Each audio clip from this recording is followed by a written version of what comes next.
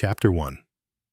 When at last I was taken out of the plaster, and the doctors had pulled me about to their heart's content, and nurses had wheedled me into cautiously using my limbs, and I had been nauseated by their practically using baby talk to me, Marcus Kent told me I was to go and live in the country. Good air, quiet life. Nothing to do. That's the prescription for you. That sister of yours will look after you. Eat, sleep, and imitate the vegetable kingdom as far as possible. I didn't ask him if I'd ever be able to fly again. There are questions that you don't ask because you're afraid of the answers to them. In the same way, during the last 5 months, I'd never asked if I was going to be condemned to lie on my back all my life. I was afraid of a bright, hypocritical reassurance from Sister. Come now. What a question to ask. We don't let our patients go talking in that way. So I hadn't asked, and it had been all right. I wasn't to be a helpless cripple. I could move my legs, stand on them, finally walk a few steps, and if I did feel rather like an adventurous baby, learning to toddle, with wobbly knees and cotton wool soles to my feet. Well, that was only weakness and disuse, and would pass. Marcus Kent, who is the right kind of doctor, answered what I hadn't said. You're going to recover completely. He said, we weren't sure until last Tuesday when you had that final overhaul, but I can tell you so authoritatively now. But it's going to be a long business, a long and, if I may so, a wearisome business. When it's a question of healing nerves and muscles, the brain must help the body. Any impatience, any fretting will throw you back. And whatever you do, don't will yourself to get well quickly. Anything of that kind, and you'll find yourself back in a nursing home. You've got to take life slowly and easily. The tempo is marked legato. Not only has your body got to recover, but your nerves have been weakened by the necessity of keeping you under drugs for so long. That's why I say, go down to the country. Take a house. Get interested in local politics, in local scandal, in village gossip. Take an inquisitive and violent interest in your neighbors.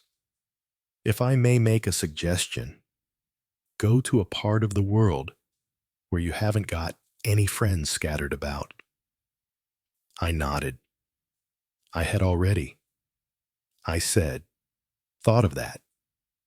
I could think of nothing more insufferable than members of one's own gang dropping in full of sympathy in their own affairs. But Jerry, you're looking marvelous, isn't he? Absolutely, darling. I must tell you. What do you think Buster has done now? No, none of that for me. Dogs are wise. They crawl away into a quiet corner and lick their wounds and do not rejoin the world until they are whole once more. So it came about that Joanna and I, sorting wildly through house agents' glowing eulogies of properties all over the British Isles, selected Little Furs, Lymstock, as one of the possibles to be viewed, mainly because we had never been to Lymstock and knew no one in that neighborhood. And when Joanna saw Little Furs, she decided at once that it was just the house we wanted. It lay about half a mile out of Lymstock on the road leading up to the moors. It was a prim, low white house, with a sloping Victorian veranda painted a faded green. It had a pleasant view over a slope of heather-covered land, with the church spire of Lymstock down below to the left. It had belonged to a family of maiden ladies, the Mrs. Barton, of whom only one was left, the youngest, Miss Emily. Miss Emily Barton was a charming little old lady who matched her house in an incredible way. In a soft, apologetic voice, she explained to Joanna that she had never let her house before.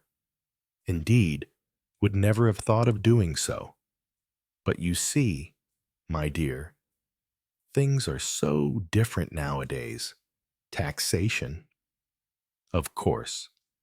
And then my stocks and shares, so safe as I always imagined. And indeed, the bank manager himself recommended some of them, but they seem to be paying nothing at all these days foreign. Of course, and really, it makes it all so difficult. One does not. I'm sure you will understand me, my dear, and not take offense. You look so kind, like the idea of letting one's house to strangers, but something must be done. And really, having seen you, I shall be quite glad to think of you being here. It needs, you know, young life. And I must confess, I did shrink from the idea of having men here. At this point, Joanna had to break the news of me. Miss Emily rallied well. Oh dear, I see. How sad. A flying accident. So brave. These young men. Still, your brother will be practically an invalid. The thought seemed to soothe the gentle little lady. Presumably, I should not be indulging in those grosser masculine activities which Emily Barton feared. She inquired diffidently if I smoked. Like a chimney, said Joanna. But then, she pointed out, so do I. Of course, of course. So stupid of me. I'm afraid. You know, I haven't moved with the times. My sisters were all older than myself. And my dear mother lived to be 97, just fancy, and was most particular. Yes, yes. Everyone smokes now. The only thing is, there are no ashtrays in the house. Joanna said that we would bring lots of ashtrays, and she added with a smile, we won't put down cigarette ends on your nice furniture. That I do promise you. Nothing makes me so mad myself as to see people do that. So it was settled, and we took little furs for a period of 6 months, with an option of another 3. And Emily Barton explained to Joanna that she herself was going to be very comfortable because she was going into rooms kept by an old parlor maid, my faithful Florence, who had married after being with us for 15 years. Such a nice girl. And her husband is in the building trade. They have a nice house in the high street, and 2 beautiful rooms on the top floor, where I shall be most comfortable. And Florence so pleased to have me. So everything seemed to be most satisfactory, and the agreement was signed. And in due course, Joanna and I arrived and settled in. And Miss Emily Barton's maid Partridge, having consented to remain, we were well looked after with the assistance of a girl who came in every morning and who seemed to be half-witted but amiable. Partridge, a gaunt, dour female of middle age, cooked admirably, and though disapproving of late dinner, it having been Miss Emily's custom to dine lightly off a boiled egg, nevertheless accommodated herself to our ways, and went so far as to admit that she could see I needed my strength building up. When we had settled in and been at Little Furs a week, Miss Emily Barton came solemnly and left cards. Her example was followed by Mrs. Symington, the lawyer's wife, Miss Griffith, the doctor's sister, Mrs. Dane Calthrop, the vicar's wife, and Mr. Pye of Prior's End. Joanna was very much impressed. I didn't know, she said in an awe-struck voice, that people really called with cards. That is because, My child, I said, you know nothing about the country. Nonsense. I've stayed away for heaps of weekends with people. That is not at all the same thing. I said, I am 5 years older than Joanna. I can remember as a child the big, white, shabby, untidy house we had with the fields running down to the river. I can remember creeping under the nets of raspberry canes unseen by the gardener, and the smell of white dust in the stable yard, and an orange cat crossing it, and the sound of horse hooves kicking something in the stables. But when I was 7, and Joanna too, we went to live in London with an aunt, and thereafter our Christmas and Easter holidays were spent there with pantomimes and theaters and cinemas and excursions to Kensington Gardens with boats, and later to skating rinks. In August, we were taken to an hotel by the seaside somewhere.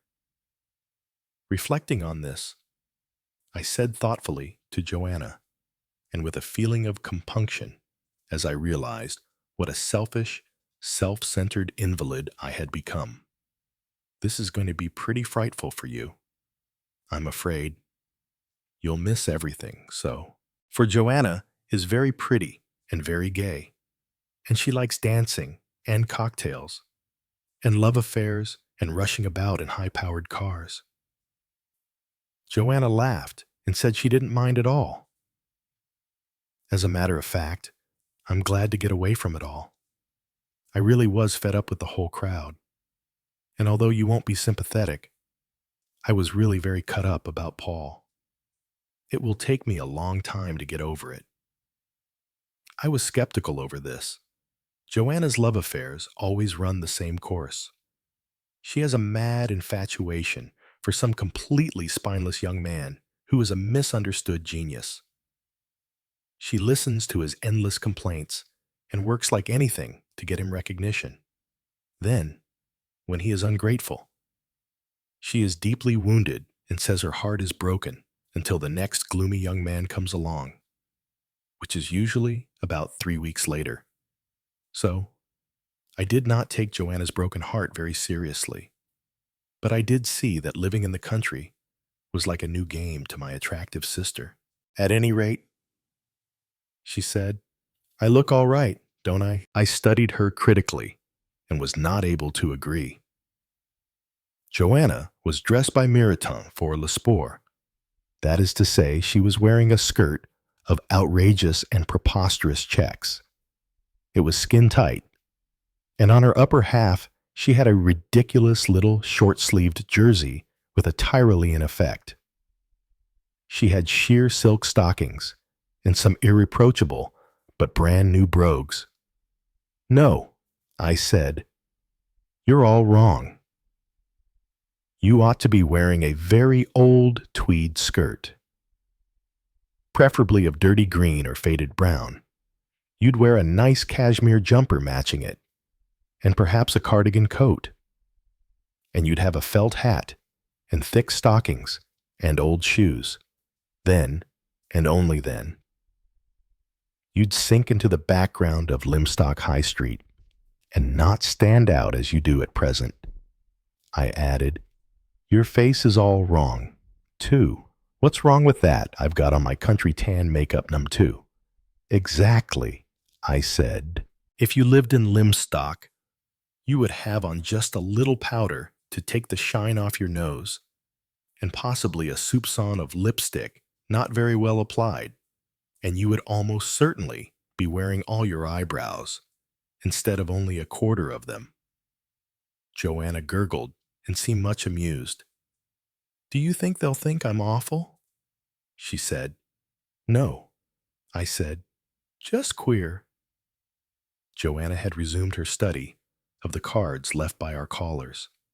Only the vicar's wife had been so fortunate, or possibly unfortunate, as to catch Joanna at home. Joanna murmured, It's rather like Happy Families. Isn't it Mrs.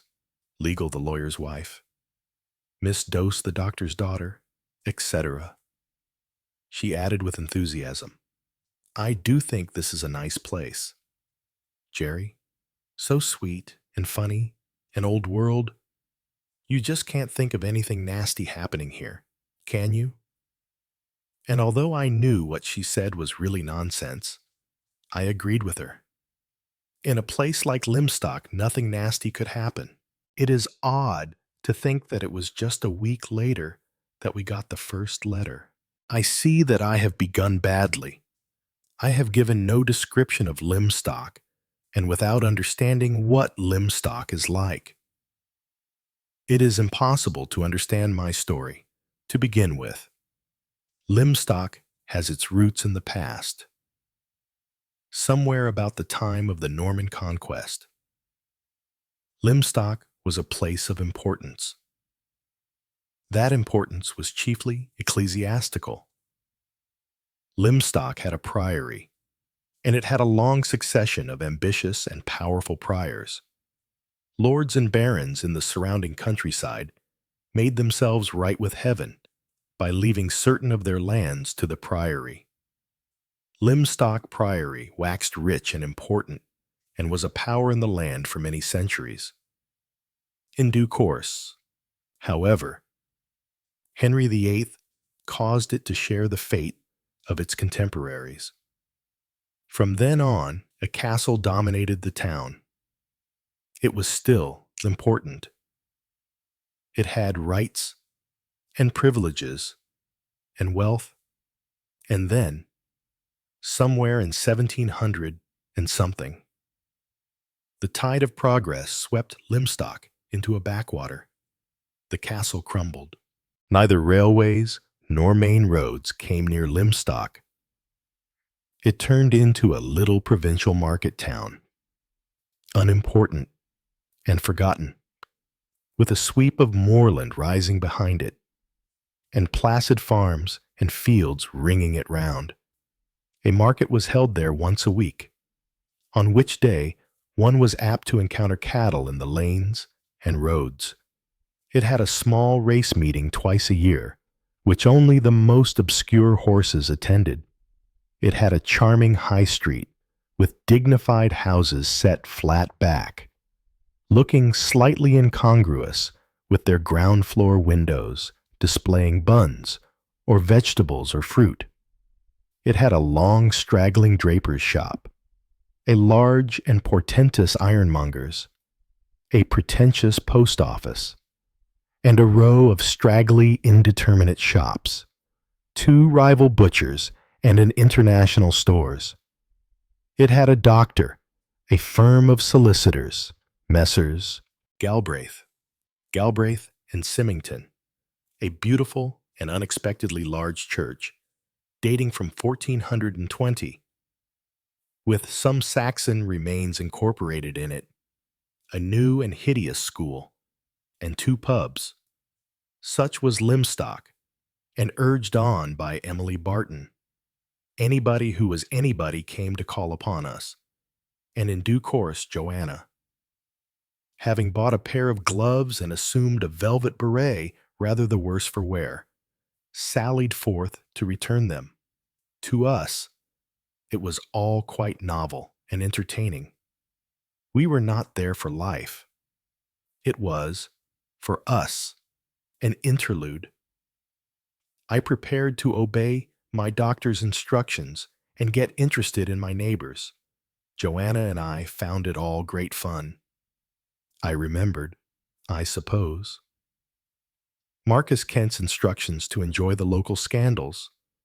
I certainly didn't suspect how these scandals were going to be introduced to my notice. The odd part of it was that the letter, when it came, amused us more than anything else. It arrived, I remember, at breakfast. I turned it over, in the idle way one does when time goes slowly, and every event must be spun out to its full extent. It was, I saw, a local letter with a typewritten address. I opened it before the 2 with London postmarks, since one of them was a bill and the other from a rather tiresome cousin. Inside, printed words and letters had been cut out and gummed to a sheet of paper. For a minute or two, I stared at the words without taking them in. Then I gasped. Joanna, who was frowning over some bills, looked up. "Hello," she said. "What is it? You look quite startled." The letter, using terms of the coarsest character, expressed the writer's opinion that Joanna and I were not brother and sister. "It's a particularly foul, anonymous letter," I said. I was still suffering from shock. Somehow, one didn't expect that kind of thing in the placid backwater of Lymstock. Joanna at once displayed lively interest. "No. What does it say?" "In novels, I have noticed, anonymous letters of a foul and disgusting character are never shown, if possible, to women. It is implied that women must at all cost be shielded from the shock it might give their delicate nervous systems. I am sorry to say it never occurred to me not to show the letter to Joanna. I handed it to her at once. She vindicated my belief in her toughness by displaying no emotion but that of amusement. What an awful bit of dirt. I've always heard about anonymous letters, but I've never seen one before. Are they always like this? I can't tell you. I said, "It's my first experience, too." Joanna began to giggle. "You must have been right about my makeup. Jerry, I suppose they think I just must be an abandoned female that," I said, "coupled with the fact that our father was a tall, dark, lantern-jawed man, and our mother a fair-haired, blue-eyed little creature, and that I take after him and you take after her." Joanna nodded thoughtfully. "Yeah, we're not a bit alike. Nobody would take us for brother and sister. Somebody certainly hasn't," I said with feeling. Joanna said she thought it was frightfully funny. She dangled the letter thoughtfully by one corner and asked what we were to do with it. "The correct procedure, I believe," I said, "is to drop it into the fire with a sharp exclamation of disgust." I suited the action to the word, and Joanna applauded. "You did that beautifully," she added. "You ought to have been on the stage." It's lucky we still have fires, isn't it? The wastepaper basket would have been much less dramatic. I agreed. I could, of course, have set light to it with a match and slowly watched it burn, or watched it slowly burn. "Things never burn when you want them to," said Joanna. "They go out." You'd probably have had to strike match after match. She got up and went towards the window. Then, standing there, she turned her head sharply. "I wonder," she said, "who wrote it? We're never likely to know." I said, "No, I suppose not." She was silent a moment, and then said, "I don't know when I come to think of it that it is so funny after all. You know, I thought they liked us down here."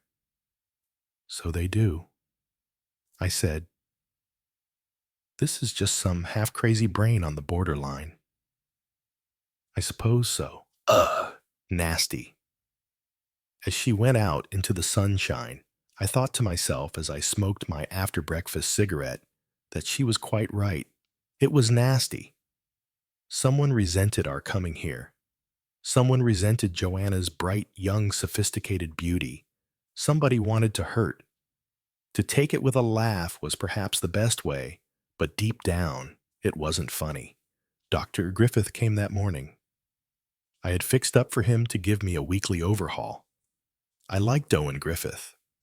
He was dark, ungainly, with awkward ways of moving and deft. Very gentle hands. He had a jerky way of talking and was rather shy. He reported progress to be encouraging. Then he added, "You're feeling all right, aren't you? Is it my fancy?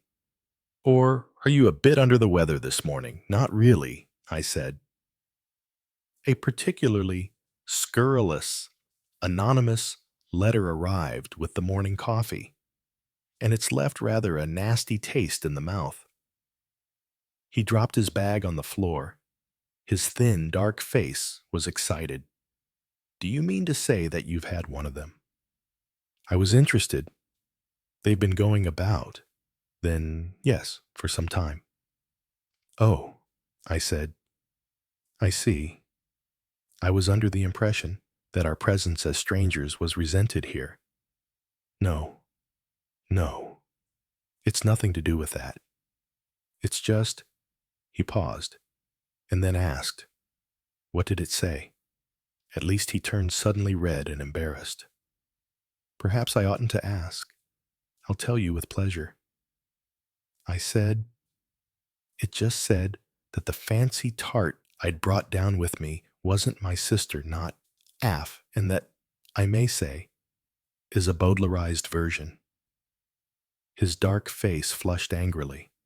"How damnable. Your sister didn't. She's not upset. I hope Joanna," I said, "looks a little like the angel off the top of the Christmas tree. But she's eminently modern and quite tough." She found it highly entertaining. Such things haven't come her way before. "I should hope not." "Indeed," said Griffith warmly. "And anyway," I said firmly, "that's the best way to take it, I think, as something utterly ridiculous." "Yes," said Owen Griffith, "only—" "Quite so," I said. "Only is the word. The trouble is," he said, "that this sort of thing, once it starts, grows. So I should imagine it's pathological." "Of course." I nodded. "Any idea who's behind it?" I asked. "No, I wish I had. You see, the anonymous letter pest arises from one of two causes.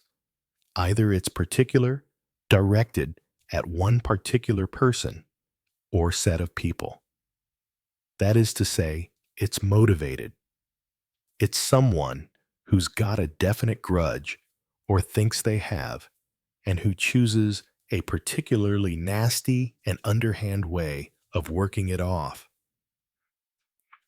Yes, it's mean and disgusting, but it's not necessarily crazy. And it's usually fairly easy to trace the writer, a discharged servant, a jealous woman, and so on. But if it's general and not particular, then it's more serious. The letters are sent indiscriminately and serve the purpose of working off some frustration in the writer's mind. As I say, it's definitely pathological, and the craze grows. In the end, of course, you track down the person in question. It's often someone extremely unlikely. And that's that. There was a bad outburst of the kind over the other side of the county last year. Turned out to be the head of the millinery department in a big draper's establishment. Quiet. Refined woman had been there for years. I remember something of the same kind in my last practice up north, but that turned out to be purely personal spite. Still, as I say, I've seen something of this kind of thing, and, quite frankly, it frightens me. Has it been going on long? I asked. I don't think so. Hard to say, of course, because people who get these letters don't go round advertising the fact. They put them in the fire. He paused. I've had one myself. Symington, the solicitor. He's had one, and one or two of my poorer patients have told me about them. All much the same sort of thing. Oh, yes. A definite harping on the sex theme. That's always a feature. He grinned. Symington was accused of illicit relations with his lady clerk, poor old Miss Ginch, who's 40 at least, with pince-nez and teeth like a rabbit. Symington took it straight to the police. My letters accused me of violating professional decorum with my lady patients, stressing the details. They're all quite childish and absurd, but horribly venomous. His face changed, grew grave, but all the same, I'm afraid these things can be dangerous. You know, I suppose they can. You see, he said, crude, childish spite though it is, sooner or later, one of these letters will hit the mark, and then, God knows what may happen, I'm afraid, too, of the effect upon the slow, suspicious, uneducated mind. If they see a thing written, they believe it's true. All sorts of complications may arise. It was an illiterate sort of letter, I said thoughtfully, written by somebody practically illiterate. I should say, was it, said Owen, and went away. Thinking it over afterwards, I found that, was it rather disturbing? Chapter 2. I am not going to pretend that the arrival of our anonymous letter did not leave a nasty taste in the mouth. It did, at the same time. It soon passed out of my mind. I did not. You see, at that point, take it seriously. I think I remember saying to myself that these things probably happen fairly often in out-of-the-way villages. Some hysterical woman with a taste for dramatizing herself was probably at the bottom of it. Anyway, if the letters were as childish and silly as the one we had got, they couldn't do much harm. The next incident, if I may put it so, occurred about a week later, when Partridge, her lips set tightly together, informed me that Beatrice, the daily help, would not be coming today. I gather, sir, said Partridge, that the girl has been upset. I was not very sure what Partridge was implying, but I diagnosed wrongly some stomachic trouble to which Partridge was too delicate to allude more directly. I said I was sorry and hoped she would soon be better. The girl is perfectly well. Sir, said Partridge, she is upset in her feelings. Oh, I said rather doubtfully. Owing, went on Partridge, to a letter she has received, making, I understand, insinuations. The grimness of Partridge's eye, coupled with the obvious capital I of insinuations, made me apprehensive that the insinuations were concerned with me. Since I would hardly have recognized Beatrice by sight if I had met her in the town so unaware of her had I been, I felt a not unnatural annoyance. An invalid, hobbling about on 2 sticks, is hardly cast for the role of deceiver of village girls, I said irritably. What nonsense, my very words, sir. To the girl's mother, said Partridge. Goings-on in this house, I said to her. There never have been and never will be while I am in charge. As to Beatrice, I said, girls are different nowadays, and as to goings-on elsewhere, I can say nothing. But the truth is, sir, that Beatrice's friend from the garage as she walks out with got one of them nasty letters, too. And he isn't acting reasonable at all. I have never heard anything so preposterous in my life. I said angrily, It's my opinion, sir, said Partridge, that we're well rid of the girl. What I say is, she wouldn't take on so if there wasn't something she didn't want found out. No smoke without fire. That's what I say. I had no idea how horribly tired I was going to get of that particular phrase. That morning, by way of adventure, I was to walk down to the village. Joanna and I always called it the village, although technically we were incorrect, and Lymstock would have been annoyed to hear us. The sun was shining. The air was cool and crisp with the sweetness of spring in it. I assembled my sticks and started off, firmly refusing to permit Joanna to accompany me. No, I said, I will not have a guardian angel teetering along beside me and uttering encouraging chirrups. A man travels fastest who travels alone. Remember? I have much business to transact. I shall go to Galbraith and Symington, and sign that transfer of shares. I shall call in at the baker's and complain about the current loaf, and I shall return that book we borrowed. I have to go to the bank, too. Let me away. Woman, the morning is all too short. It was arranged that Joanna should pick me up with the car and drive me back up the hill in time for lunch. Ishi. That ought to give you time to pass the time of day with everyone in Lymstock.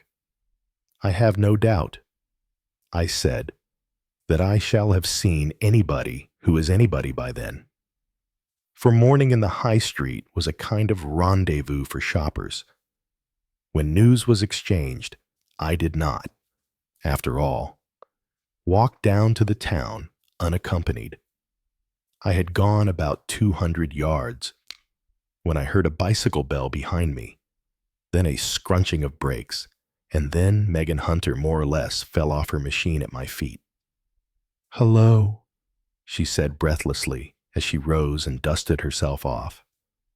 I rather liked Megan and always felt oddly sorry for her. She was Symington the lawyer's stepdaughter, Mrs. Symington's daughter by a first marriage. Nobody talked much about Mr. or Captain Hunter, and I gathered that he was considered best forgotten. He was reported to have treated Mrs. Symington very badly. She had divorced him a year or two after the marriage. She was a woman with means of her own and had settled down with her little daughter in Lymstock to forget, and had eventually married the only eligible bachelor in the place, Richard Symington. There were 2 boys of the second marriage to whom their parents were devoted, and I fancied that Megan sometimes felt odd man out in the establishment. She certainly did not resemble her mother, who was a small, anemic woman, fadedly pretty, who talked in a thin, melancholy voice of servant difficulties and her health. Megan was a tall, awkward girl, and although she was actually 20, she looked more like a schoolgirlish 16. She had a shock of untidy brown hair, hazel green eyes, a thin, bony face, and an unexpected charming one-sided smile. Her clothes were drab and unattractive, and she usually had on lisle thread stockings with holes in them. She looked, I decided this morning, much more like a horse than a human being. In fact, she would have been a very nice horse with a little grooming. She spoke, as usual, in a kind of breathless rush. "I've been up to the farm, you know. Lashers to see if they'd got any duck's eggs. They've got an awfully nice lot of little pigs. Sweet, do you like pigs? I even like the smell. Well-kept pigs shouldn't smell." I said, "Shouldn't they? They all do round here. Are you walking down to the town? I saw you were alone, so I thought I'd stop and walk with you." Only I stopped rather suddenly. "You've torn your stocking," I said. Megan looked rather ruefully at her right leg. "So I have, but it's got 2 holes already. So it doesn't matter very much, does it? Don't you ever mend your stockings, Megan? Rather, when Mummy catches me? But she doesn't notice awfully what I do, so it's lucky in a way, isn't it? You don't seem to realize you're grown up," I said. "You mean I ought to be more like your sister? All dolled up." I rather resented this description of Joanna. "She looks clean and tidy and pleasing to the eye," I said. "She's awfully pretty," said Megan. "She isn't a bit like you, is she? Why not? Brothers and sisters aren't always alike." "No, of course, I'm not very like Brian or Colin, and Brian and Colin aren't like each other." She paused and said, "It's very rum, isn't it?" "What is?" Megan replied briefly. "Families," I said thoughtfully. "I suppose they are." I wondered just what was passing in her mind. We walked on in silence for a moment or two. Then Megan said in a rather shy voice, "You fly, don't you?" "Yes, that's how you got hurt." "Yes, I crashed." Megan said, "Nobody down here flies." "No," I said. "I suppose not. Would you like to fly?" Megan. Me. Megan seemed surprised. "Goodness. No, I should be sick. I'm sick in a train even." She paused, and then asked, with that directness which only a child usually displays, "Will you get all right and be able to fly again? Or will you always be a bit of a crock?" "My doctor says I shall be quite all right." "Yes, but is he the kind of man who tells lies?" "I don't think so," I replied. "In fact, I'm quite sure of it. I trust him." "That's all right then." "But a lot of people do tell lies." I accepted this undeniable statement of fact in silence. Megan said in a detached, judicial kind of way, "I'm glad. I was afraid you looked bad-tempered because you were crocked up for life. But if it's just natural, it's different. I'm not bad-tempered," I said coldly. "Well, irritable." Then, "I'm irritable because I'm in a hurry to get fit again, and these things can't be hurried. Then why fuss?" I began to laugh. "My dear girl, aren't you ever in a hurry for things to happen?" Megan considered the question. She said no. "Why should I be? There's nothing to be in a hurry about. Nothing ever happens." I was struck by something forlorn in the words. I said gently, "What do you do with yourself down here?" She shrugged her shoulders. "What is there to do? Haven't you got any hobbies? Do you play games? Have you got friends round about?" "I'm stupid at games, and I don't like them much. There aren't many girls round here, and the ones there are I don't like. They think I'm awful." "Nonsense. Why should they?" Megan shook her head. "Didn't you go to school at all?" "Yes, I came back a year ago. Did you enjoy school?" "It wasn't bad. They taught you things in an awfully silly way." "Though, how do you mean?" "Well, just bits and pieces, chopping and changing from one thing to the other. It was a cheap school, you know, and the teachers weren't very good. They could never answer questions properly." "Very few teachers can," I said.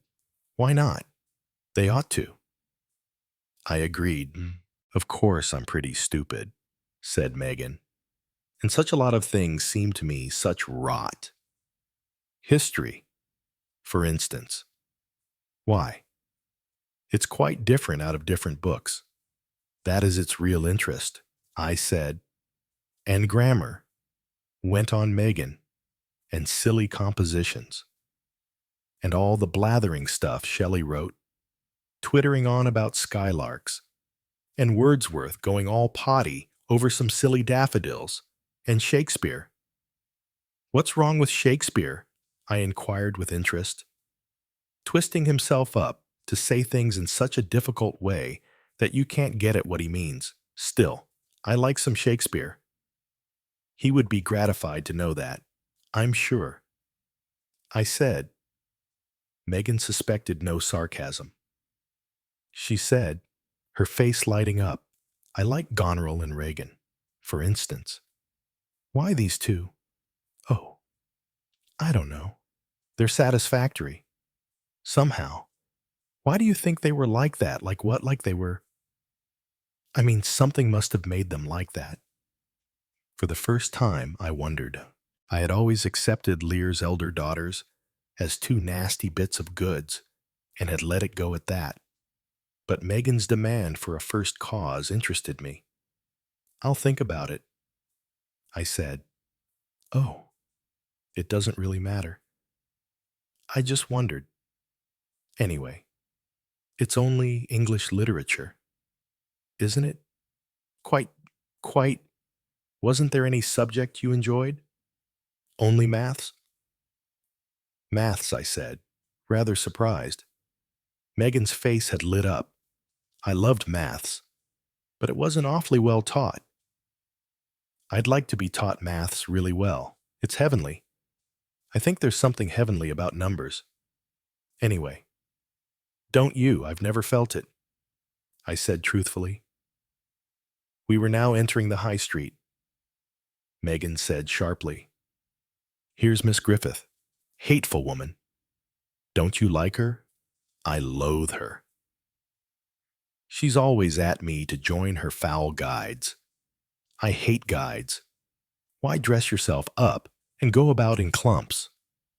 And put badges on yourself for something you haven't really learnt to do properly? I think it's all rot. On the whole, I rather agreed with Megan. But Miss Griffith had descended on us before I could voice my assent. The doctor's sister, who rejoiced in the singularly inappropriate name of Aimee, had all the positive assurance that her brother lacked. She was a handsome woman in a masculine, weather-beaten way, with a deep, hearty voice. Hello, you two? She bayed at us. Gorgeous morning. Isn't it, Megan? You're just the person I wanted to see. I want some help addressing envelopes for the Conservative Association.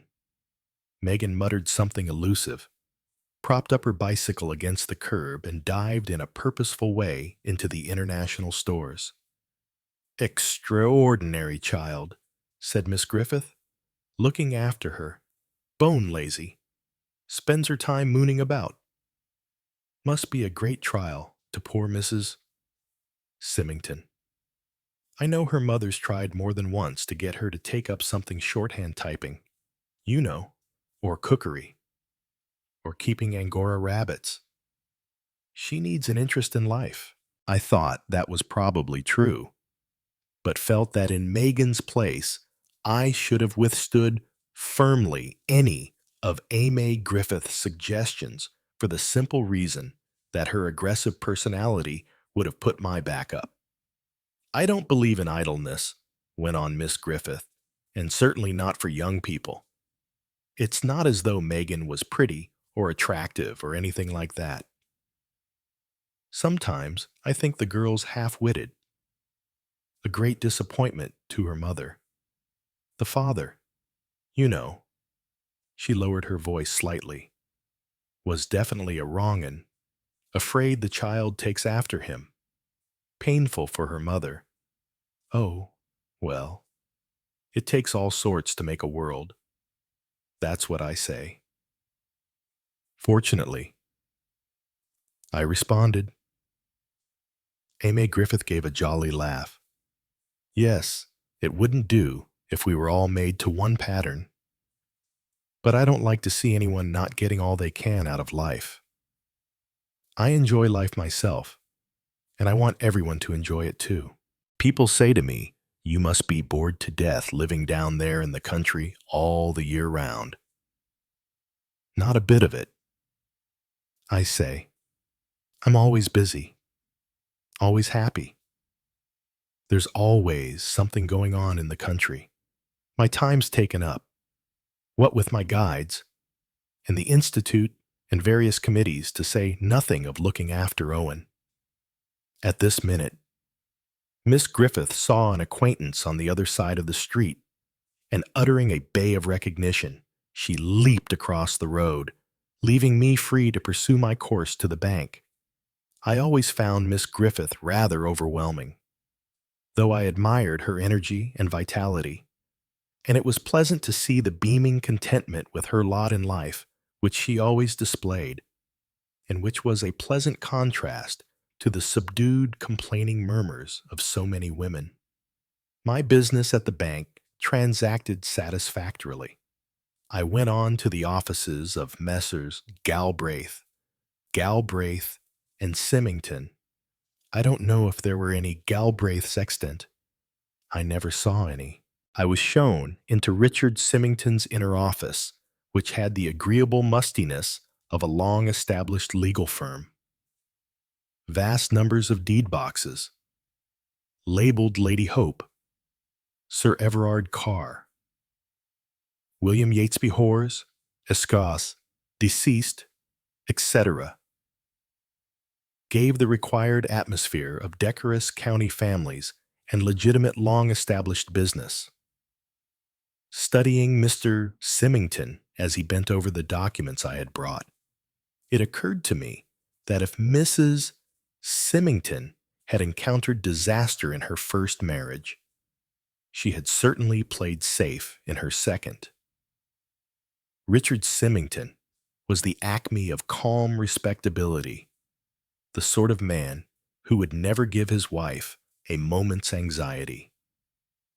A long neck with a pronounced Adam's apple, a slightly cadaverous face, and a long, thin nose. A kindly man, no doubt, a good husband and father, but not one to set the pulses madly racing. Presently, Mr. Symington began to speak. He spoke clearly and slowly, delivering himself of much good sense and shrewd acumen. We settled the matter in hand, and I rose to go. Remarking, as I did so, I walked down the hill with your stepdaughter. For a moment, Mr. Symington looked as though he did not know who his stepdaughter was. Then he smiled. "Oh, yes, of course. Megan. Shear has been back from school some time. We're thinking about finding her something to do. Yes, to do. But of course, she's very young still, and backward for her age. So they say." "Yes, so they tell me." I went out. In the outer office was a very old man on a stool, writing slowly and laboriously, a small, cheeky-looking boy, and a middle-aged woman with frizzy hair and pince-nez who was typing with some speed and dash. If this was Miss Ginch, I agreed with Owen Griffith that tender passages between her and her employer were exceedingly unlikely. I went into the baker's and said my piece about the currant loaf. It was received with the exclamation and incredulity proper to the occasion, and a new currant loaf was thrust upon me in replacement, fresh from the oven, this minute, as its indecent heat pressed against my chest proclaimed to be no less than truth. Shaw came out of the shop and looked up and down the street, hoping to see Joanna with the car. The walk had tired me a good deal, and it was awkward getting along with my sticks and the currant loaf. But there was no sign of Joanna as yet. Suddenly, my eyes were held in glad and incredulous surprise. Along the pavement, towards me, there came floating a goddess. There is really no other word for it. The perfect features, the crisply curling golden hair, the tall, exquisitely shaped body. And she walked like a goddess, without effort, seeming to swim nearer and nearer, a glorious and incredible, a breathtaking girl. In my intense excitement, something had to go. What went was the currant loaf, Asaha. Gerhurto, it slipped from my clutches. De kiss. I made a dive after it and lost my stick, which clattered to the pavement, and I slipped and nearly fell myself. It was the strong arm of the goddess that caught and held me. I began to stammer. Thanks awfully. I'm frightfully sorry. She had retrieved the currant loaf and handed it to me, together with the stick. And then she smiled kindly and said cheerfully, "Don't mention it. No trouble, I assure you." And the magic died completely before the flat. Competent voice. A nice, healthy-looking, well-set-up girl. No more. I fell to reflecting what would have happened if the gods had given Helen of Troy exactly those flat accents. How strange that a girl could trouble your inmost soul so long as she kept her mouth shut, and that the moment she spoke, the glamour could vanish as though it had never been. I had known the reverse happen, though. I had seen a little sad, monkey-faced woman whom no one would turn to look at twice. Then she opened her mouth, and suddenly enchantment had lived and bloomed, and Cleopatra had cast her spell anew. Joanna had drawn up at the curb beside me without my noticing her arrival. She asked if there was anything the matter. "Nothing," I said, pulling myself together. I was reflecting on Helen of Troy and others. "What a funny place to do it," said Joanna. "You looked most odd, standing there clasping currant bread to your breast with your mouth wide open." "I've had a shock," I said. "I have been transplanted to Ilium and back again." "Do you know who that is?" Ray added, indicating a retreating back that was swimming gracefully away. Peering after the girl, Joanna said that it was the Symington's nursery governess. "Is that what struck you all of a heap?" she asked. "She's good-looking, but a bit of a wet fish." "I know," I said. "Just a nice, kind girl." And I'd been thinking her Aphrodite. Joanna opened the door of the car, and I got in. "It's funny, isn't it?" she said. "Some people have lots of looks and absolutely no S.A. That girl has. It seems such a pity." I said that if she was a nursery governess, it was probably just as well. Chapter 3. That afternoon, we went to tea with Mr. Pye. Mr. Pye was an extremely ladylike, plump little man, devoted to his Petit Point chairs, his Dresden shepherdesses, and his collection of bric-a-brac. He lived at Prior's Lodge, in the grounds of which were the ruins of the old priory. Prior's Lodge was certainly a very exquisite house, and under Mr. Pye's loving care, it showed to its best advantage. Every piece of furniture was polished and set in the exact place most suited to it.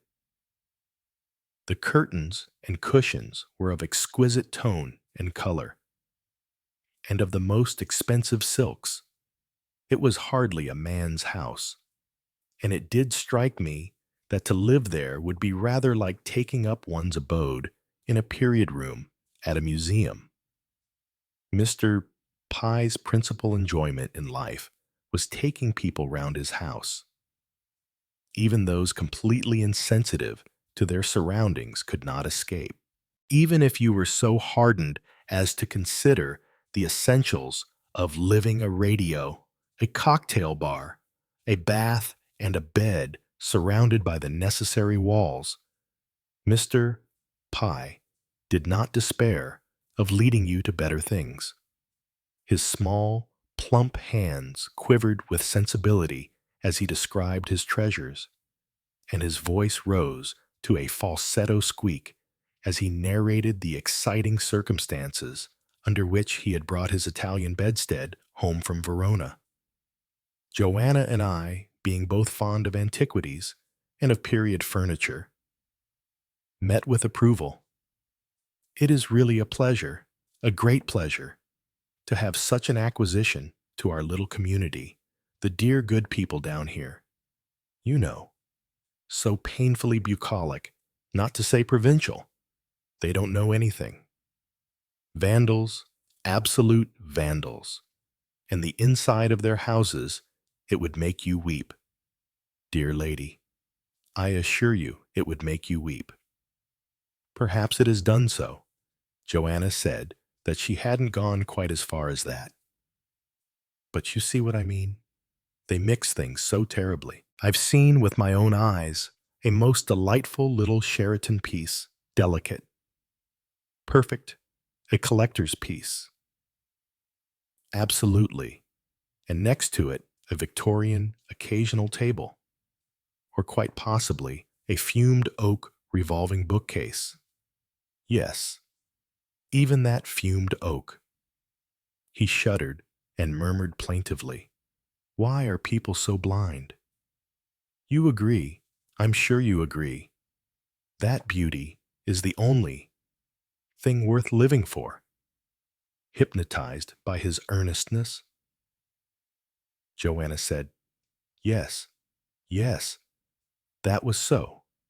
"Then why," demanded Mr. Pye, "do people surround themselves with ugliness?"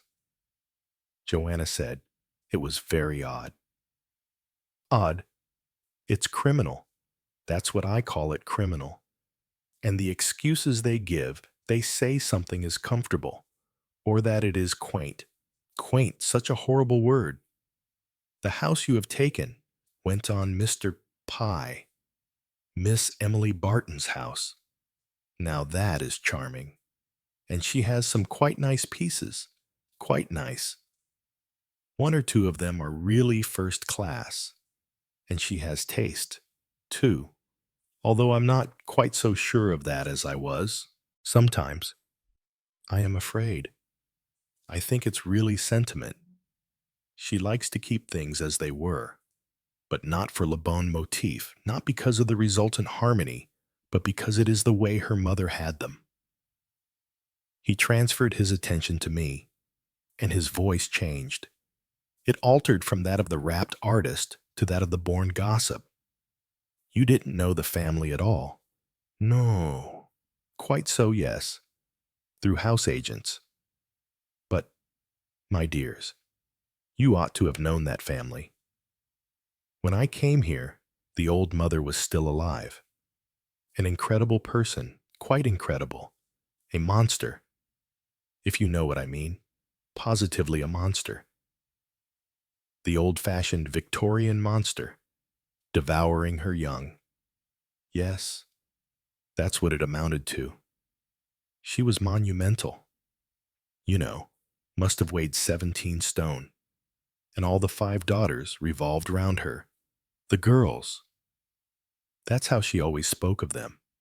The girls, and the eldest was well over 60 then. Those stupid girls, she used to call them sometimes.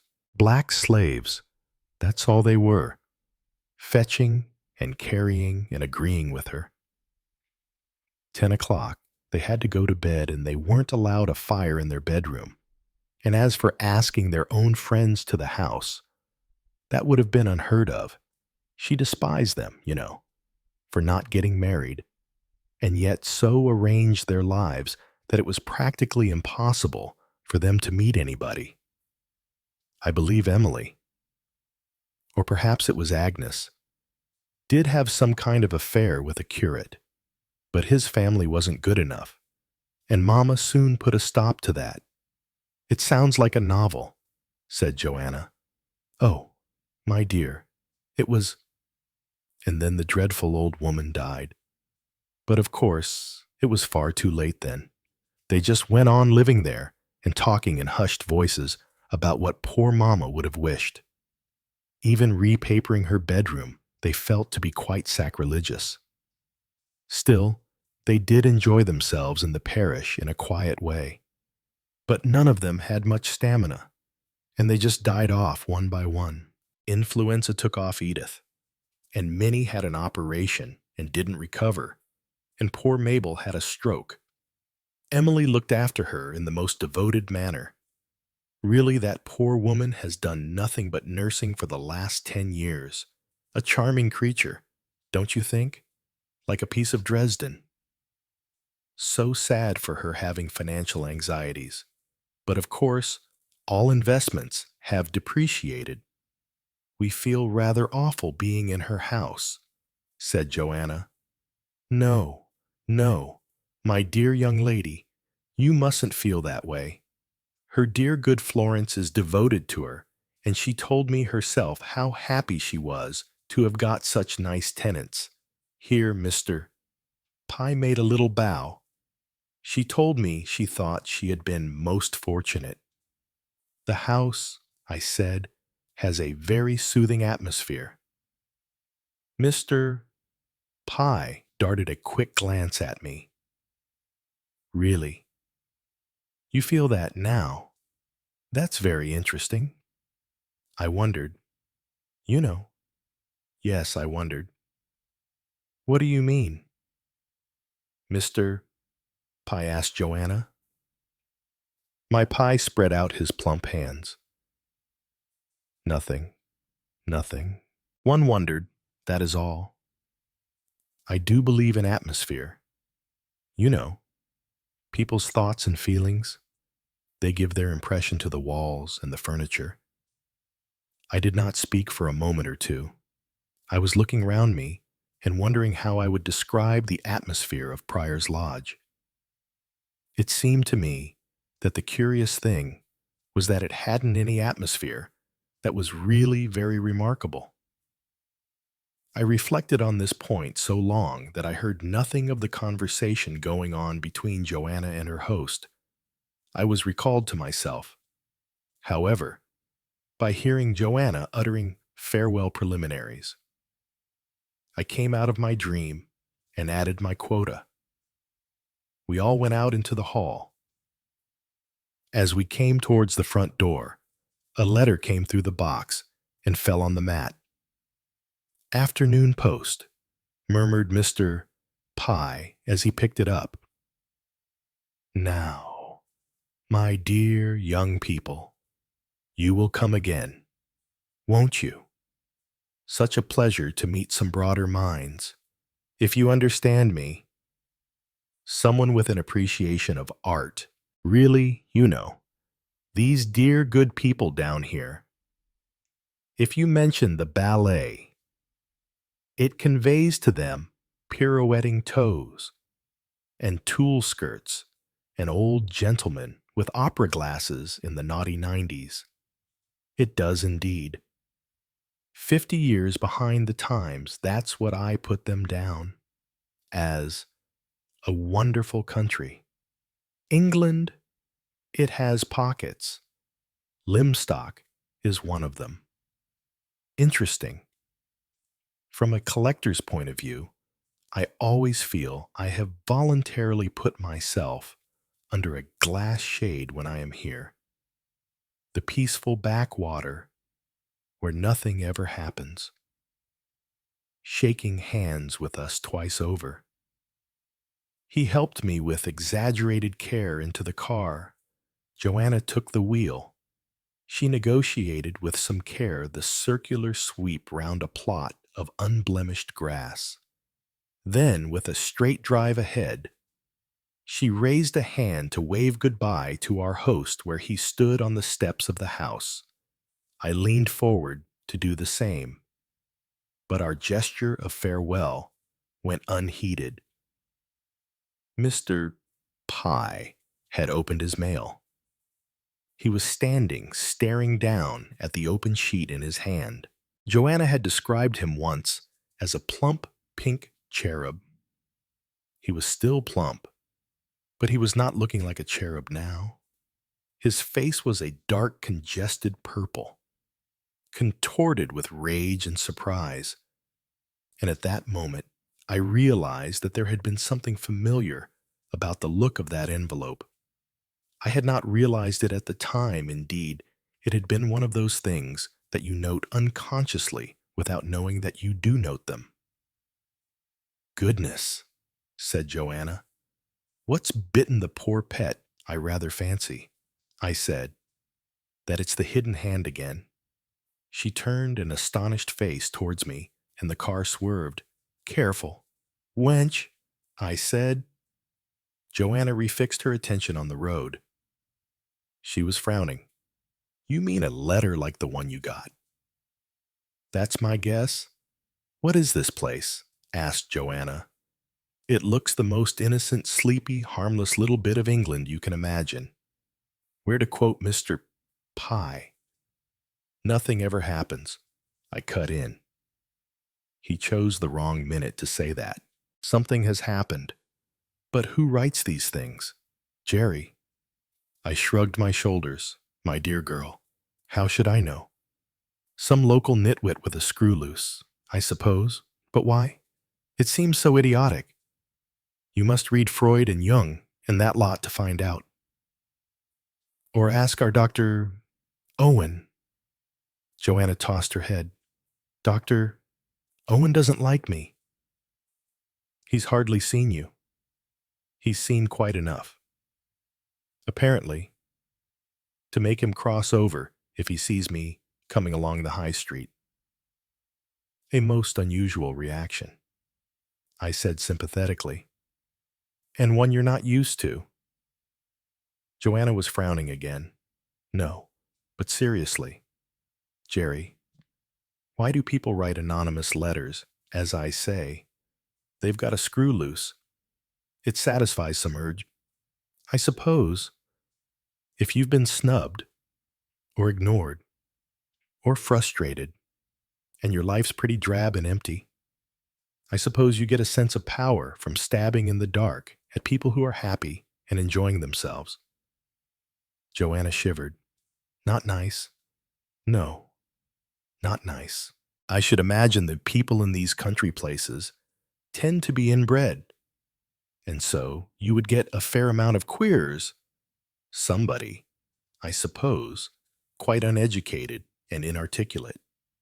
With better education, Joanna did not finish her sentence, and I said nothing. I have never been able to accept the easy belief that education is a panacea for every ill. As we drove through the town, before climbing up the hill road, I looked curiously at the few figures abroad in the high street. Was one of those sturdy countrywomen going about with a load of spite and malice behind her placid brow, planning perhaps even now a further outpouring of vindictive spleen? But I still did not take the thing seriously. 2 days later, we went to a bridge party at the Symingtons. It was a Saturday afternoon. The Symingtons always had their bridge parties on a Saturday because the office was shut then. There were 2 tables. The players were the Symingtons, ourselves, Miss Griffith, Mr.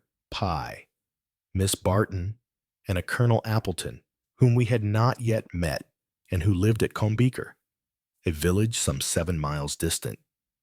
He was a perfect specimen of the blimp type, about 60 years of age, liked playing what he called a plucky game, which usually resulted in immense sums above the line being scored by his opponents, and was so intrigued by Joanna that he practically never took his eyes off her the whole afternoon. I was forced to admit that my sister was probably the most attractive thing that had been seen in Lymstock for many a long day. When we arrived, Elsie Holland, the children's governess, was hunting for some extra bridge scorers in an ornate writing desk. She glided across the floor with them in the same celestial way I had first noticed. But the spell could not be cast a second time, and exasperating that it should be so, a waste of a perfectly lovely form and face. But I noticed now, only too clearly, the exceptionally large white teeth like tombstones, and the way she showed her gums when she laughed. She was, unfortunately, one of your prattling girls. Are these the ones, Mrs. Symington? It's ever so stupid of me not to remember where we put them away last time. It's my fault, too, I'm afraid. I had them in my hand, and then Brian called out his engine had got caught. And I ran out, and what with one thing and another, I must have just stuffed them in somewhere stupid. These aren't the right ones. I see now. They're a bit yellow at the edges. Shall I tell Agnes T at 5? I'm taking the kiddies to Long Barrow, so there won't be any noise. A nice, kind, bright girl. I caught Joanna's eye. She was laughing. I stared at her coldly. Joanna always knows what is passing in my mind. Curse her. We settled down to bridge. I was soon to know, to a nicety, the bridge status of everyone in Lymstock. Mrs. Symington was an exceedingly good bridge player and was quite a devotee of the game. Like many definitely unintellectual women, she was not stupid and had a considerable natural shrewdness. Her husband was a good sound player, slightly overcautious. Mr. Pye can best be described as brilliant. He had an uncanny flair for psychic bidding. Joanna and I, since the party was in our honor, played at a table with Mrs. Symington and Mr. Pye. It was Symington's task to pour oil on troubled waters, and by the exercise of tact to reconcile the 3 other players at his table. Colonel Appleton, as I have said, was wont to play a plucky game.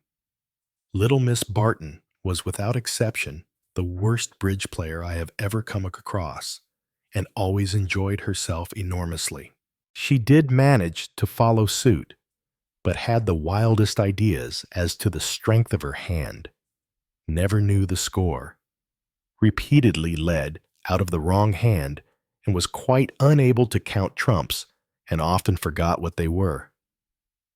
Amy Griffith's play can be summed up in her own words. I like a good game of bridge with no nonsense, and I don't play any of these rubbishy conventions. I say what I mean. And no postmortems. After all, it's only a game, it will be seen, therefore, that their host had not too easy a task. Play proceeded fairly harmoniously. However, with occasional forgetfulness on the part of Colonel Appleton as he stared across at Joanna. Tea was laid in the dining room, round a big table. As we were finishing, 2 hot and excited little boys rushed in and were introduced. Mrs. Symington beaming with maternal pride, as was their father. Then, just as we were finishing, a shadow darkened my plate, and I turned my head to see Megan standing in the French window. "Oh," said her mother, "here's Megan." Her voice held a faintly surprised note, as though she had forgotten that Megan existed. The girl came in and shook hands, awkwardly and without any grace. "I'm afraid I forgot about your tea." "Dear," said Miss Symington, "Miss Holland and the boys took theirs out with them, so there's no nursery tea today. I forgot you weren't with them." Megan nodded. "That's all right. I'll go to the kitchen." She slouched out of the room. She was untidily dressed, as usual, and there were potatoes in both heels. Mrs.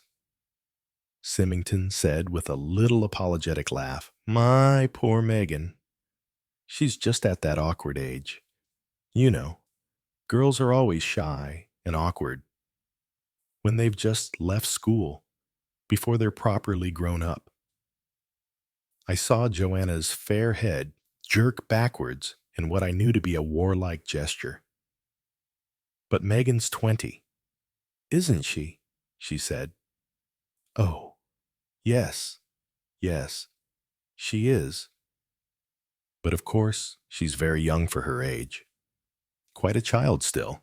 It's so nice. I think when girls don't grow up too quickly. She laughed again.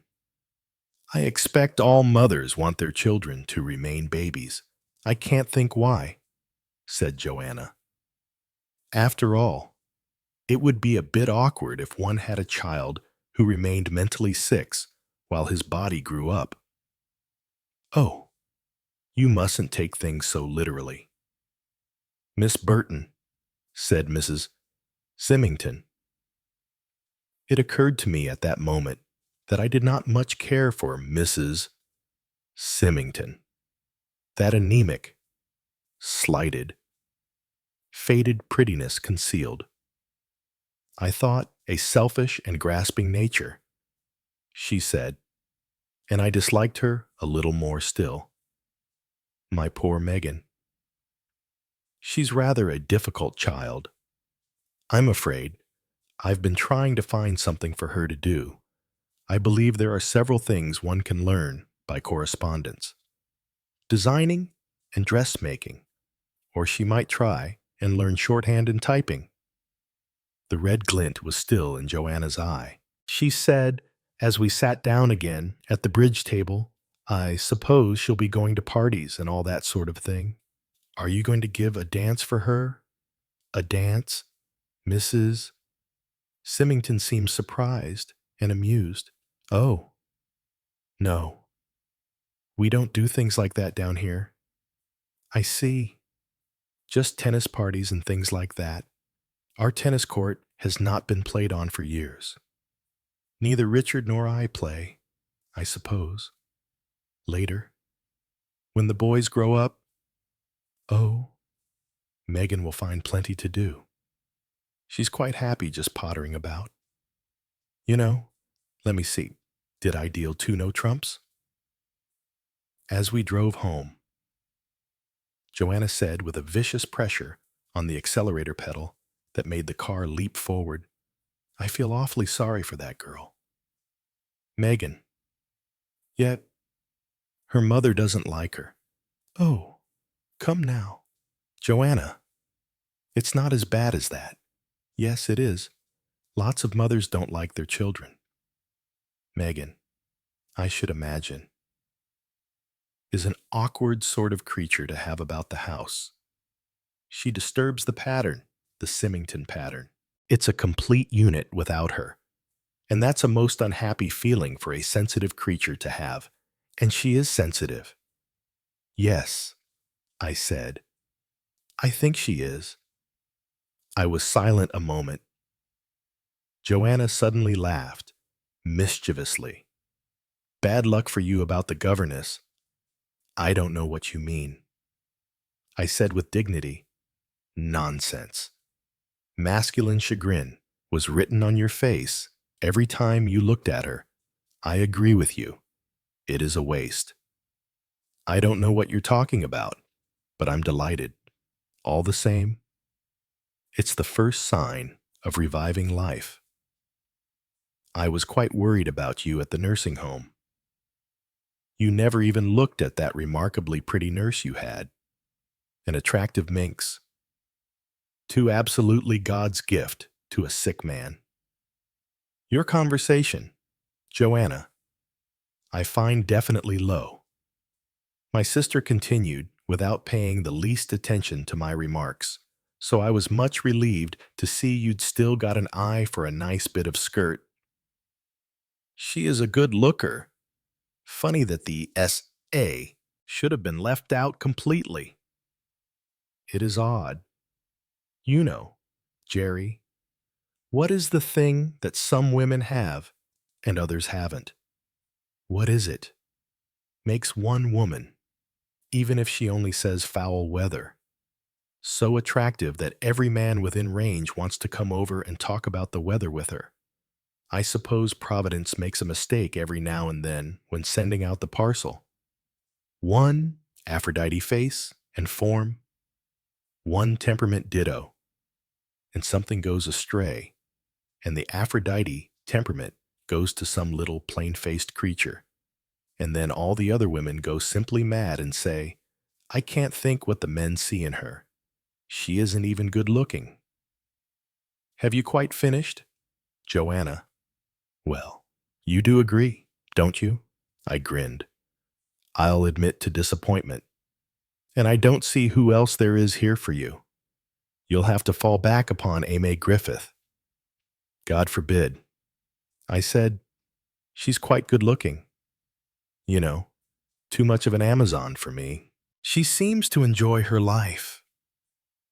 All right, said Joanna. Absolutely disgustingly hearty, isn't she? I shouldn't be at all surprised if she had a cold bath every morning. And what are you going to do for yourself? I asked. Me, yes. You'll need a little distraction down here if I know you. Who's being low now? Besides, you forget Paul. Joanna heaved up a not very convincing sigh. I shan't forget him nearly as quickly as you will. In about 10 days, you'll be saying, Paul, Paul. Who? I never knew a Paul.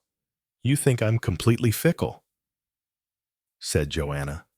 When people like Paul are in question, I'm only too glad that you should be. You never did like him, but he really was a bit of a genius. Possibly, though I doubt it. Anyway, from all I've heard, geniuses are people to be heartily disliked. One thing, you won't find any geniuses down here.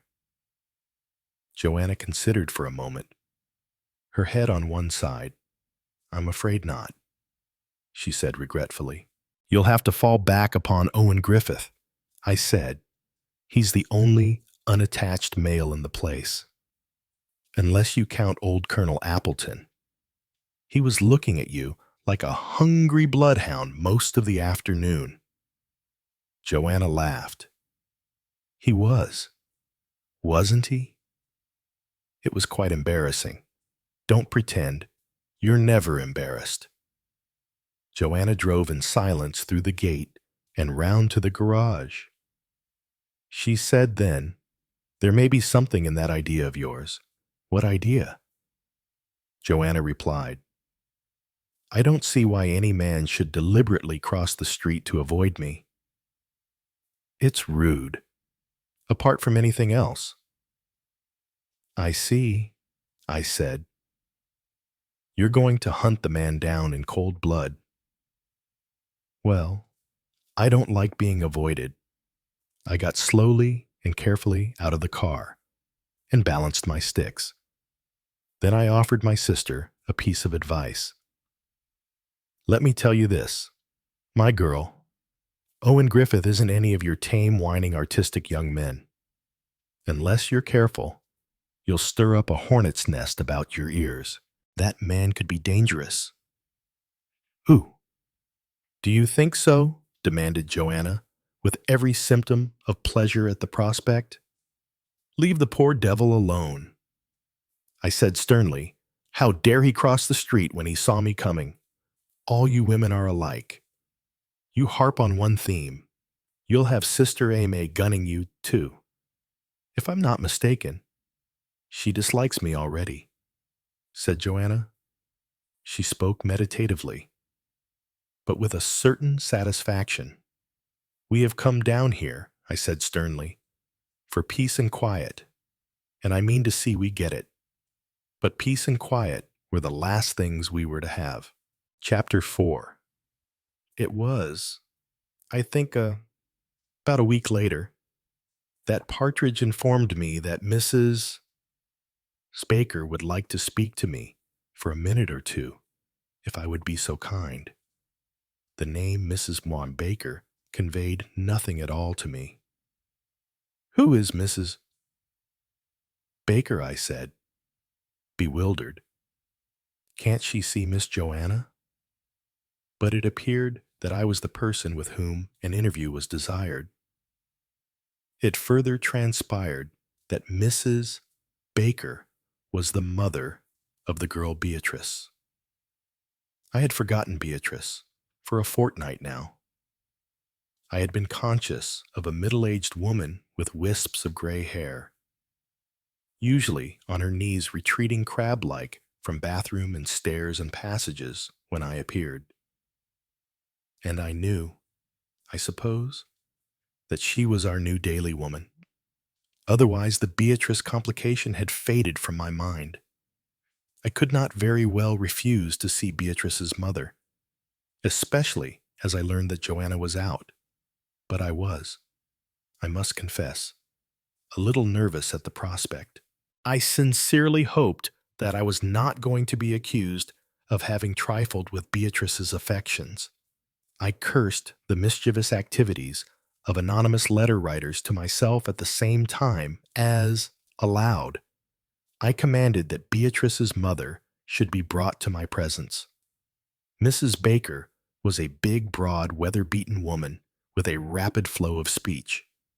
I was relieved to notice no signs of anger or accusation. "I hope, sir," she said, beginning at once when the door had closed behind Partridge, "that you'll excuse the liberty I've taken in coming to see you. But I thought, sir, as you was the proper person to come to, and I should be thankful if you could see your way to telling me what I ought to do in the circumstances, because in my opinion, sir, something ought to be done, and I've never been one to let the grass grow under my feet. And what I say is, no use moaning and groaning, but up and doing, as Vicar said in his sermon, only the week before last." I felt slightly bewildered, and as though I had missed something essential in the conversation. "Certainly," I said. "Won't you sit down, Mrs. Baker? I'm sure I shall be glad to help you in any way I can." I paused expectantly. "Thank you, sir." Mrs. Baker sat down on the edge of a chair. "It's very good of you, I'm sure, and glad I am that I came to you," I said to Beatrice. I said, and her howling and crying on her bed. "Mr. Burton will know what to do," I said, "being a London gentleman. And something must be done. What with young men being so hot-headed and not listening to reason the way they are, and not listening to a word a girl says. And anyway, if it was me, I says to Beatrice, I'd give him as good as I got. And what about that girl down at the mill?" I felt more than ever bewildered. "I'm sorry," I said, "but I don't quite understand." "What has happened?" "It's the letters, sir.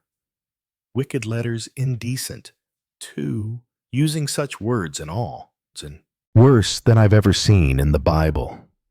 Even passing over an interesting sideline here, I said desperately, "Has your daughter been having more letters?" "Not her, sir. She had just the one. That one, as was the occasion of her leaving here. There was absolutely no reason," I began. But Mrs. Baker firmly and respectfully interrupted me. "There is no need to tell me, sir, that what was wrote was all wicked lies. I had Miss Partridge's word for that, and indeed I would have known it for myself. You aren't that type of gentleman, sir, that I well know, and you an invalid and all. Wicked, untruthful lies it was. But all the same, I says to Beatrice, as she'd better leave because you know what talk is. Sir, no smoke without fire. That's what people say. And a girl can't be too careful. And besides, the girl herself felt bashful, like after what had been written. So I says, quite right, to Beatrice, when she said she wasn't coming up here again, though I'm sure we both regretted the inconvenience being such, unable to find her way out of this sentence. Mrs. Baker took a deep breath and began again. And that, I hoped, would be the end of any nasty talk. But now George, down at the garage, him what Beatrice is going with, he's got one of them, saying awful things about our Beatrice, and how she's going on with Fred Ledbetter's Tom, and I can assure you, sir, the girl has been no more than civil to him and passing the time of day, so to speak. My head was now reeling under this new complication of Mr. Ledbetter's Tom. Let me get this straight. I said, Beatrice's young man has had an anonymous letter making accusations about her and another young man. That's right, sir. And not nicely put at all, horrible words used. And it drove young George mad with rage. It did. And he came round and told Beatrice he wasn't going to put up with that sort of thing from her. And he wasn't going to have her go behind his back with other chaps. And she says it's all a lie. And he says no smoke without fire. He says, and rushes off, being hot-like in his temper. And Beatrice, she took on ever so, poor girl. And I said, I'll put my hat on and come straight up to you. Sir, Mrs. Baker paused and looked at me expectantly, like a dog waiting for reward after doing a particularly clever trick. But why come to me? I demanded. I understood, sir, that you'd had one of these nasty letters yourself, and I thought, sir, that being a London gentleman, you'd know what to do about them if I were you. I said, I should go to the police. Oh, this sort of thing ought to be stopped. Mrs. Baker looked deeply shocked. Oh, no, sir, I couldn't go to the police. Why not? I've never been mixed up with the police. Sir, none of us ever have. Probably not, but the police are the only people who can deal with this sort of thing. It's their business. Go to Bert Rundle. Bert Rundle was the constable. I knew. There's a sergeant or an inspector, surely, at the police station. Me. Go into the police station, Mrs. Baker's voice expressed reproach and incredulity. I began to feel annoyed. That's the only advice I can give you. Mrs. Baker was silent, obviously quite unconvinced. She said wistfully and earnestly, these letters ought to be stopped. Sir, they did ought to be stopped. There'll be mischief done sooner or later. It seems to me there is mischief done now. I said, I meant violence. Sir, these young fellows, they get violent in their feelings, and so do the older ones. I asked, are a good many of these letters going about, Mrs. Baker nodded. It's getting worse and worse, sir. Mr. and Miss Beadle at the Blue Boar, very happy they've always been, and now these letters comes, and it sets him thinking things that aren't so. Sir? I leaned forward. Mrs. Baker, I said, have you any idea? Any idea at all? Who is writing these abominable letters? To my great surprise, she nodded her head. We've got our idea. Sir, yes, we've all got a very fair idea. Who is it? I had fancied she might be reluctant to mention a name, but she replied promptly, 'Tis Mrs. Cleet, that's what we all think, sir. 'Tis Mrs. Cleet for sure.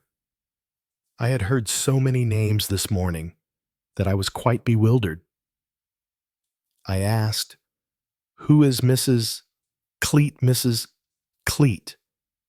I discovered was the wife of an elderly jobbing gardener. She lived in a cottage on the road leading down to the mill. My further questions only brought unsatisfactory answers. Questioned as to why Mrs. Cleet should write these letters. Mrs. Baker would only say vaguely that tea would be like her. In the end, I let her go, reiterating once more my advice to go to the police. Advice which I could see Mrs. Baker was not going to act upon. I was left with the impression that I had disappointed her. I thought over what she had said. Vague as the evidence was, I decided that if the village was all agreed that Mrs. Paul Cleet was the culprit, then it was probably true. I decided to go and consult Griffith about the whole thing. Presumably, he would know this Cleet woman. If he thought advisable, he or I might suggest to the police that she was at the bottom of this growing annoyance. I timed my arrival for about the moment I fancied Griffith would have finished his surgery. When the last patient had left, I went into the surgery. "Hello? It's you, Burton." I outlined my conversation with Mrs. Baker and passed on to him the conviction that this Mrs. Cleet was responsible. Rather to my disappointment, Griffith shook his head. "It's not so simple as that," he said. "You don't think this Cleet woman is at the bottom of it? She may be, but I should think it most unlikely. Then why do they all think it is her?" He smiled. "Oh," he said, "you don't understand. Mrs. Cleet is the local witch." "Good gracious," I exclaimed. Yes, sounds rather strange nowadays. Nevertheless, that's what it amounts to. The feeling lingers, that there are certain people, certain families, for instance, whom it isn't wise to offend. Mrs. Cleet came from a family of wise women, and I'm afraid she's taken pains to cultivate the legend. She's a queer woman with a bitter and sardonic sense of humor. It's been easy enough for her. If a child cut its finger, or had a bad fall, or sickened with mumps, to nod her head and say, "Yes, he stole my apples last week," or "He pulled my cat's tail." Soon enough, mothers pulled their children away, and other women brought honey or a cake they'd baked to give to Mrs. Cleet so as to keep on the right side of her so that she shouldn't ill-wish them. It's superstitious and silly, but it happens so naturally. Now, they think she's at the bottom of this, but she isn't. Oh, no, she isn't the type. It's not so simple as that. Have you any idea? I looked at him curiously. He shook his head, but his eyes were absent. "No," he said, "I don't know at all. But I don't like it. Burton, some harm is going to come of this." When I got back to the house, I found Megan sitting on the veranda steps, her chin resting on her knees. She greeted me with her usual lack of ceremony. "Hello," she said. "Do you think I could come to lunch?" "Certainly," I said.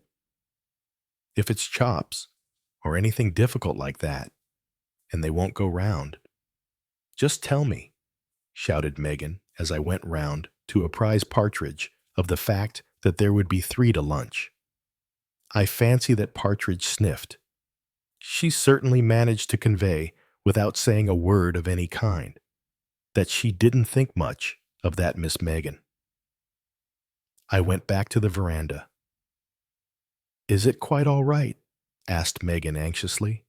Quite all right, I said. Irish stew. Oh well, that's rather like dog's dinner, anyway, isn't it? I mean, it's mostly potato and flavor. Quite, I said. I took out my cigarette case and offered it to Megan. She flushed. How nice of you. Won't you have one? No. I don't think I will. But it was very nice of you to offer it to me, just as though I was a real person. Aren't you a real person?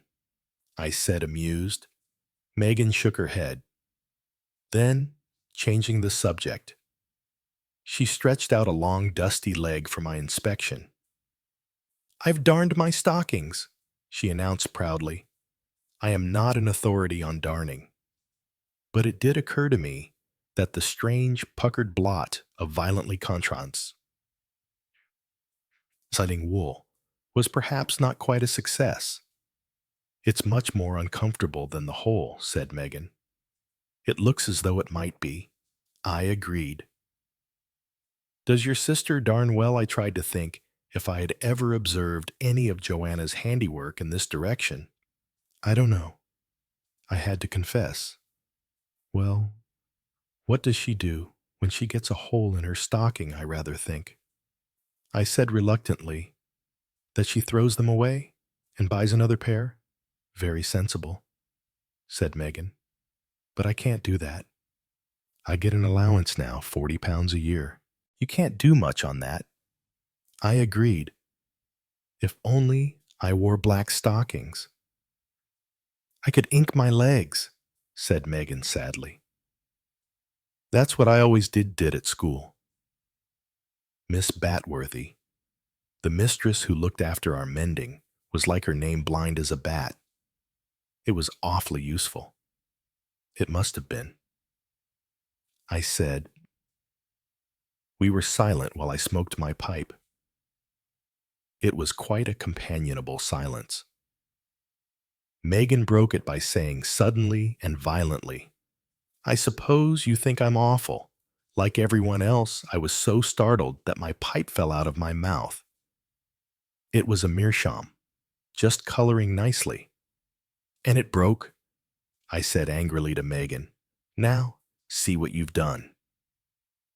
That most unaccountable of children, instead of being upset, merely grinned broadly. I do like you, she said. It was a most warming remark.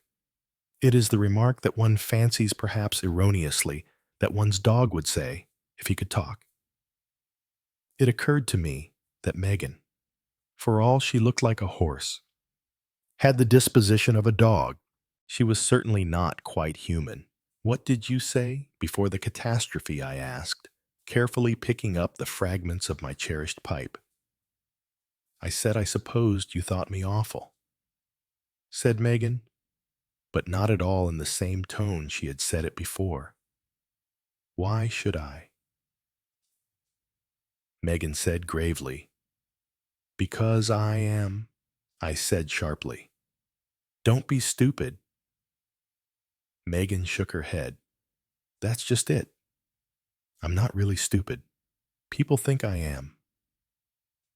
They don't know that inside I know just what they're like, and that all the time I'm hating them, said Megan. Her eyes, those melancholy, unchildlike eyes, stared straight into mine, without blinking. It was a long, mournful gaze. You would hate people if you were like me, she said. If you weren't wanted. Don't you think you're being rather morbid? I asked. Yes, said Megan. That's what people always say when you're saying the truth. And it is true. I'm not wanted, and I can quite see why. Mummy doesn't like me a bit. I remind her. I think of my father, who was cruel to her and pretty dreadful from all I can hear. Only mothers can't say they don't want their children and just go away, or eat them. Cats eat the kittens they don't like, Awfully sensible. I think no waste or mess. But human mothers have to keep their children and look after them. It hasn't been so bad while I could be sent away to school. But you see, what Mummy would really like is to be just herself and my stepfather and the boys, I said slowly. I still think you're morbid, Megan, but accepting some of what you say is true. Why don't you go away and have a life of your own? She gave me an unchildlike smile. You mean take up a career, earn my living? Yes. What you could train for something, I suppose. Shorthand typing, bookkeeping. I don't believe I could. I am stupid about doing things, and besides, well, she had turned her face away. Now she turned it slowly back again. It was crimson, and there were tears in her eyes. She spoke now with all the childishness back in her voice. Why should I go away and be made to go away? They don't want me, but I'll stay. I'll stay and make everyone sorry. I'll make them all sorry. Hateful pigs. I hate everyone here in Lymstock. They all think I'm stupid and ugly. I'll show them. I'll show them. It was a childish, oddly pathetic rage. I heard a step on the gravel round the corner of the house. Get up, I said savagely. Go into the house through the drawing room. Go up to the first floor to the bathroom. End of the passage. Wash your face. Quick. She sprang awkwardly to her feet and darted through the window as Joanna came round the corner of the house. Gosh, I'm hot, she called out. She sat down beside me and fanned her face with the Tyrolean scarf that had been round her head. Still, I think I'm educating these damned brogues now. I've walked miles. I've learnt one thing. You shouldn't have these fancy holes in your brogues. The gorse prickles go through. Do you know, Jerry, I think we ought to have a dog. So do I said. By the way, Megan is coming to lunch. Is she good? You like her? I asked. I think she's a changeling, said Joanna. Something left on a doorstep. You know, while the fairies take the right one away. It's very interesting to meet a changeling. Oof, I must go up and wash. You can't yet, I said. Megan is washing. Oh, she's been foot-slogging too. Has she? Joanna took out her mirror and looked at her face long and earnestly. I don't think I like this lipstick, she announced presently. Megan came out through the window. She was composed, moderately clean, and showed no signs of the recent storm. She looked doubtfully at Joanna. Hello, said Joanna, still preoccupied by her face. I'm so glad you've come to lunch. Good gracious, I've got a freckle on my nose. I must do something about it. Freckles are so earnest and Scottish. Partridge came out and said coldly that luncheon was served. Come on, said Joanna, getting up. I'm starving. She put her arm through Megan's, and they went into the house together. Chapter 5. I see that there has been one omission in my story. So far, I have made little or no mention of Mrs. Dane Calthrop, or indeed of the Reverend Caleb Dane Calthrop. And yet both the vicar and his wife were distinct personalities. Dane Calthrop himself was perhaps a being more remote from everyday life than anyone I have ever met. His existence was in his books and in his study. and in his intimate knowledge of early church history. Mrs. Dane Calthrop, on the other hand, was quite terrifyingly on the spot. I have perhaps purposely put off mentioning her, because I was from the first a little afraid of her. She was a woman of character and of almost Olympian knowledge. She was not in the least the typical vicar's wife, but that, as I set it down, makes me ask myself, what do I know of vicars' wives? The only one I remember well was a quiet, nondescript creature, devoted to a big, strong husband with a magnetic way of preaching. She had so little general conversation that it was a puzzle to know how to sustain a conversation with her. Otherwise, I was depending on the fictional presentment of vicars' wives, caricatures of females poking their noses everywhere, and uttering platitudes. Probably no such type exists. Mrs. Dane Calthrop never poked her nose in anywhere. Yet she had an uncanny power of knowing things, and I soon discovered that almost everyone in the village was slightly afraid of her. She gave no advice and never interfered. Yet she represented, to any uneasy conscience, the deity personified. I have never seen a woman more indifferent to her material surroundings. On hot days, she would stride about clad in Harris tweed, and in rain or even sleet, I have seen her absent-mindedly race down the village street in a cotton dress of printed poppies. She had a long, thin, well-bred face like a greyhound, and a most devastating sincerity of speech. She stopped me in the high street the day after Megan had come to lunch. I had the usual feeling of surprise, because Mrs. Dane Calthrop's progress resembled coursing more than walking, and her eyes were always fixed on the distant horizon, so that you felt sure her real objective was about 1.5 miles away. "Oh," she said, "Mr. Burton." She said it rather triumphantly, as someone might who had solved a particularly clever puzzle. I admitted that I was Mr. Burton, and Mrs. Dane Calthrop stopped focusing on the horizon and seemed to be trying to focus on me instead. "Now what?" she said. "Did I want to see you about I could not help her there?" She stood frowning, deeply perplexed. "Something rather nasty," she said. "I'm sorry about that," I said, startled. Cried Mrs. Dane Calthrop. "I hate my love with an A. That's it.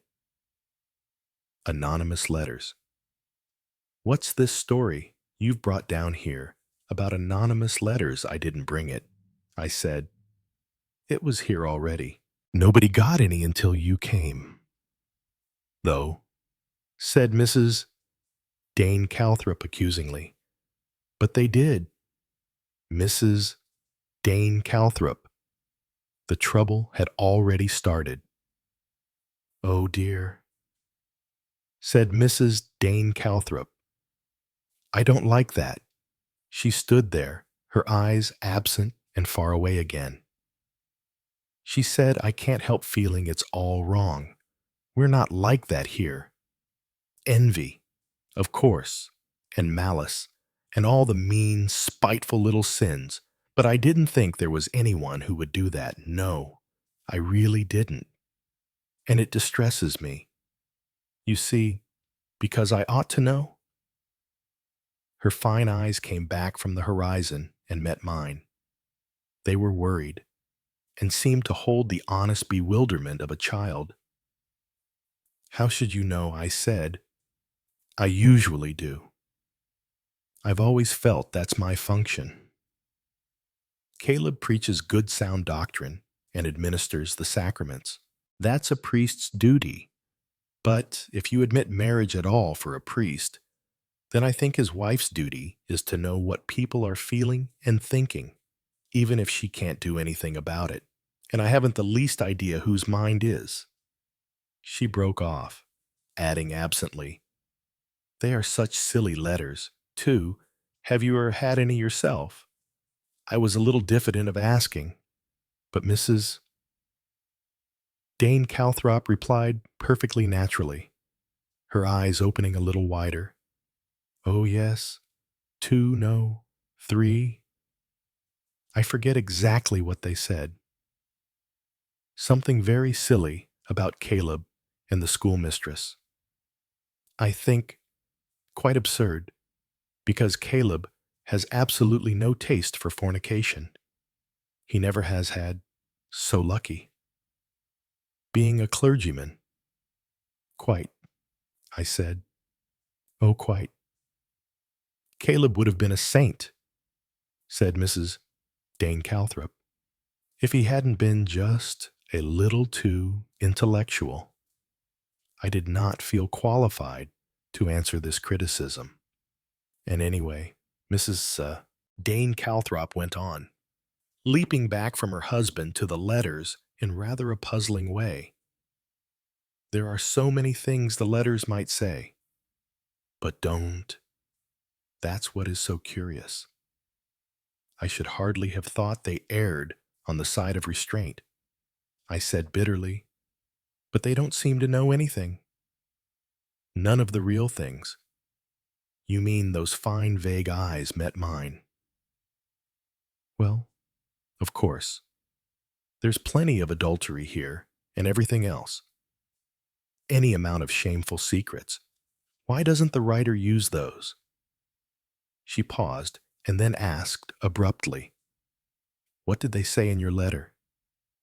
"They suggested that my sister wasn't my sister." "And she is Mrs. Dane Calthrop asked the question with unembarrassed friendly interest. "Certainly Joanna is my sister." Mrs.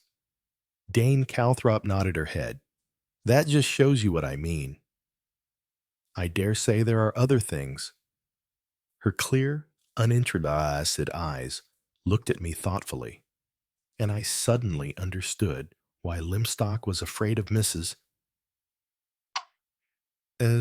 Dane Calthrop.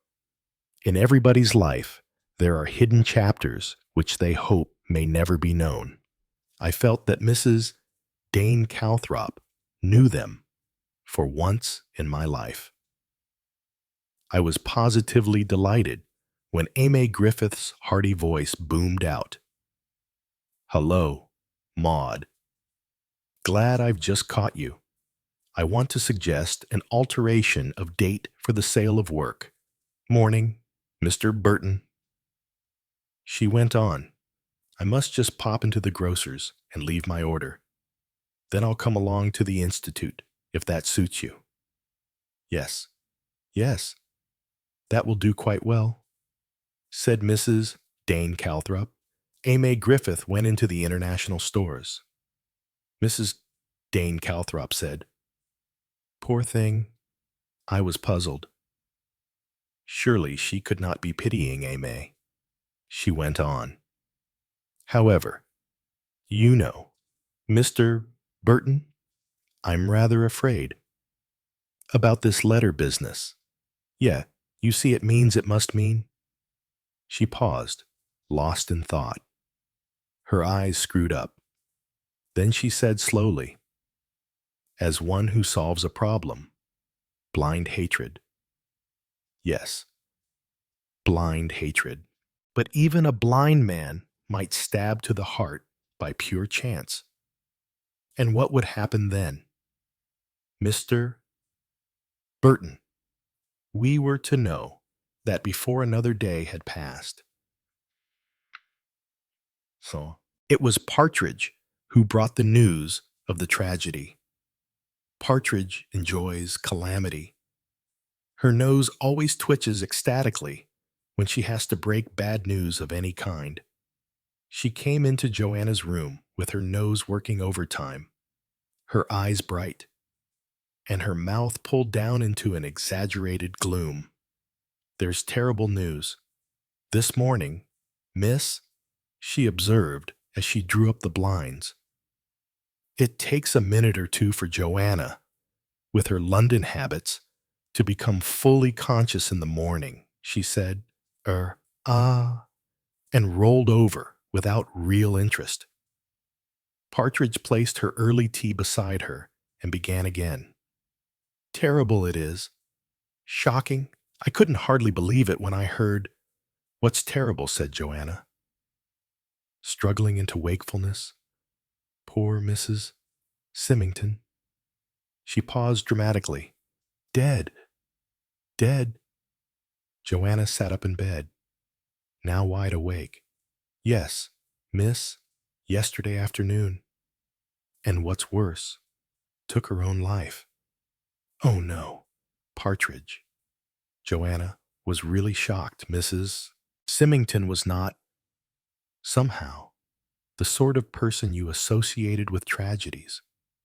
Yes, miss, it's the truth. Did it deliberate? Not, but what she was drove to it.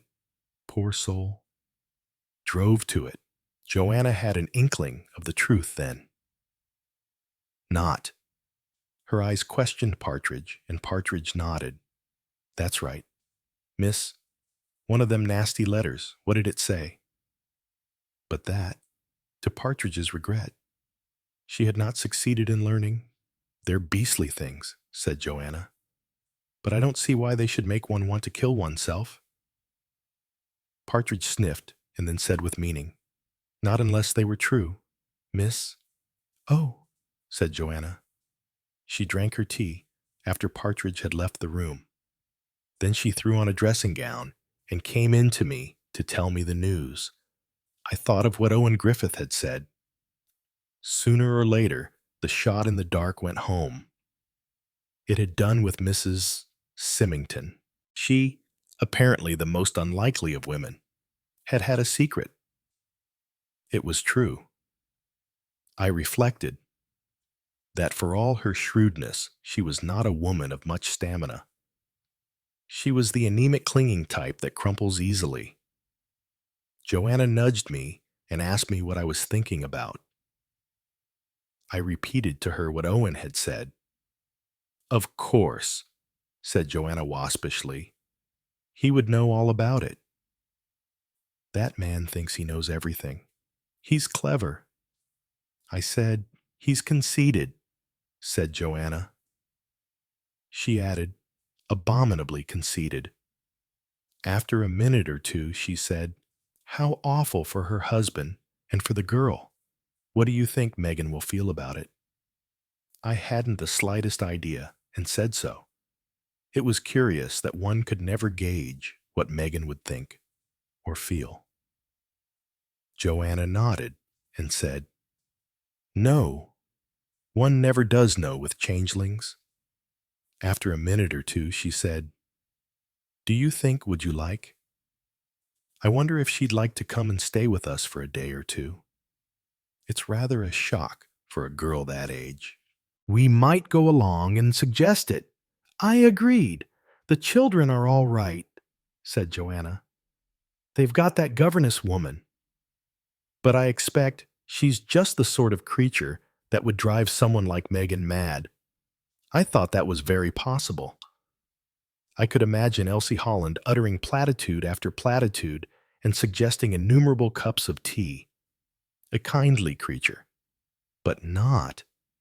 I thought, the person for a sensitive girl. I had thought myself of bringing Megan away, and I was glad that Joanna had thought of it spontaneously, without prompting from me. We went down to the Symingtons' house after breakfast. We were a little nervous, both of us. Our arrival might look like sheer ghoulish curiosity. Luckily, we met Owen Griffith just coming out through the gate. He looked worried and preoccupied. He greeted me, however, with some warmth. Oh, hello, Burton. I'm glad to see you. What I was afraid would happen sooner or later has happened. A damnable business. Good morning, Dr. Griffith, said Joanna. using the voice she keeps for one of our deafer aunts. Griffith started and flushed. Oh, good morning, Miss Burton. I thought perhaps, said Joanna, that you didn't see me. Owen Griffith got redder still. His shyness enveloped him like a mantle. I'm so sorry. Preoccupied, I didn't, Joanna went on mercilessly. After all, I am life-size. Merely Kit Kat, I said in a stern aside to her. Then I went on. My sister and I, Griffith, wondered whether it would be a good thing if the girl came and stopped with us for a day or two. What do you think? I don't want to butt in, but it must be rather grim for the poor child. What would Symington feel about it? Do you think Griffith turned the idea over in his mind for a moment or two? I think it would be an excellent thing. He said at last, she's a queer, nervy sort of girl, and it would be good for her to get away from the whole thing. Miss Holland is doing wonders. She's an excellent head on her shoulders, but she really has quite enough to do with the 2 children and Symington himself. He's quite broken up, bewildered. It was, I hesitated, suicide. Griffith nodded. Oh, yes, no question of accident. She wrote, I can't go on a scrap of paper. The letter must have come by yesterday afternoon's post. The envelope was down on the floor by her chair, and the letter itself was screwed up into a ball and thrown into the fireplace. What did I stop? Rather horrified at myself. I beg your pardon, I said. Griffith gave a quick, unhappy smile. You needn't mind asking. That letter will have to be read at the inquest. No getting out of it. More's the pity. It was the usual kind of thing, couched in the same foul style. The specific accusation was that the second boy, Colin, was not Symington's child. Do you think that was true? I exclaimed incredulously. Griffith shrugged his shoulders. I've no means of forming a judgment. I've only been here 5 years.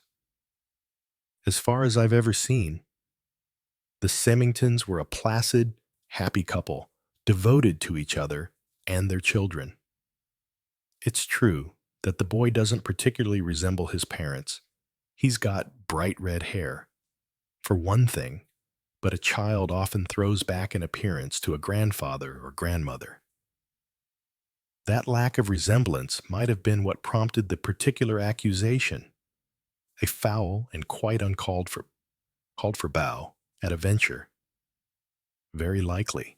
In fact, probably. There's not been much accurate knowledge behind these poison pen letters. Just unbridled spite and malice. But it happened to hit the bull's eye, said Joanna. After all, she wouldn't have killed herself otherwise, would she? Griffith said doubtfully, I'm not quite sure. She's been ailing in health for some time, neurotic, hysterical. I've been treating her for a nervous condition. It's possible, I think, that the shock of receiving such a letter, couched in those terms, may have induced such a state of panic and despondency that she may have decided to take her life. She may have worked herself up to feel that her husband might not believe her if she denied the story, and the general shame and disgust might have worked upon her so powerfully as to temporarily unbalance her judgment. Suicide whilst of unsound mind, said Joanna. Exactly. I shall be quite justified, I think, in putting forward that point of view at the inquest. I see, said Joanna. There was something in her voice which made Owen say, perfectly justified in an angry voice. He added, You don't agree, Miss Burton. Oh, yes, I do, said Joanna. I'd do exactly the same in your place." Owen looked at her doubtfully, then moved slowly away down the street. Joanna and I went on into the house. The front door was open, and it seemed easier than ringing the bell, especially as we heard Elsie Holland's voice inside. She was talking to Mr. Symington, who, huddled in a chair, was looking completely dazed. "No, but really, Mr. Symington, you must take something. You haven't had any breakfast. Not what I call a proper breakfast. And nothing to eat last night. And what with the shock and all, you'll be getting ill yourself. And you'll need all your strength. The doctor said so before he left." Symington said in a toneless voice, "You're very kind, Miss Holland. But a nice cup of hot tea," said Elsie Holland, thrusting the beverage on him firmly. "Personally, I should have given the poor devil a stiff whiskey and soda. He looked as though he needed it. However, he accepted the tea, and looking up at Elsie Holland, "I can't thank you for all you've done and are doing. Miss Holland, you've been perfectly splendid." The girl flushed and looked pleased. "It's nice of you to say that, Mr. Symington. You must let me do all I can to help. Don't worry about the children, I'll see to them. And I've got the servants calmed down.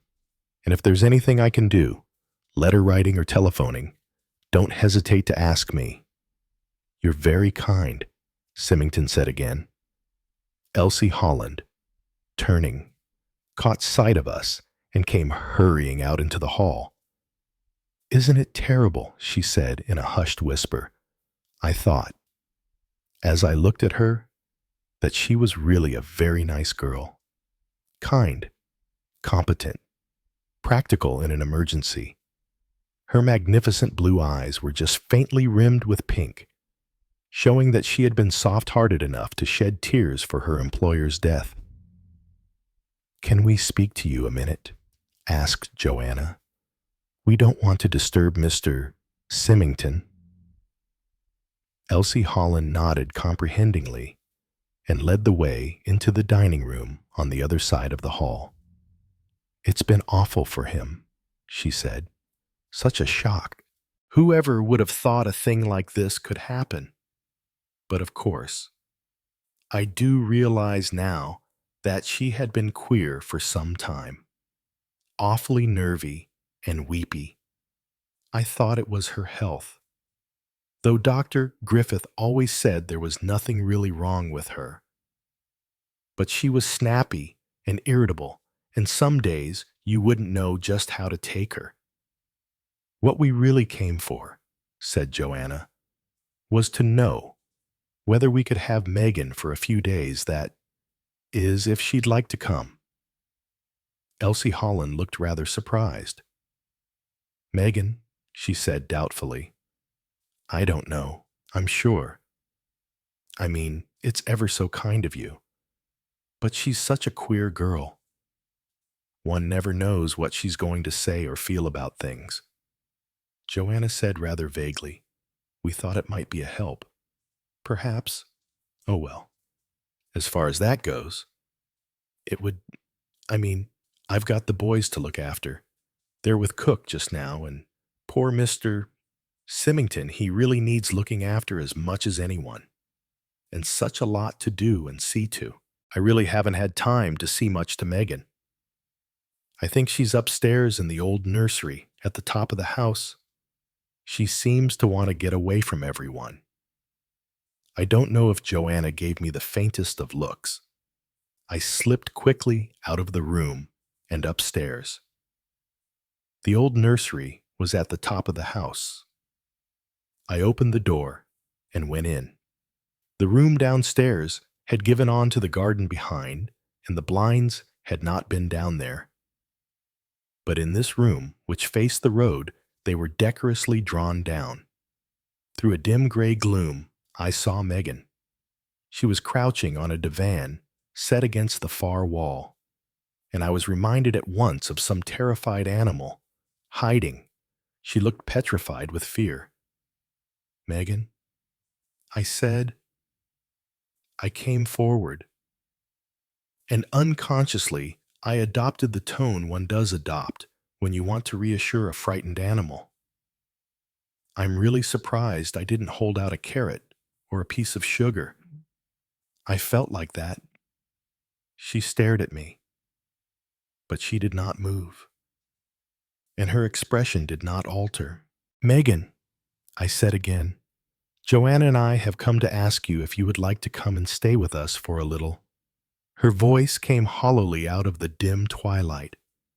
"Stay with you, in your house." "Yet, you mean, you'll take me away from here, yes, my dear?" Suddenly, she began to shake all over. It was frightening and very moving. "Oh, do take me away. Please do. It's so awful, being here and feeling so wicked." I came over to her, and her hands fastened on my coat sleeve. I'm an awful coward. I didn't know what a coward I was. "It's all right. Funny face," I said. "These things are a bit shattering. Come along. Can we go at once?" Without waiting a minute, "Well, you'll have to put a few things together, I suppose." "What sort of things?" "Why, my dear girl," I said, "we can provide you with a bed and a bath and the rest of it. But I'm damned if I lend you my toothbrush." She gave a very faint, weak little laugh. "I see. I think I'm stupid today. You mustn't mind. I'll go and pack some things." You won't go away. You'll wait for me. I'll be on the mat. Thank you. Thank you very much. I'm sorry I'm so stupid. But you see, it's rather dreadful when your mother dies." "I know," I said. I gave her a friendly pat on the back, and she flashed me a grateful look and disappeared into a bedroom. I went on downstairs. I found Megan. I said, "She's coming." "Oh, now. That is a good thing," exclaimed Elsie Holland. "It will take her out of herself. She's rather a nervy girl. You know, difficult. It will be a great relief to feel I haven't got her on my mind as well as everything else. It's very kind of you. Miss Burton, I hope she won't be a nuisance. Oh dear, there's the telephone. I must go and answer it. Mr. Symington isn't fit." She hurried out of the room. Joanna said, "Quite the ministering angel." "You said that rather nastily," I observed. "She's a nice, kind girl, and obviously most capable. Most, and she knows it. This is unworthy of you." "Joanna," I said, meaning why shouldn't the girl do her stuff? Exactly. "I never can stand seeing people pleased with themselves," said Joanna. "It arouses all my worst instincts. How did you find Megan?" "Crouching in a darkened room, looking rather like a stricken gazelle. Poor kid. She was quite willing to come. She leapt at it." A series of thuds out in the hall announced the descent of Megan and her suitcase. I went out and took it from her. Joanna, behind me, said urgently, "Come on. I've already refused some nice hot tea twice." We went out to the car. It annoyed me that Joanna had to sling the suitcase in. I could get along with one stick now, but I couldn't do any athletic feats. "Get in," I said to Megan. She got in. I followed her. Joanna started the car, and we drove off. We got to Little Furs and went into the drawing room. Megan dropped into a chair and burst into tears. She cried with the hearty fervor of a child bawled. I think, is the right word. I left the room in search of a remedy. Joanna stood by, feeling rather helpless. I think. Presently, I heard Megan say, in a thick, choked voice, "I'm sorry for doing this. It seems idiotic." Joanna said kindly, "Not at all. Have another handkerchief." I gather she supplied the necessary article. I re-entered the room and handed Megan a brimming glass. "What is it?" "A cocktail," I said. Is it really?" Megan's tears were instantly dried. "I've never drunk a cocktail. Everything has to have a beginning," I said. Megan sipped her drink gingerly. Then a beaming smile spread over her face. She tilted her head back and gulped it down at a draught. "It's lovely," she said. "Can I have another no?" I said, "Why not? In about 10 minutes, you'll probably know." "Oh." Megan transferred her attention to Joanna. "I really am awfully sorry for having made such a nuisance of myself, howling away like that. I can't think why. It seems awfully silly when I'm so glad to be here." "That's all right," said Joanna. "We're very pleased to have you." "You can't be. Really. It's just kindness on your part, but I'm grateful." "Please don't be grateful," said Joanna. "It will embarrass me." I was speaking the truth when I said we should be glad to have you. Jerry and I have used up all our conversation. We can't think of any more things to say to each other. But now, I said, we shall be able to have all sorts of interesting discussions about Goneril and Regan and things like that. Megan's face lit up. "I've been thinking about that, and I think I know the answer. It was because that awful old father of theirs always insisted on such a lot of sucking up, and when you've always got to be saying thank you and how kind and all the rest of it, it would make you go a bit rotten and queer inside. And you'd just long to be able to be beastly for a change. And when you got the chance, you'd probably find it went to your head and you'd go too far. Old Lear was pretty awful, wasn't he, I mean? He did deserve the snub Cordelia gave him. I can see," I said, "that we are going to have many interesting discussions about Shakespeare. I can see you two are going to be very highbrow," said Joanna. "I'm afraid I always find Shakespeare terribly dreary. All those long scenes where everybody is drunk and it's supposed to be funny." "Talking of drink," I said, turning to Megan, "how are you feeling?" "Quite all right. Thank you. Not at all giddy. You don't see two of Joanna or anything like that, no. I just feel as though I'd like to talk rather a lot." "Splendid," I said. "Obviously, you are one of our natural drinkers. That is to say, if that really was your first cocktail." "Oh, it was." A good, strong head is an asset to any human being, I said. Joanna took Megan upstairs to unpack. Partridge came in, looking sour, and said she had made 2-cup custards for lunch, and what should she do about it? Chapter 6. The inquest was held 3 days later.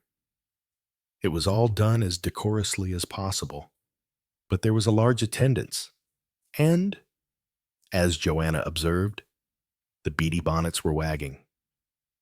The time of Mrs. Symington's death was put at between 3 and 4 o'clock.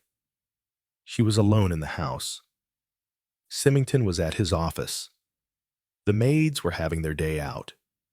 Elsie Holland and the children were out walking, and Megan had gone for a bicycle ride. The letter must have come by the afternoon post. Mrs.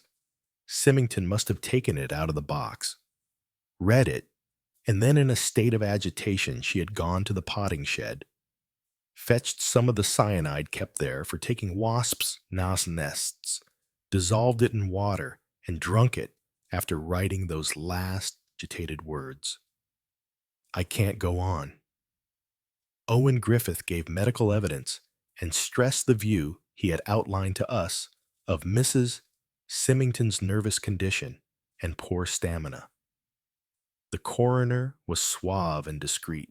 He spoke with bitter condemnation of people who write those despicable things, anonymous letters.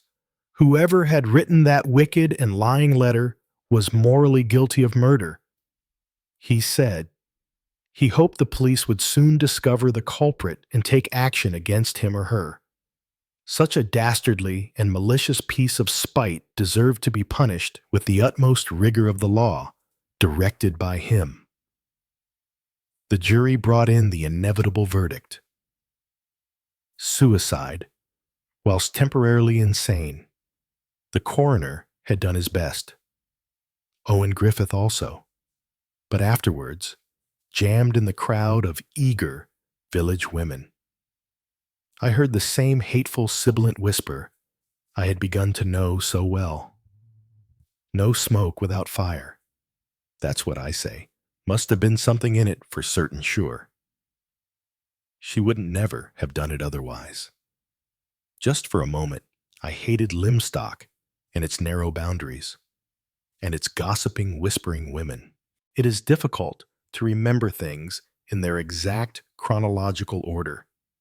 The next landmark of importance, of course, was Superintendent Nash's visit. But it was before that, I think, that we received calls from various members of the community, each of which was interesting in its way and shed some light on the characters and personalities of the people involved. Aimee Griffith came on the morning after the inquest.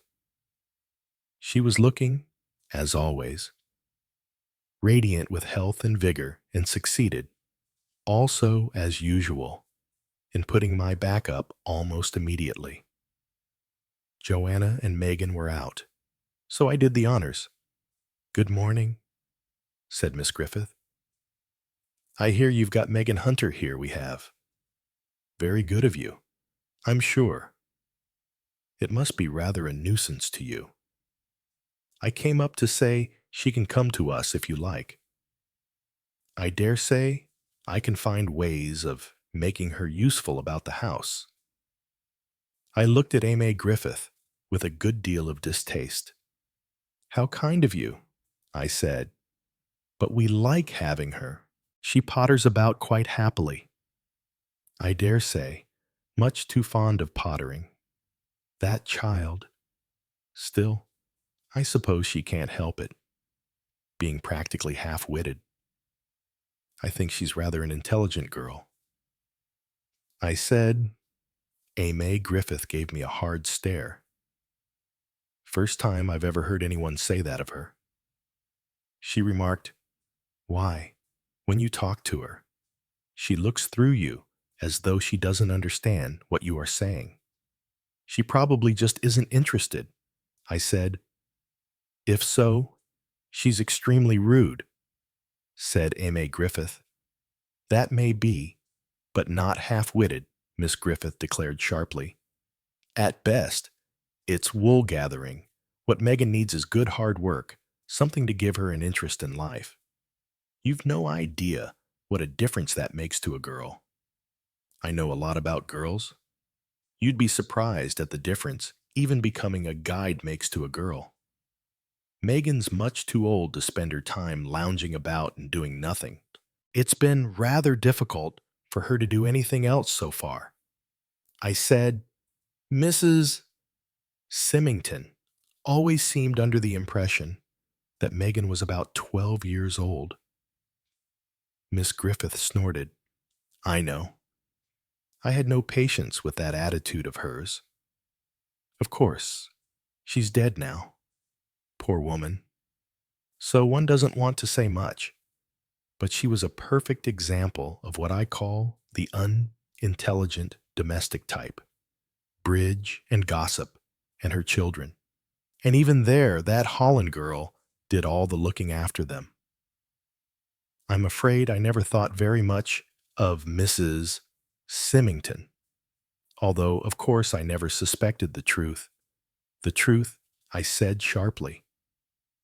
Miss Griffith flushed. I was terribly sorry for Dick Symington. It's all having to come out as it did at the inquest. She said it was awful for him. But surely you heard him say that there was not a word of truth in that letter, that he was quite sure of that. Of course he said so. Quite right. A man's got to stick up for his wife. Dick would. She paused and then explained, You see, I've known Dick Symington a long time. I was a little surprised. Really, I said. I understood from your brother that he only bought this practice a few years ago. Oh, yes. But Dick Symington used to come and stay in our part of the world up north. I've known him for years. Women jump to conclusions that men do not. Nevertheless, the suddenly softened tone of Amy Griffith's voice put, as our old nurse would have expressed it, ideas into my head. I looked at Amy curiously. She went on still, in that softened tone. I know Dick very well. He's a proud man, and very reserved. But he's the sort of man who could be very jealous. That would explain, I said deliberately, why Mrs. Symington was afraid to show him or tell him about the letter. She was afraid that, being a jealous man, he might not believe her denials. Miss Griffith looked at me angrily and scornfully. Good Lord, she said. Do you think any woman would go and swallow a lot of cyanide of potassium for an accusation that wasn't true? The coroner seemed to think it was possible. Your brother, too. Amy interrupted me. Men are all alike, all for preserving the decencies. But you don't catch me believing that stuff. If an innocent woman gets some foul, anonymous letter, she laughs and chucks it away. That's what She paused suddenly and then finished. Would do. But I had noticed the pause. I was almost sure that what she had been about to say was, that's what I did. I decided to take the war into the enemy's country. I see, I said pleasantly. So you've had one. 2. Amy Griffith was the type of woman who scorns to lie. She paused a minute, flushed, then said, Well, yes. But I didn't let it worry me. Nasty, I inquired sympathetically. As a fellow sufferer, naturally, these things always are. The ravings of a lunatic. I read a few words of it, realized what it was, and chucked it straight into the waste paper basket. You didn't think of taking it to the police? Not then. Least said, soonest mended, that's what I felt. An urge came over me to say solemnly, no smoke without fire, but I restrained myself. To avoid temptation, I reverted to Megan. Have you any idea of Megan's financial position? I asked. It's not idle curiosity on my part.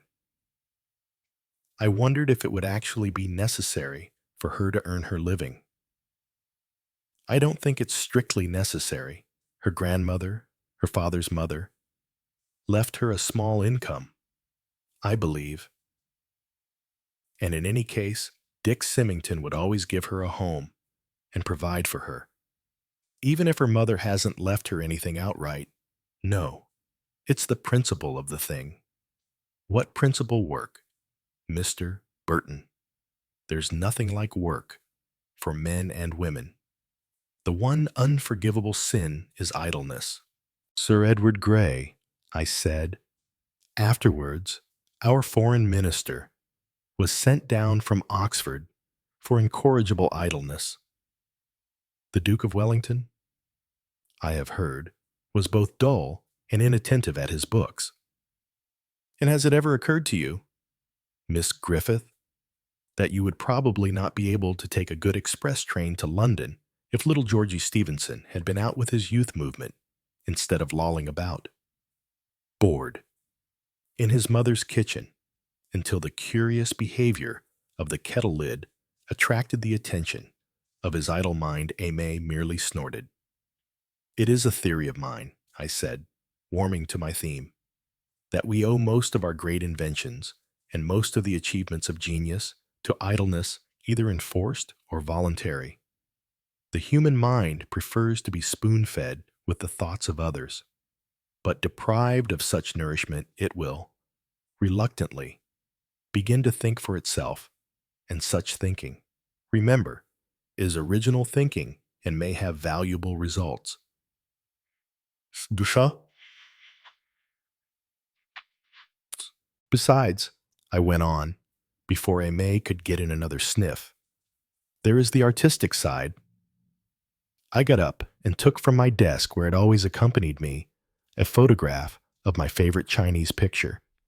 It represents an old man sitting beneath a tree, playing cat's cradle with a piece of string on his fingers and toes. It was in the Chinese exhibition, I said. It fascinated me. Allow me to introduce you. It is called Old Man Enjoying the Pleasure of Idleness. Aimee Griffith was unimpressed by my lovely picture. She said, "Oh well, we all know what the Chinese are like. It doesn't appeal to you." I asked, frankly, "No, I'm not very interested in art. I'm afraid your attitude, Mr. Burton, is typical of that of most men. You dislike the idea of women working of their competing." I was taken aback. I had come up against the feminist. Aimee was well away, her cheeks flushed. "It is incredible to you that women should want a career. It was incredible to my parents.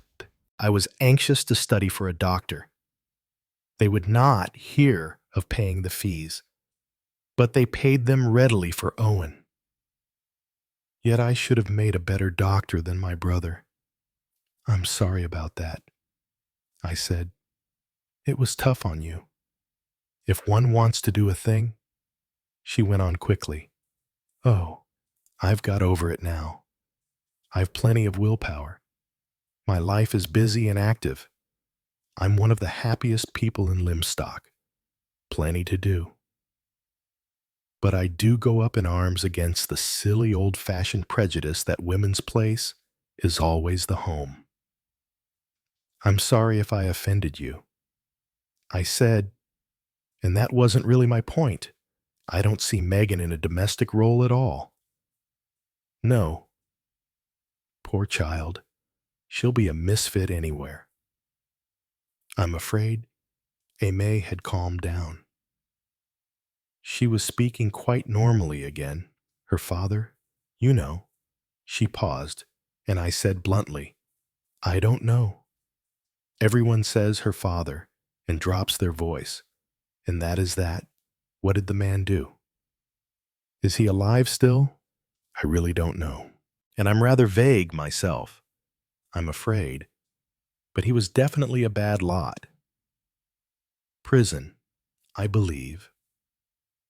And a streak of very strong abnormality. That's why it wouldn't surprise me if Megan was a bit wanting. Megan, I said, is in full possession of her senses. And as I said before, I consider her an intelligent girl. My sister thinks so too. Joanna is very fond of her. Aimee said, "I'm afraid your sister must find it very dull down here." And as she said it, I learnt something else. Aimee Griffith disliked my sister. It was there in the smooth, conventional tones of her voice. We've all wondered how you could both bear to bury yourselves in such an out-of-the-way spot. It was a question, and I answered it. Doctor's orders. I was to come somewhere very quiet, where nothing ever happened. I paused and added, "Not quite true of Lymstock now." "No, no, indeed." She sounded worried and got up to go. She said then, "You know, it's got to be put a stop to all this beastliness. We can't have it going on. Aren't the police doing anything, I suppose so? But I think we ought to take it in hand ourselves. We're not as well equipped as they are." "Nonsense. We probably have far more sense and intelligence. A little determination is all that is needed." She said goodbye abruptly and went away. When Joanna and Megan came back from their walk, I showed Megan my Chinese picture. Her face lighted up. She said, "It's heavenly, isn't it?" That is rather my opinion. Her forehead was crinkling in the way I knew so well. But it would be difficult, wouldn't it, to be idle? No, not to be idle, but to enjoy the pleasures of it. You'd have to be very old. She paused. I said, "He is an old man. I don't mean old that way. Not age. I mean old You mean," I said, "that one would have to attain a very high state of civilization for the thing to present itself to you in that way. A fine point of sophistication. I think I shall complete your education. Megan, by reading to you 100 poems translated from the Chinese. I met Symington in the town later in the day." "Is it quite all right for Megan to stay on with us for a bit?" I asked. "It's company for Joanna. She's rather lonely sometimes with none of her own friends." "Oh, Megan. Oh, yes. Very good of you." I took a dislike to Symington then, which I never quite overcame. He had so obviously forgotten all about Megan. I wouldn't have minded if he had actively disliked the girl. A man may sometimes be jealous of a first husband's child, but he didn't dislike her. He just hardly noticed her. He felt towards her much as a man who doesn't care much for dogs would feel about a dog in the house. You notice it when you fall over it and swear at it, and you give it a vague pat sometimes when it presents itself to be patted. Symington's complete indifference to his stepdaughter annoyed me very much. I said, "What are you planning to do with her? With Megan?" He seemed rather startled. "Well, she'll go on living at home. I mean, naturally. It is her home. My grandmother, of whom I had been very fond, used to sing old-fashioned songs to her guitar. One of them, I remembered, ended thus, 'O maid, most dear, I am not here. I have no place, no part, no dwelling more, by sea nor shore, but only in your heart.' I went home humming it. Emily Barton came just after tea had been cleared away. She wanted to talk about the garden. We talked garden for about half an hour. Then we turned back towards the house. It was then that, lowering her voice, she murmured, "I do hope that child, that she hasn't been too much upset by all this dreadful business. Her mother's death? You mean that, of course, but I really meant the unpleasantness behind it. I was curious. I wanted Miss Barton's reaction. What do you think about that? Was it true?" "Oh, no, no, surely not. I'm quite sure that Mrs. Symington never, that he wasn't little." Emily Barton was pink and confused. I mean, it's quite untrue. Although, of course, it may have been a judgment. A judgment, I said, staring. Emily Barton was very pink, very Dresden China shepherdess-like. I cannot help feeling that all these dreadful letters, all the sorrow and pain they have caused, may have been sent for a purpose. They were sent for a purpose. Certainly, I said grimly.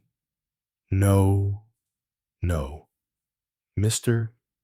Burton, you misunderstood me.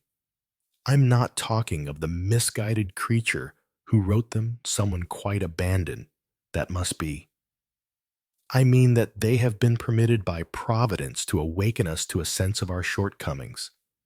Surely, I said, the Almighty could choose a less unsavory weapon. Miss Emily murmured that God moved in a mysterious way. No, I said, there's too much tendency to attribute to God the evils that man does of his own free will. I might concede you the devil. God doesn't really need to punish us, Miss Barton. We're so very busy punishing ourselves. What I can't make out is why should anyone want to do such a thing? I shrugged my shoulders. A warped mentality. It seems very sad.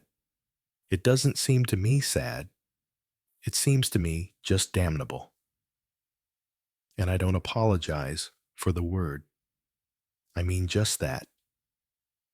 The pink had gone out of Miss Barton's cheeks. They were very white. But why? Mr. Burton, why? What pleasure can anyone get out of it? Nothing you and I can understand. Thank goodness. Emily Barton lowered her voice. They say that Mrs. Cleet. But I really cannot believe it. I shook my head. She went on in an agitated manner. Nothing of this kind has ever happened before. Never in my memory. It has been such a happy little community. What would my dear mother have said? Well, one must be thankful that she has been spared. I thought from all I had heard that old Mrs. Barton had been sufficiently tough to have taken anything, and would probably have enjoyed this sensation. Emily went on. It distresses me deeply. You've not or had anything yourself. She flushed crimson. Oh, no. Oh, no. Indeed. Oh, that would be dreadful. I apologized hastily, but she went away looking rather upset. I went into the house. Joanna was standing by the drawing-room fire, which she had just lit. For the evenings were still chilly. She had an open letter in her hand. She turned her head quickly as I entered. Jerry, I found this in the letter box dropped in by hand. It begins. You painted Trollope. What else does it say? Joanna gave a wide grimace. Same old muck. She dropped it onto the fire. With a quick gesture that hurt my back, I jerked it off again just before it caught. Don't, I said. We may need it. Need it for the police. Superintendent Nash came to see me the following morning. From the first moment I saw him, I took a great liking to him. He was the best type of C.I.D. county superintendent. Tall, soldierly, with quiet, reflective eyes and a straightforward, unassuming manner. He said, Good morning, Mr. Burton. I expect you can guess what I've come to see you about. Yes, I think so. This letter business? He nodded. I understand. You had one of them. Yes. Soon after we got here. What did it say? Exactly. I thought a minute. Then conscientiously repeated the wording of the letter as closely as possible. The superintendent listened with an immovable face, showing no signs of any kind of emotion. When I had finished, he said, "I see. You didn't keep the letter. Mr. Burton, I'm sorry. I didn't. You see, I thought it was just an isolated instance of spite against newcomers to the place." The superintendent inclined his head comprehendingly. He said briefly, "A pity." However, I said, "My sister got one yesterday. I just stopped her putting it in the fire." "Thank you. Mr. Burton, that was thoughtful of you." I went across to my desk and unlocked the drawer in which I had put it. It was not, I thought, very suitable for Partridge's eyes. I gave it to Nash. He read it through.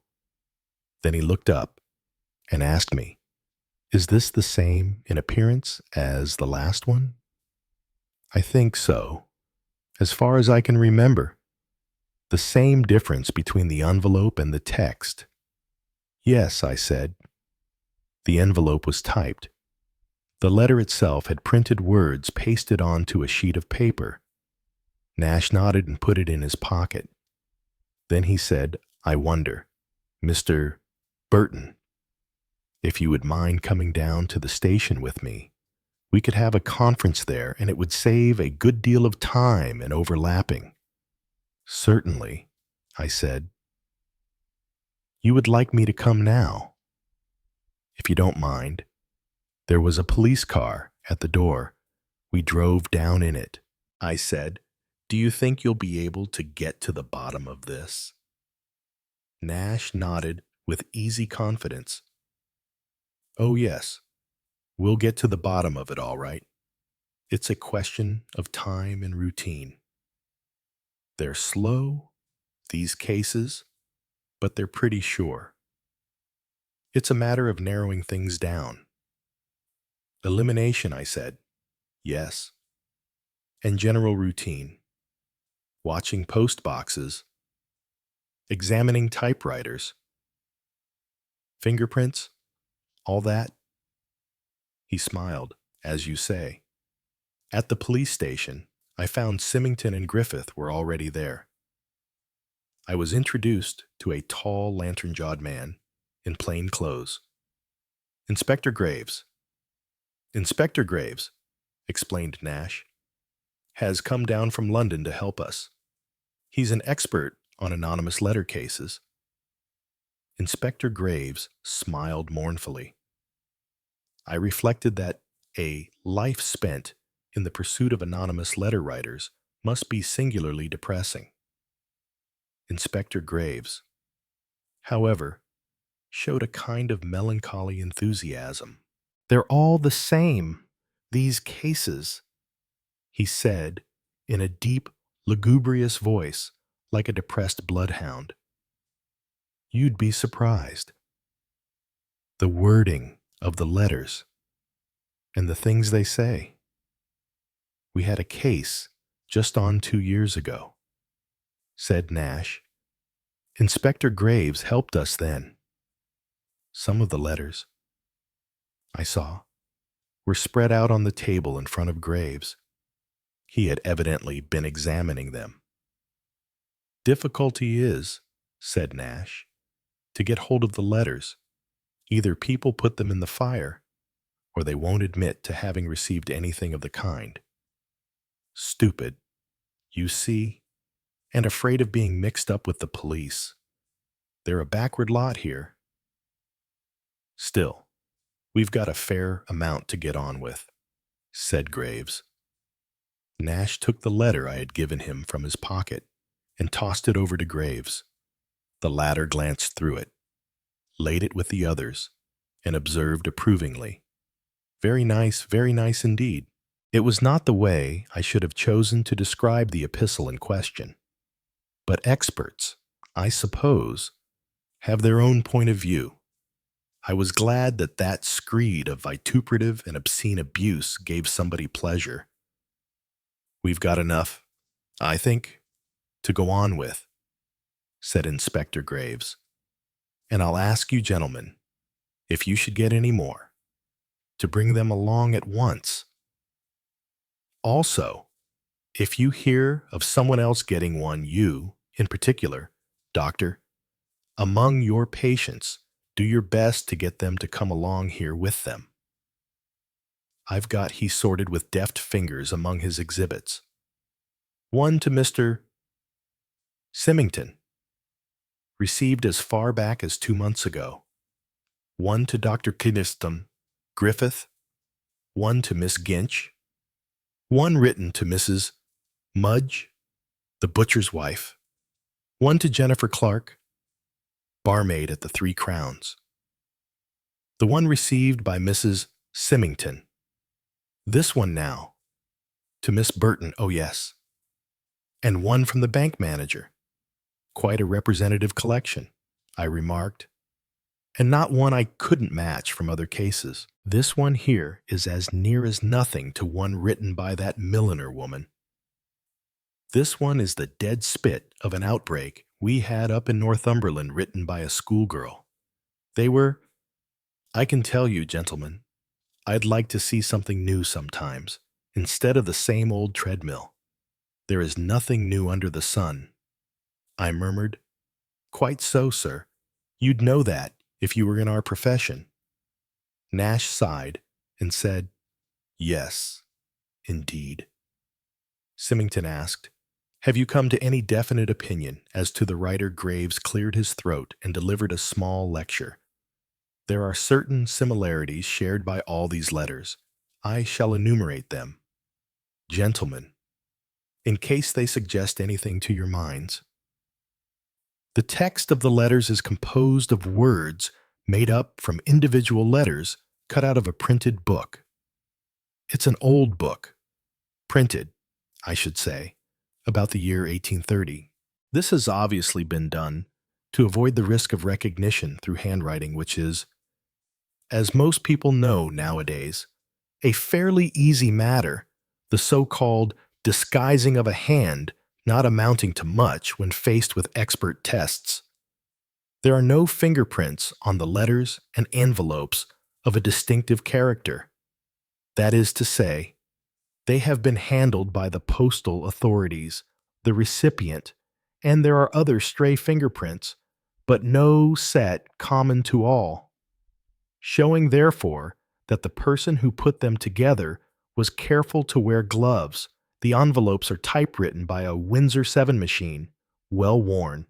With the A and the T out of alignment, most of them have been posted locally or put into the box of a house by hand. It is therefore evident that they are of local provenance. They were written by a woman, and in my opinion, a woman of middle age or over, and probably, though not certainly, unmarried. We maintained a respectful silence for a minute or two. Then I said, the typewriter's your best bet, isn't it? That oughtn't to be difficult in a little place like this. Inspector Graves shook his head sadly and said, that's where you're wrong. Sir, the typewriter, said Superintendent Nash, is unfortunately too easy. It is an old one from Mr. Symington's office, given by him to the Women's Institute, where, I may say, it's fairly easy of access. The ladies here all often go into the Institute. Can't you tell something definite from the ER, the touch? Don't you call it again? Graves nodded. Yes, that can be done. But these envelopes have all been typed by someone using one finger. Someone, then, unused to the typewriter, no. I wouldn't say that. Someone, say, who can type but doesn't want us to know the fact. Whoever writes these things has been very cunning. I said slowly. She is, sir. She is, said Graves. Up to every trick of the trade. I shouldn't have thought one of these bucolic women down here would have had the brains. I said. Graves coughed. I haven't made myself plain. I'm afraid Those letters were written by an educated woman. What? By a lady. The word slipped out involuntarily. I hadn't used the term lady for years, but now it came automatically to my lips, re-echoed from days long ago. And my grandmother's faint, unconsciously arrogant voice saying, "Of course, she isn't a lady, dear." Nash understood at once. The word lady still meant something to him. Not necessarily a lady, he said, but certainly not a village woman. They're mostly pretty illiterate down here. Can't spell, and certainly can't express themselves with fluency. I was silent, for I had had a shock. The community was so small. Unconsciously, I had visualized the writer of the letters as a Mrs. Cleet, or her like, some spiteful, cunning half-wit. Symington put my thoughts into words, he said sharply. But that narrows it down to about half a dozen to a dozen people in the whole place.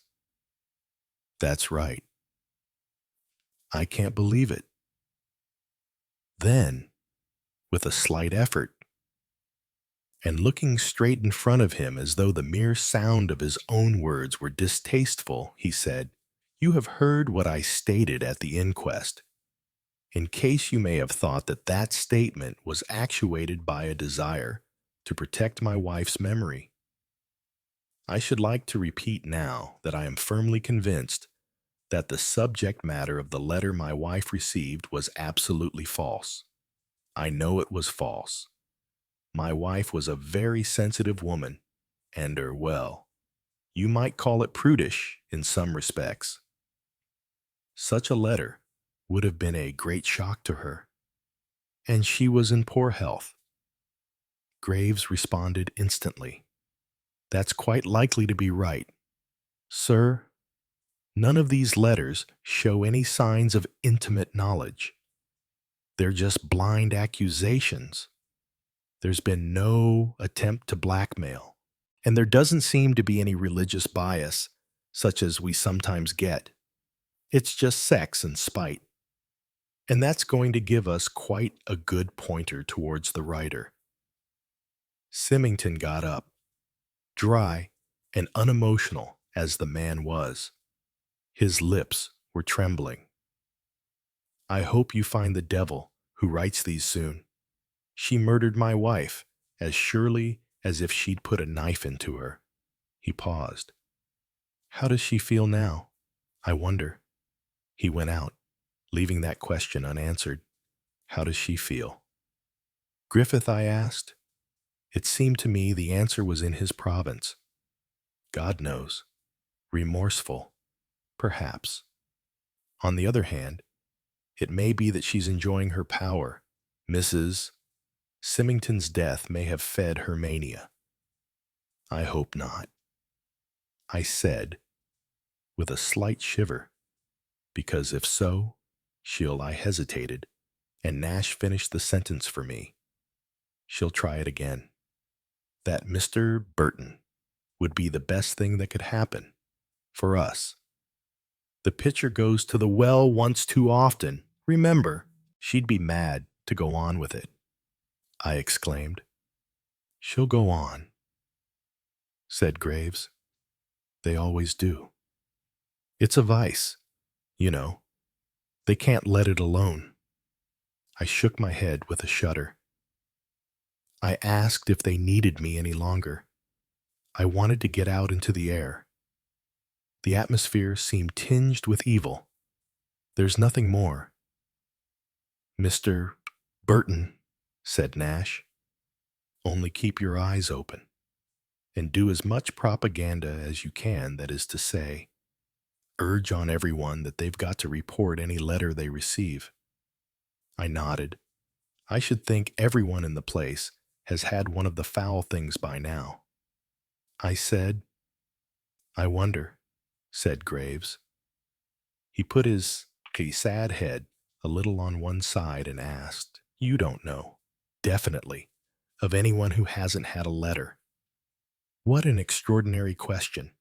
The population at large isn't likely to take me into their confidence. No, no, Mr. Burton, I didn't mean that. I just wondered if you knew of any one person who quite definitely, to your certain knowledge, has not received an anonymous letter. Well, as a matter of fact, I hesitated. I do, in a way. And I repeated my conversation with Emily Barton and what she had said. Graves received the information with a wooden face and said, "Well, that may come in useful. I'll note it down." I went out into the afternoon sunshine with Owen Griffith. Once in the street, I swore aloud. What kind of place is this for a man to come to lie in the sun and heal his wounds? It's full of festering poison, this place, and it looks as peaceful and as innocent as the Garden of Eden. Even there, said Owen dryly, there was one serpent. Look here. Griffith, do they know anything? Have they got any idea? I don't know. They've got a wonderful technique. The police, they're seemingly so frank, and they tell you nothing. Yeah, Nash is a nice fellow, and a very capable one. If anyone's batty in this place, you ought to know it, I said accusingly. Griffith shook his head. He looked discouraged, but he looked more than that. He looked worried. I wondered if he had an inkling of some kind. We had been walking along the high street. I stopped at the door of the house agents. I believe my second installment of rent is due in advance. I've got a good mind to pay it and clear out with Joanna right away. Forfeit the rest of the tenancy. Don't go, said Owen. Why not? He didn't answer. He said slowly after a minute or two. After all, I dare say you're right. Lymstock isn't healthy just now. It might harm you or your sister. Nothing harms Joanna. I said, she's tough. I'm the weakly one. Somehow, this business makes me sick. It makes me sick, said Owen. I pushed the door of the house, agents half open. But I shan't go. I said, vulgar curiosity is stronger than pusillanimity. I want to know the solution. I went in. A woman who was typing got up and came towards me. She had frizzy hair and simpered, but I found her more intelligent than the spectacled youth who had previously held sway in the outer office. A minute or two later, something familiar about her penetrated through to my consciousness. It was Miss Ginch, lately Symington's lady clerk. I commented on the fact. You were with Galbraith and Symington, weren't you? I said. Yes. Yes, indeed. But I thought it was better to leave. This is quite a good post, though not quite so well paid. But there are things that are more valuable than money. Don't you think so? Undoubtedly, I said.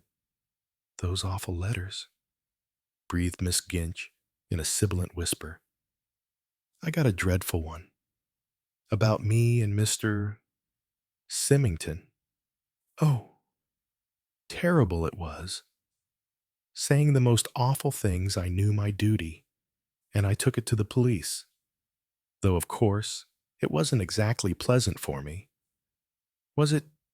No, most unpleasant.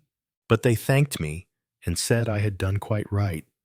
But I felt that, after that, if people were talking, and evidently they must have been, or where did the writer get the idea from then? I must avoid even the appearance of evil. Though there has never been anything at all wrong between me and Mr.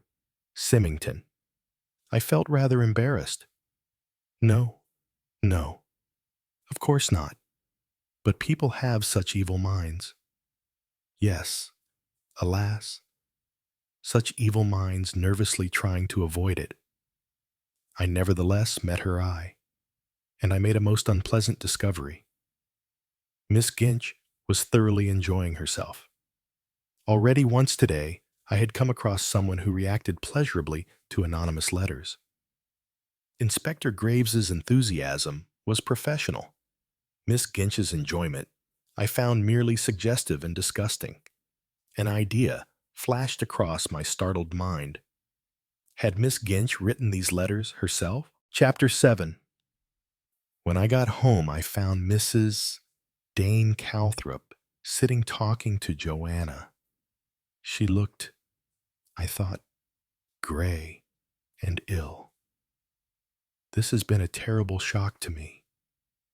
Mr. Burton, she said, poor thing, poor thing. Yes, I said, it's awful to think of someone being driven to the stage of taking their own life. Oh, you mean Mrs. Symington? Didn't you? Mrs. Dane? Calthrop shook her head. Of course one is sorry for her, but it would have been bound to happen anyway, wouldn't it? Would it, said Joanna dryly. Mrs. Dane Calthrop turned to her. Oh, I think so. Dear, if suicide is your idea of escape from trouble, then it doesn't very much matter what the trouble is. Whenever some very unpleasant shock had to be faced, she'd have done the same thing. What it really comes down to is that she was that kind of woman. Not that one would have guessed it. She always seemed to me a selfish, rather stupid woman, with a good firm hold on life.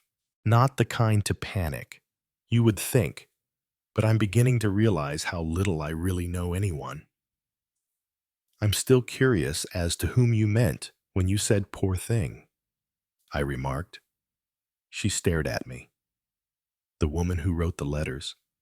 Of course, I don't think, I said dryly, I shall waste sympathy on her. Mrs. Dane Calthrop leaned forward. She laid a hand on my knee.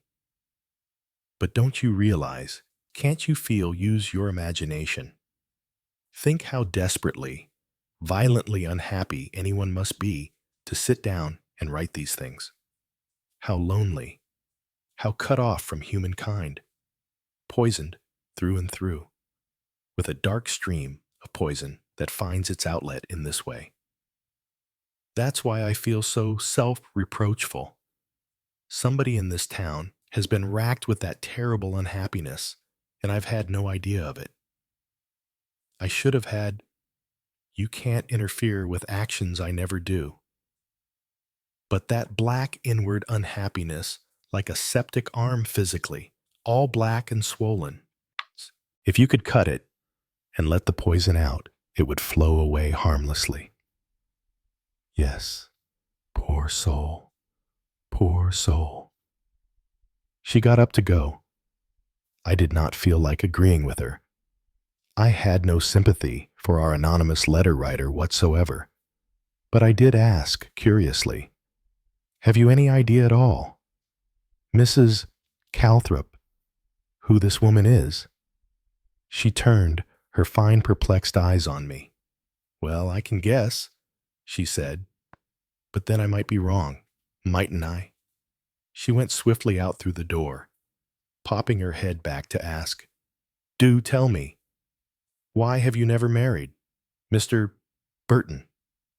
In anyone else, it would have been an impertinence, but with Mrs.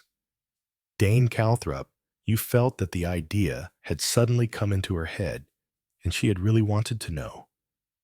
Shall we say, I said, rallying, that I have never met the right woman? We can say so, said Mrs. Dane Calthrop, but it wouldn't be a very good answer, because so many men have obviously married the wrong woman. This time she really departed. Joanna said, "You know, I really do think she's mad, but I like her. The people in the village here are afraid of her. So am I. A little, because you never know what's coming next, yes. And there's a careless brilliancy about her guesses." Joanna said slowly, "Do you really think whoever wrote these letters is very unhappy? I don't know what the damned hag is thinking or feeling, and I don't care. It's her victims I'm sorry for. It seems odd to me now that in our speculations about Poison Pen's frame of mind, we missed the most obvious one. Griffith had pictured her as possibly exultant. I had envisaged her as remorseful, appalled by the result of her handiwork.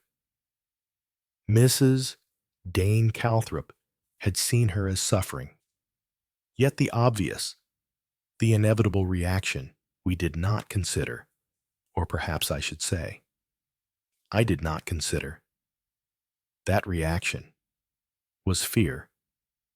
For with the death of Mrs. Symington, the letters had passed out of one category into another. I don't know what the legal position was.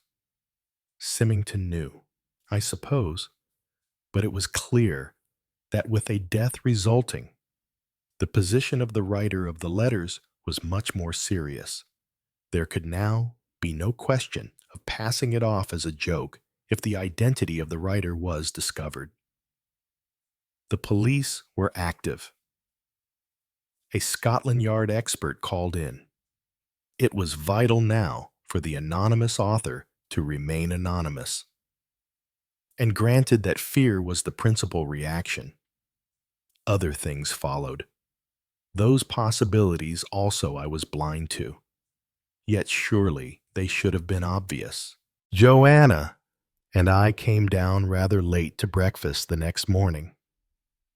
That is to say, late by the standards of Lymstock. It was 9:30, an hour at which, in London, Joanna was just unclosing an eyelid, and mine would probably be still tight shut. However, when Partridge had said breakfast at 8:30 or 9 o'clock, neither Joanna nor I had had the nerve to suggest a later hour, to my annoyance. Aimee Griffith was standing on the doorstep talking to Megan. She gave tongue with her usual heartiness at the sight of us. "Hello, there, slackers. I've been up for hours." That, of course, was her own business. A doctor, no doubt, has to have early breakfast, and a dutiful sister is there to pour out his tea or coffee, but it is no excuse for coming and butting in on one's more somnolent neighbors. 9:30 is not the time for a morning call. Megan slipped back into the house and into the dining room, where I gathered she had been interrupted in her breakfast. "I said I wouldn't come in," said Aimee Griffith, "though why it is more of a merit to force people to come and speak to you on the doorstep than to talk to them inside the house I do not know. I just wanted to ask Miss Burton if she'd any vegetables to spare for our Red Cross stall on the main road. If so, I'd get Owen to call for them in the car." "You're out and about very early," I said. "The early bird catches the worm," said Aimee. "You have a better chance of finding people in this time of day. I'm off to Mr. Pye's next. Got to go over to Brenton this afternoon. Guides, your energy makes me quite tired," I said. And at that moment, the telephone rang and I retired to the back of the hall to answer it, leaving Joanna murmuring rather doubtfully something about rhubarb and French beans and exposing her ignorance of the vegetable garden. "Yes," I said, into the telephone mouthpiece. A confused noise of deep breathing came from the other end of the wire, and a doubtful female voice said, "Oh, yes," I said again, encouragingly. "Oh." said the voice again, and then it inquired adenoidally. Is that what I mean? Is that little furs? This is little furs. Oh, this was clearly a stock, beginning to every sentence. The voice inquired cautiously, could I speak to Miss Partridge just a minute? Certainly, I said. Who shall I say? Oh, tell her it's Agnes. Would you, Agnes Waddle? Agnes Waddle. That's right.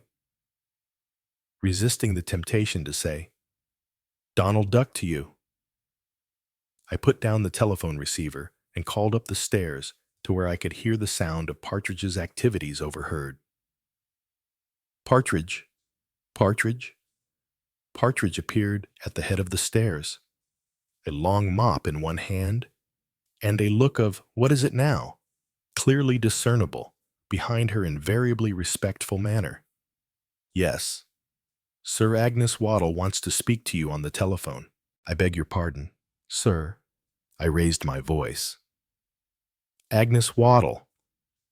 I have spelt the name as it presented itself to my mind, but I will now spell it as it was actually written. Agnes Waddell. Whatever can she want now? Very much put out of countenance. Partridge relinquished her mop and rustled down the stairs, her print dress crackling with agitation.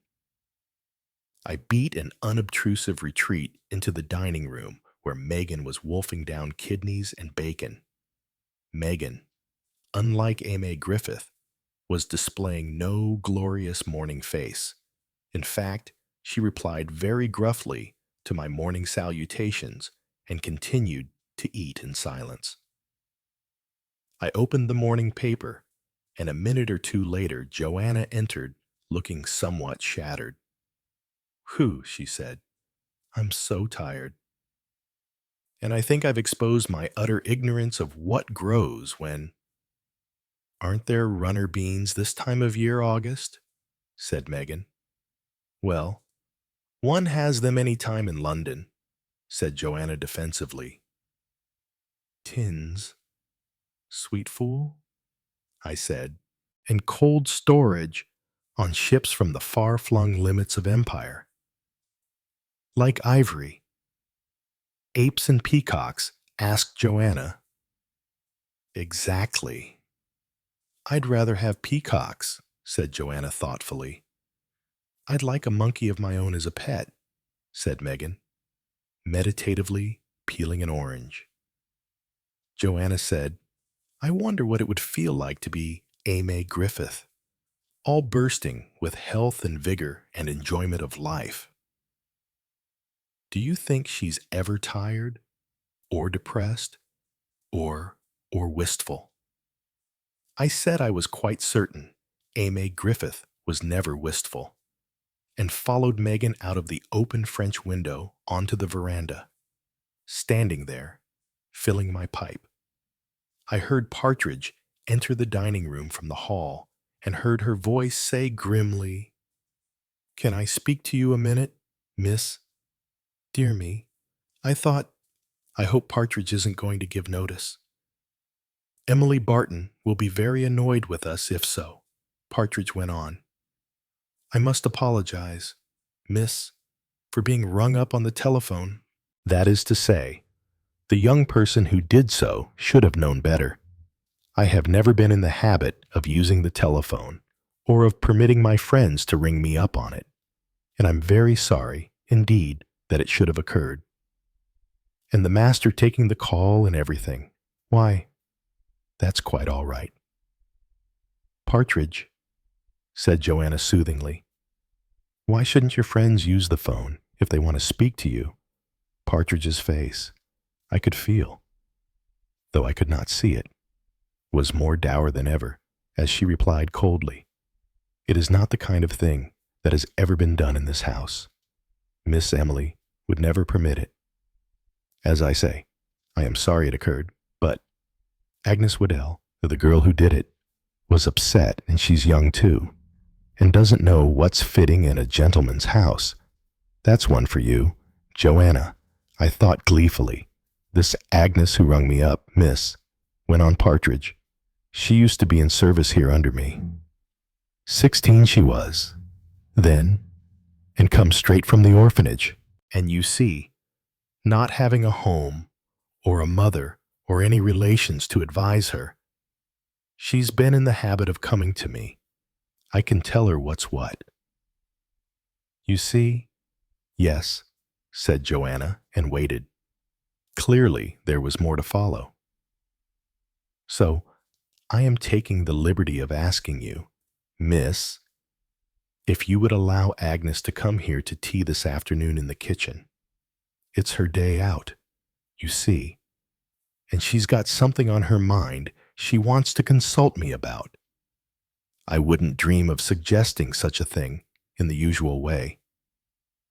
Joanna said, bewildered, "But why shouldn't you have anyone to tea with you?"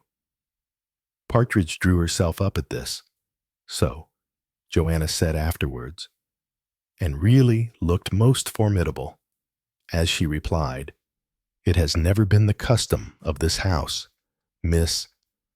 old Mrs. Barton never allowed visitors in the kitchen, excepting as it should be our own day out, in which case we were allowed to entertain friends here instead of going out. But otherwise, on ordinary days, no. And Miss Emily, she keeps to the old ways. Joanna is very nice to servants, and most of them like her, but she has never cut any ice with Partridge. It's no good. My girl," I said when Partridge had gone and Joanna had joined me outside, "your sympathy and leniency are not appreciated. The good old overbearing ways for Partridge and things done the way they should be done in a gentleman's house. I never heard of such tyranny as not allowing them to have their friends to see them," said Joanna. "It's all very well, Jerry, but they can't like being treated like black slaves. Evidently they do." I said, "At least the Partridges of this world do. I can't imagine why she doesn't like me. Most people do.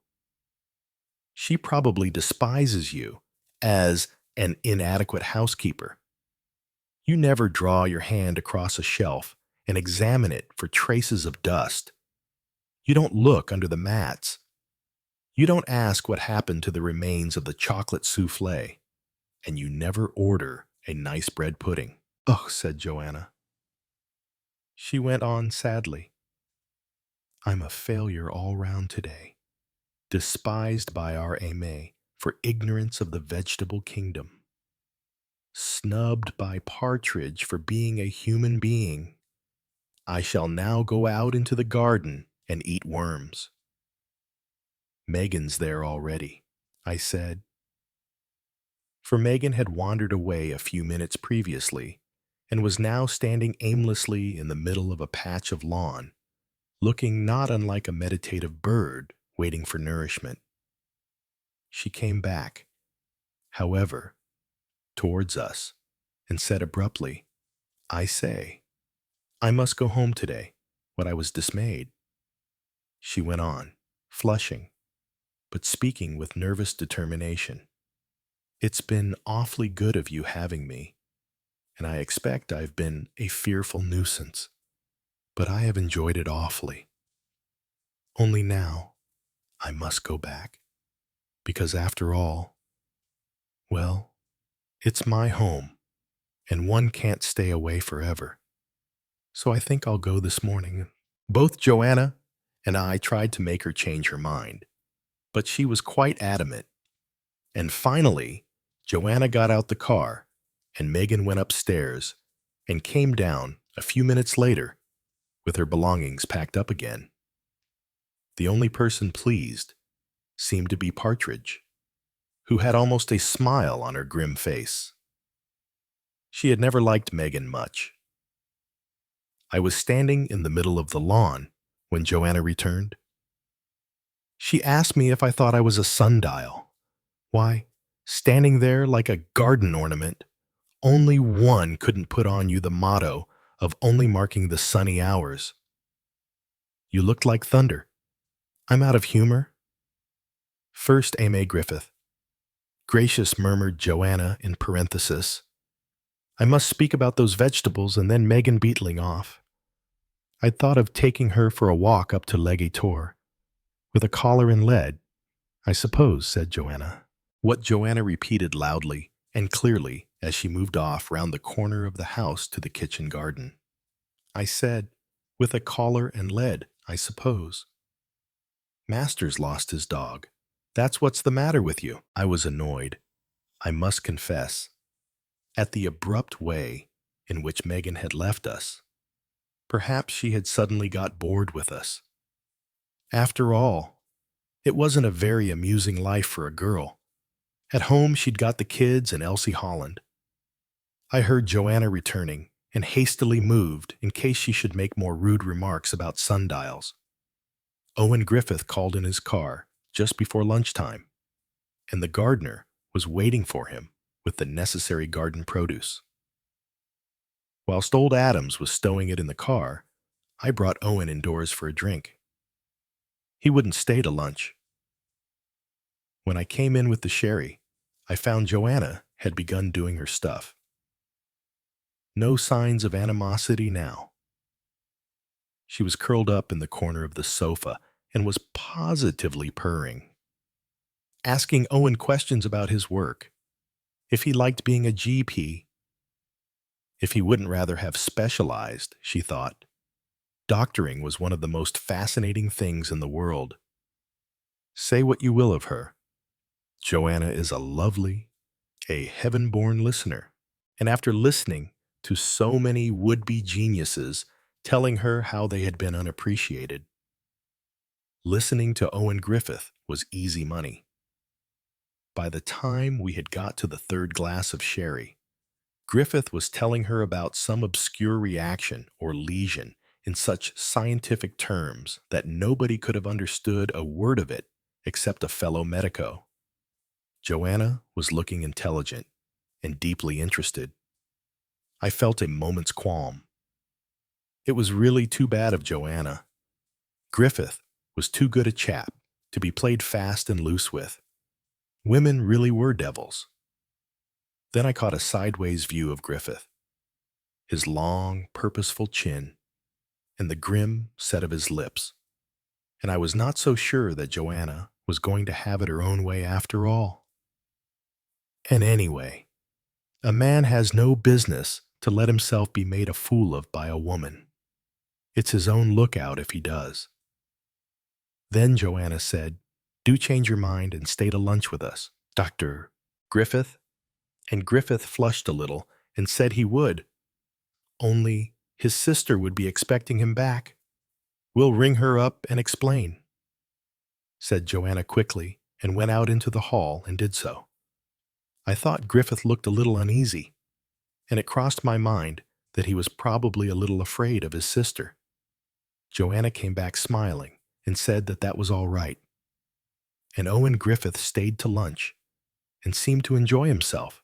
We talked about books and plays and world politics and about music and painting and modern architecture.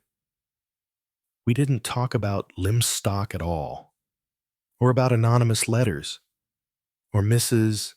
Symington's suicide. We got right away from everything, and I think Owen Griffith was happy. His dark, sad face lighted up, and he revealed an interesting mind. When he had gone, I said to Joanna, that fellow's too good for your tricks. Joanna said, that's what you say. You men all stick together. Why were you out after his hide? Joanna wounded vanity. Perhaps, said my sister. That afternoon, we were to go to tea with Miss Emily Barton at her rooms in the village. We strolled down there on foot, for I felt strong enough now to manage the hill back again. We must actually have allowed too much time and got there early, for the door was opened to us by a tall, raw-boned, fierce-looking woman who told us that Miss Barton wasn't in yet, but she's expecting you, I know. So if you'll come up and wait, please. This was evidently faithful Florence. We followed her up the stairs, and she threw open a door and showed us into what was quite a comfortable sitting room, though perhaps a little overfurnished. Some of the things, I suspected, had come from little furs. The woman was clearly proud of her room. "It's nice, isn't it?" she demanded. "Very nice," said Joanna warmly. "I make her as comfortable as I can. Not that I can do for her as I'd like to, and in the way she ought to have. She ought to be in her own house, properly, not turned out into rooms." Florence, who was clearly a dragon, looked from one to the other of us reproachfully. It was not, I felt, our lucky day. Joanna had been ticked off by Aimee Griffith and Partridge, and now we were both being ticked off by the dragon Florence. Parlor maid I was for 15 years there, she added. Joanna, goaded by injustice, said, well, Miss Barton wanted to let the house. She put it down at the house agent's, forced to it, said Florence. And she living so frugal and careful. But even then, the government can't leave her alone. Has to have its pound of flesh just the same. I shook my head sadly. Plenty of money there was in the old lady's time, said Florence. And then they all died off one by one. Poor dears. Miss Emily nursing of them one after the other. Wore herself out she did, and always so patient and uncomplaining. But it told on her, and then to have worry about money on top of it all, shares not bringing in what they used to. So she says, and why not? I should like to know. They ought to be ashamed of themselves. Doing down a lady like her, who's got no head for figures and can't be up to their tricks. Practically everyone has been hit that way, I said, but Florence remained unsoftened. It's all right for some as can look after themselves, but not for her. She needs looking after, and as long as she's with me, I'm going to see no one imposes on her or upsets her in any way. I'd do anything for Miss Emily, and glaring at us for some moments in order to drive that point thoroughly home. The indomitable Florence left the room, carefully shutting the door behind her. Do you feel like a bloodsucker? Jerry inquired Joanna. Because I do. What's the matter with us? We don't seem to be going down very well, said. Megan gets tired of us. Partridge disapproves of you. Faithful Florence disapproves of both of us. Joanna murmured, I wonder why Megan did leave. She got bored. I don't think she did at all. I wonder, do you think, Jerry, it could have been something that Aimee Griffith said. You mean this morning, when they were talking on the doorstep? Yes. There wasn't much time. Of course. But I finished the sentence. But that woman's got the tread of a cow elephant. She might have when the door opened and Miss Emily came in. She was pink and a little out of breath and seemed excited. Her eyes were very blue and shining. She chirruped at us in quite a distracted manner. Oh dear, I'm so sorry I'm late. Just doing a little shopping in the town. And the cakes at the Blue Rose didn't seem to me quite fresh, so I went on to Mrs. Lygon's. I always like to get my cakes the last thing. Then one gets the newest batch just out of the oven, and one isn't put off with the day before's. But I am so distressed to have kept you waiting, really unpardonable. Joanna cut in. It's our fault. Miss Barton, we're early. We walk down, and Jerry strides along so fast now that we arrive everywhere too soon. Never too soon. Dear, don't say that. One cannot have too much of a good thing, you know. And the old lady patted Joanna affectionately on the shoulder. Joanna brightened up. At last, so it seemed. She was being a success. Emily Barton extended her smile to include me, but with a slight timidity in it, rather as one might approach a man-eating tiger, guaranteed for the moment harmless. It's very good of you to come to such a feminine meal as tea. Mr. Burton. Emily Barton, I think, has a mental picture of men as interminably consuming whiskeys and sodas and smoking cigars, and in the intervals dropping out to do a few seductions of village maidens, or to conduct a liaison with a married woman. When I said this to Joanna later, she replied that it was probably wishful thinking, that Emily Barton would have liked to come across such a man, but alas, had never done so. In the meantime, Miss Emily was fussing round the room, arranging Joanna and myself with little tables, and carefully providing ashtrays. And a minute later, the door opened, and Florence came in bearing a tray of tea with some fine Crown Derby cups on it, which I gathered Miss Emily had brought with her. The tea was china and delicious, and there were plates of sandwiches and thin bread and butter, and a quantity of little cakes. Florence was beaming now, and looked at Miss Emily with a kind of maternal pleasure, as at a favorite child enjoying a doll's tea party. Joanna and I ate far more than we wanted to. Our hostess pressed us so earnestly. The little lady was clearly enjoying her tea party, and I perceived that, to Emily Barton, Joanna and I were a big adventure. Two people from the mysterious world of London and sophistication. Naturally, our talk soon dropped into local channels. Miss Barton spoke warmly of Dr. Griffith, his kindness, and his cleverness as a doctor. Mr. Symington, too, was a very clever lawyer, and had helped Miss Barton to get some money back from the income tax, which she would never have known about. He was so nice to his children, too. Devoted to them and to his wife, she caught herself up. Poor Mrs. Symington. It's so dreadfully sad. With those young children left motherless. Never. Perhaps. A very strong woman, and her health had been bad of late. A brainstorm. That is what it must have been. I read about such a thing in the paper. People really do not know what they are doing under those circumstances, and she can't have known what she was doing, or else she would have remembered Mr. Symington and the children. That anonymous letter must have shaken her up very badly, said Joanna. Miss Barton flushed. She said, with a tinge of reproof in her voice, not a very nice thing to discuss. Do you think? Dear, I know there have been her letters, but we won't talk about them. Nasty things. I think they are better just ignored.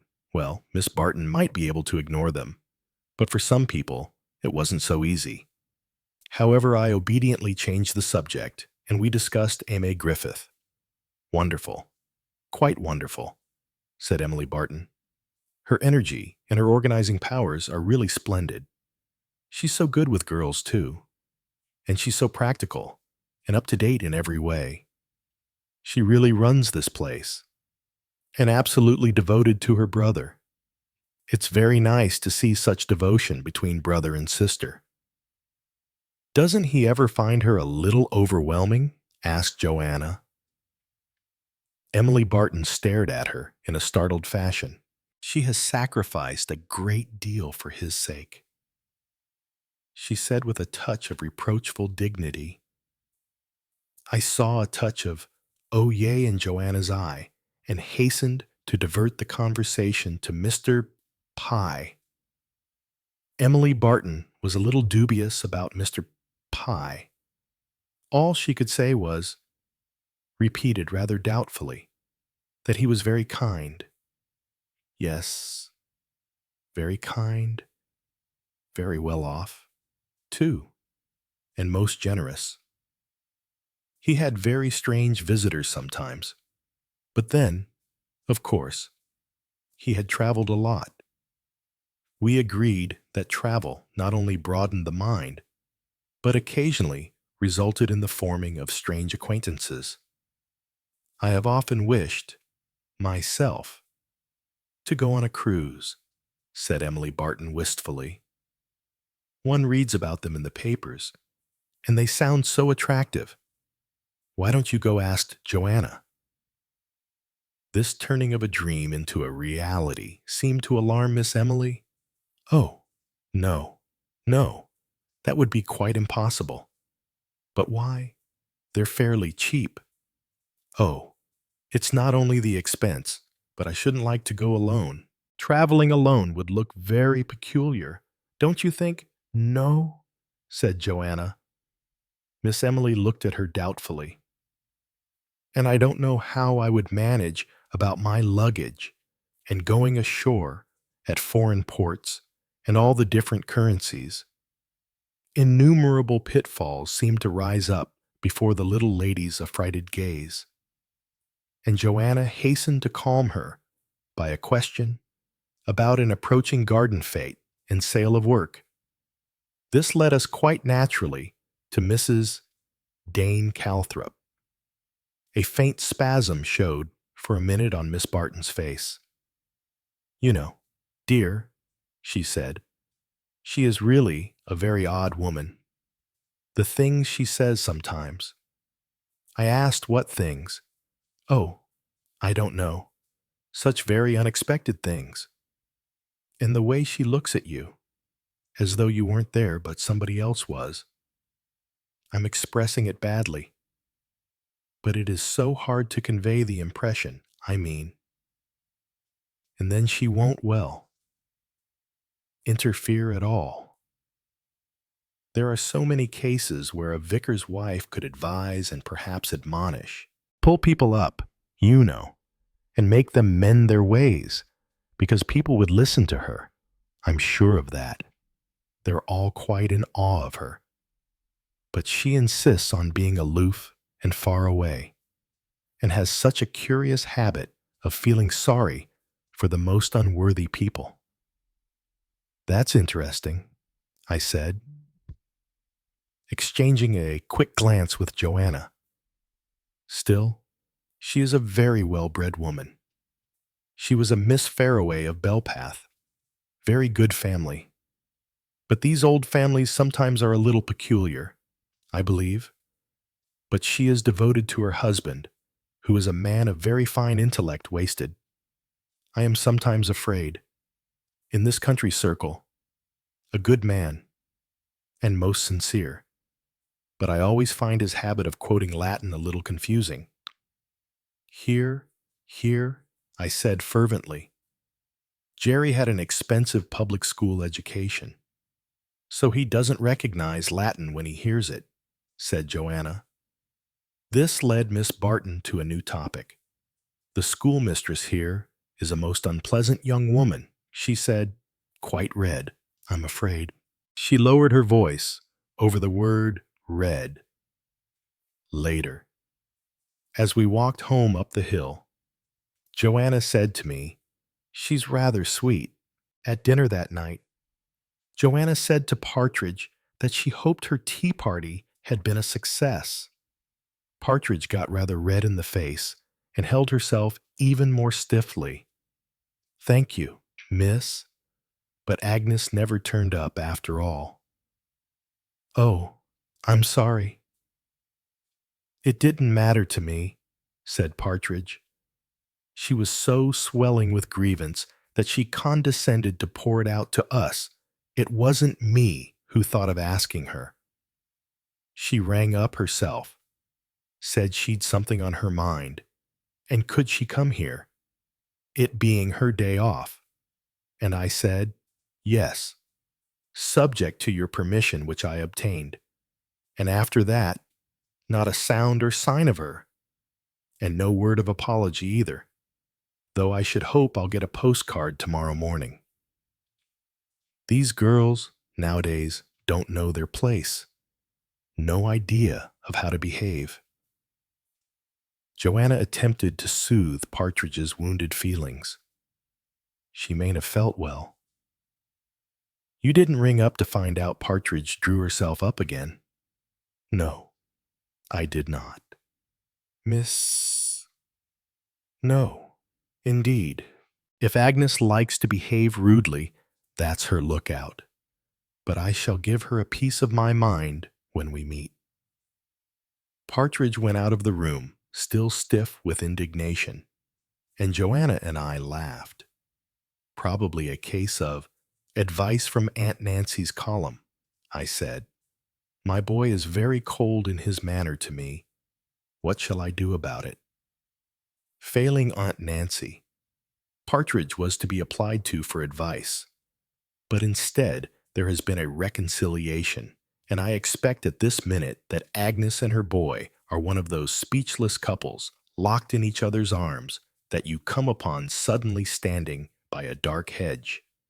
They embarrass you horribly, but you don't embarrass them. Joanna laughed and said she expected that was it. We began talking of the anonymous letters and wondered how Nash and the melancholy Graves were getting on. It's a week today exactly, said Joanna, since Mrs. Symington's suicide. I should think they must have got on to something by now. Fingerprints, or handwriting, or something. I answered her absently.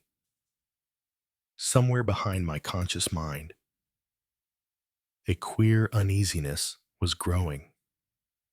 It was connected in some way with the phrase that Joanna had used. A week exactly. I ought, I dare say, to have put two and two together earlier. Perhaps unconsciously. My mind was already suspicious. Anyway, the leaven was working now. The uneasiness was growing, coming to a head. Joanna noticed suddenly that I wasn't listening to her spirited account of a village encounter. What's the matter? Jerry, I did not answer because my mind was busy piecing things together. Mrs. Symington's suicide. She was alone in the house that afternoon. Alone in the house because the maids were having their day out. A week ago, exactly, Jerry. What I interrupted. Joanna. Maids have days out once a week, don't they? And alternate Sundays. Said Joanna. What on a never mind Sundays? They go out the same day every week. Yes, that's the usual thing. Joanna was staring at me curiously. Her mind had not taken the track mine had done. I crossed the room and rang the bell. Partridge came. Tell me, I said, this Agnes Waddell. She's in service. Yes, sir, at Mrs. Symington's. At Mr. Symington's? I should say now. I drew a deep breath. I glanced at the clock. It was 10:30. Would she be back now? Do you think Partridge was looking disapproving? Yes, sir. The maids have to be in by 10 there. They're old-fashioned. I said, I'm going to ring up. I went out to the hall. Joanna and Partridge followed me. Partridge was clearly furious. Joanna was puzzled. She said, as I was trying to get the number, what are you going to do? Jerry, I'd like to be sure that the girl has come in all right. Partridge sniffed. Just sniffed. Nothing more. But I did not care tuppence about Partridge's sniffs. Elsie Holland answered the telephone the other end. Sorry to ring you up. I said, this is Jerry Burton speaking. Has your maid Agnes come in? It was not until after I had said it that I suddenly felt a bit of a fool. For if the girl had come in and it was all right, how on earth was I going to explain my ringing up and asking? It would have been better if I had let Joanna ask the question, though even that would need a bit of explaining. I foresaw a new trail of gossip started in Lymstock, with myself and the unknown Agnes Waddell at its center. Elsie Holland sounded, not unnaturally, very much surprised. Agnes. Oh, she's sure to be in by now. I felt a fool. But I went on with it. Do you mind just seeing if she has come in, Miss Holland? There is one thing to be said for a nursery governess. She is used to doing things when told. Hers, not to reason why Elsie Holland put down the receiver and went off obediently. 2 minutes later, I heard her voice. Are you there, Mr. Burton? Yes, Agnes isn't in yet. As a matter of fact, I knew then that my hunch had been right. I heard a noise of voices vaguely from the other end. Then Symington himself spoke. Hello, Burton. What's the matter? Your maid. Agnes isn't back yet. No. Miss Holland has just been to see. What's the matter? There's not been an accident, has there? Not an accident, I said. Do you mean you have reason to believe something has happened to the girl? I said grimly, I shouldn't be surprised. Chapter 8. I slept badly that night. I think that, even then, there were pieces of the puzzle floating about in my mind. I believe that if I had given my mind to it, I could have solved the whole thing then and there. Otherwise, why did those fragments tag along so persistently? How much do we know at any time? Much more. Or so I believe. Then we know, but we cannot break through to that subterranean knowledge. It is there, but we cannot reach it. I lay on my bed, tossing uneasily, and only vague bits of the puzzle came to torture me. There was a pattern. If only I could get hold of it. I ought to know who wrote those damned letters. There was a trail somewhere, if only I could follow it. As I dropped off to sleep, words danced irritatingly through my drowsy mind. No smoke without fire. No fire without smoke. Smoke. Smoke. Smoke screen, no. That was the war. A war phrase. War. Scrap of paper. Only a scrap of paper. Belgium, Germany. I fell asleep. I dreamt that I was taking Mrs. Dane Calthrop, who had turned into a greyhound, for a walk with a collar and lead. It was the ringing of the telephone that roused me, a persistent ringing. I sat up in bed, glanced at my watch. It was 7:30. I had not yet been called. The telephone was ringing in the hall downstairs. I jumped out of bed, pulled on a dressing gown, and raced down. I beat Partridge, coming through the back door from the kitchen, by a short head. I picked up the receiver. Hello. Oh. It was a sob of relief. It's you, Megan's voice. Megan's voice indescribably forlorn and frightened. Oh, please do come, do come. Oh, please do. Will you? I'm coming at once, I said. Do you hear at once?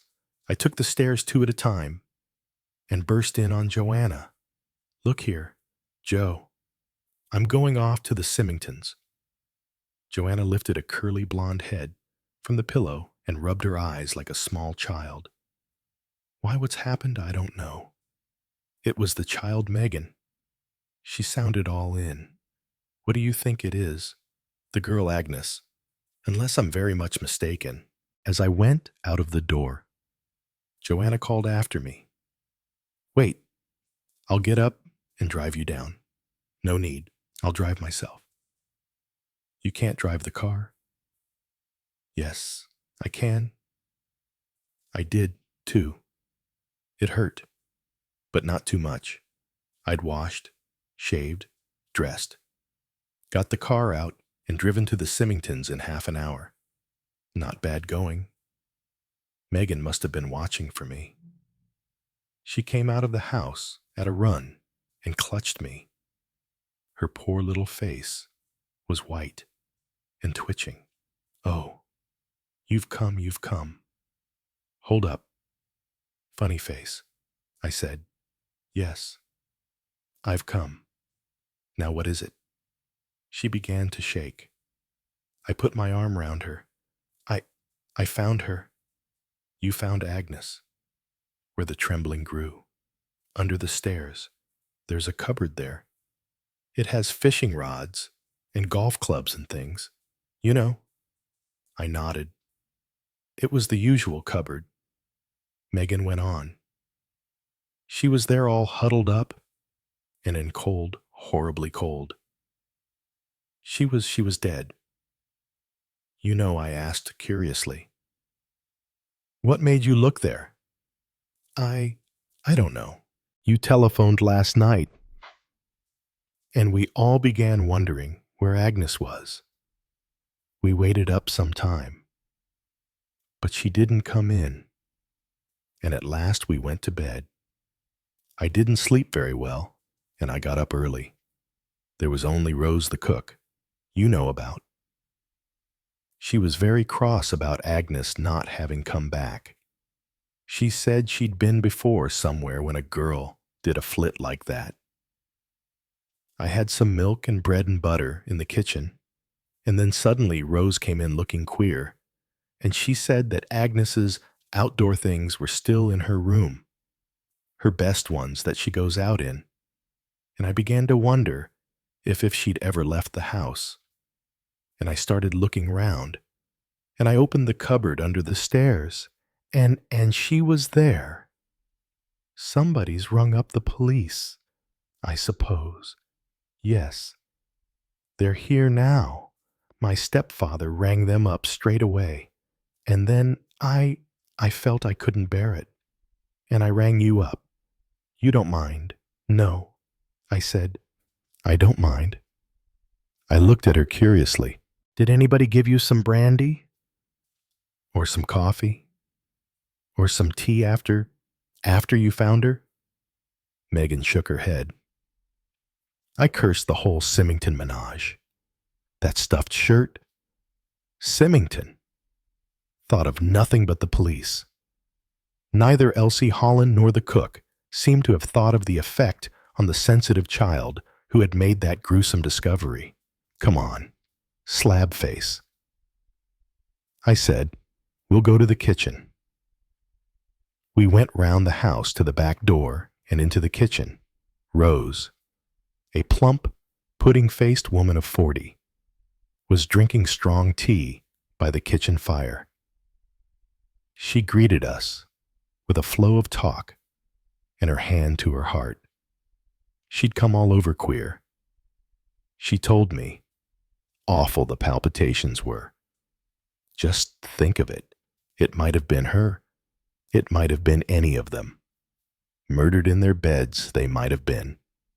Dish out a good strong cup of that tea for Miss Megan. I said, she's had a shock. You know. Remember, it was she who found the body. The mere mention of a body nearly sent Rose off again. But I quelled her with a stern eye, and she poured out a cup of inky fluid. There you are. Young woman, I said to Megan, you drink that down. You haven't got any brandy. I suppose. Rose said rather doubtfully that there was a drop of cooking brandy left over from the Christmas puddings. That'll do, I said, and put a dollop of it into Megan's cup. I saw by Rose's eye that she thought it a good idea. I told Megan to stay with Rose. I can trust you to look after Miss Megan, I said. And Rose replied in a gratified way, "Oh, yes, sir." I went through into the house. If I knew Rose and her kind, she would soon find it necessary to keep her strength up with a little food. And that would be good for Megan, too. Confound these people. Why couldn't they look after the child? Fuming inwardly, I ran into Elsie Holland in the hall. She didn't seem surprised to see me. I suppose that the gruesome excitement of the discovery made one oblivious of who was coming and going. The constable, Bert Rundle, was by the front door. Elsie Holland gasped out, "Oh, Mr. Burton, isn't it awful? Whoever can have done such a dreadful thing? It was murder. Then, oh, yes." She was struck on the back of the head. "It's all blood and hair. Oh, it's awful, and bundled into that cupboard. Who can have done such a wicked thing? And why poor Agnes? I'm sure she never did anyone any harm." "No," I said. Somebody saw to that pretty promptly. She stared at me. Not, I thought, a quick-witted girl, but she had good nerves. Her color was, as usual, slightly heightened by excitement, and I even fancied that in a macabre kind of way, and in spite of a naturally kind heart, she was enjoying the drama. She said apologetically, "I must go up to the boys. Mr. Symington is so anxious that they shouldn't get a shock. He wants me to keep them right away." "Megan found the body, I hear," I said. "I hope somebody is looking after her. I will say for Elsie Holland that she looked conscience-stricken." "Oh dear," she said. "I forgot all about her. I do hope she's all right. I've been so rushed, you know, and the police and everything, but it was remiss of me. Poor girl. She must be feeling bad. I'll go and look for her at once." I relented. "She's all right," I said. "Rose is looking after her. You get along to the kids." She thanked me with a flash of white tombstone teeth and hurried upstairs. After all, the boys were her job, and not Megan was nobody's job. Elsie was paid to look after Symington's blinking brats. One could hardly blame her for doing so. As she flashed round the corner of the stairs, I caught my breath. For a minute, I caught a glimpse of a winged victory, deathless and incredibly beautiful, instead of a conscientious nursery governess. Then a door opened, and Superintendent Nash stepped out into the hall, with Symington behind him. "Oh, Mr. Burton," he said. "I was just going to telephone you. I'm glad you are here." He didn't ask me then why I was here. He turned his head and said to Symington, "I'll use this room if I may." It was a small morning room with a window on the front of the house. "Certainly, certainly." Symington's poise was pretty good, but he looked desperately tired. Superintendent Nash said gently, "I should have some breakfast, if I were you. Mr. Symington, you and Miss Holland and Miss Megan will feel much better after coffee and eggs and bacon.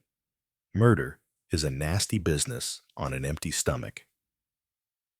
He spoke in a comfortable family doctor kind of way. Symington gave a faint attempt at a smile and said, "Thank you, Superintendent. I'll take your advice." I followed Nash into the little morning room, and he shut the door. He said then, "You've got here very quickly. How did you hear I told him that Megan had rung me up?" I felt well disposed towards Superintendent Nash. He, at any rate, had not forgotten that Megan, too, would be in need of breakfast.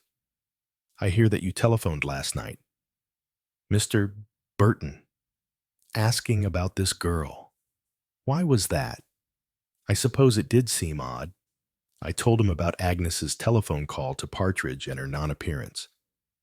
He said, "Yes, I see." He said it slowly and reflectively, rubbing his chin. Then he sighed. "Well," he said, "it's murder now. Right enough. Direct physical action. The question is, what did the girl know? Did she say anything to this Partridge? Anything definite?" "I don't think so. But you can ask her." "Yeah, I shall come up and see her when I've finished here."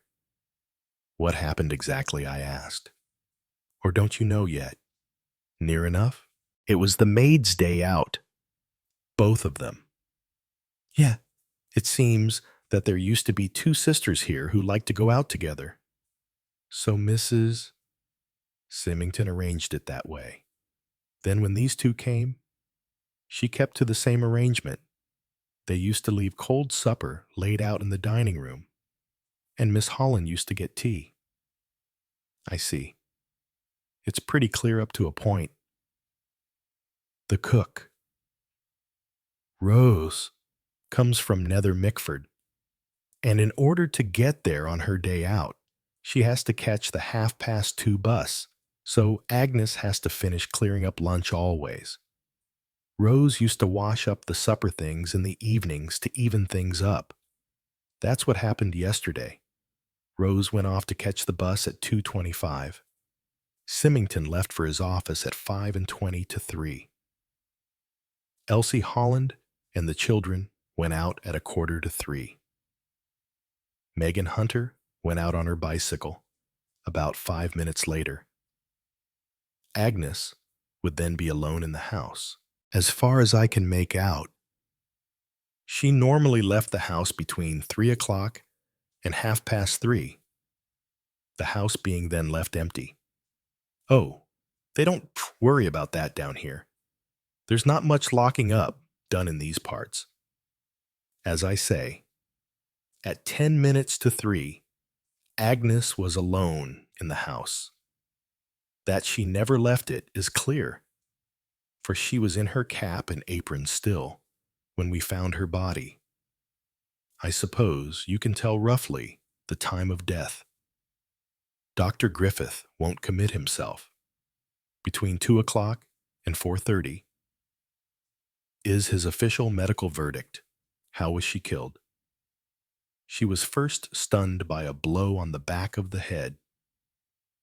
Afterwards, an ordinary kitchen skewer, sharpened to a fine point, was thrust in the base of the skull, causing instantaneous death. I lit a cigarette. It was not a nice picture. Pretty cold-blooded. I said, "Oh yes, yes, that was indicated." I inhaled deeply. "Who did it?" I said. "And why?" "I don't suppose," said Nash slowly, "that we shall ever know exactly why. But we can guess. She knew something. She knew something. She didn't give anyone here a hint. As far as I can make out, no.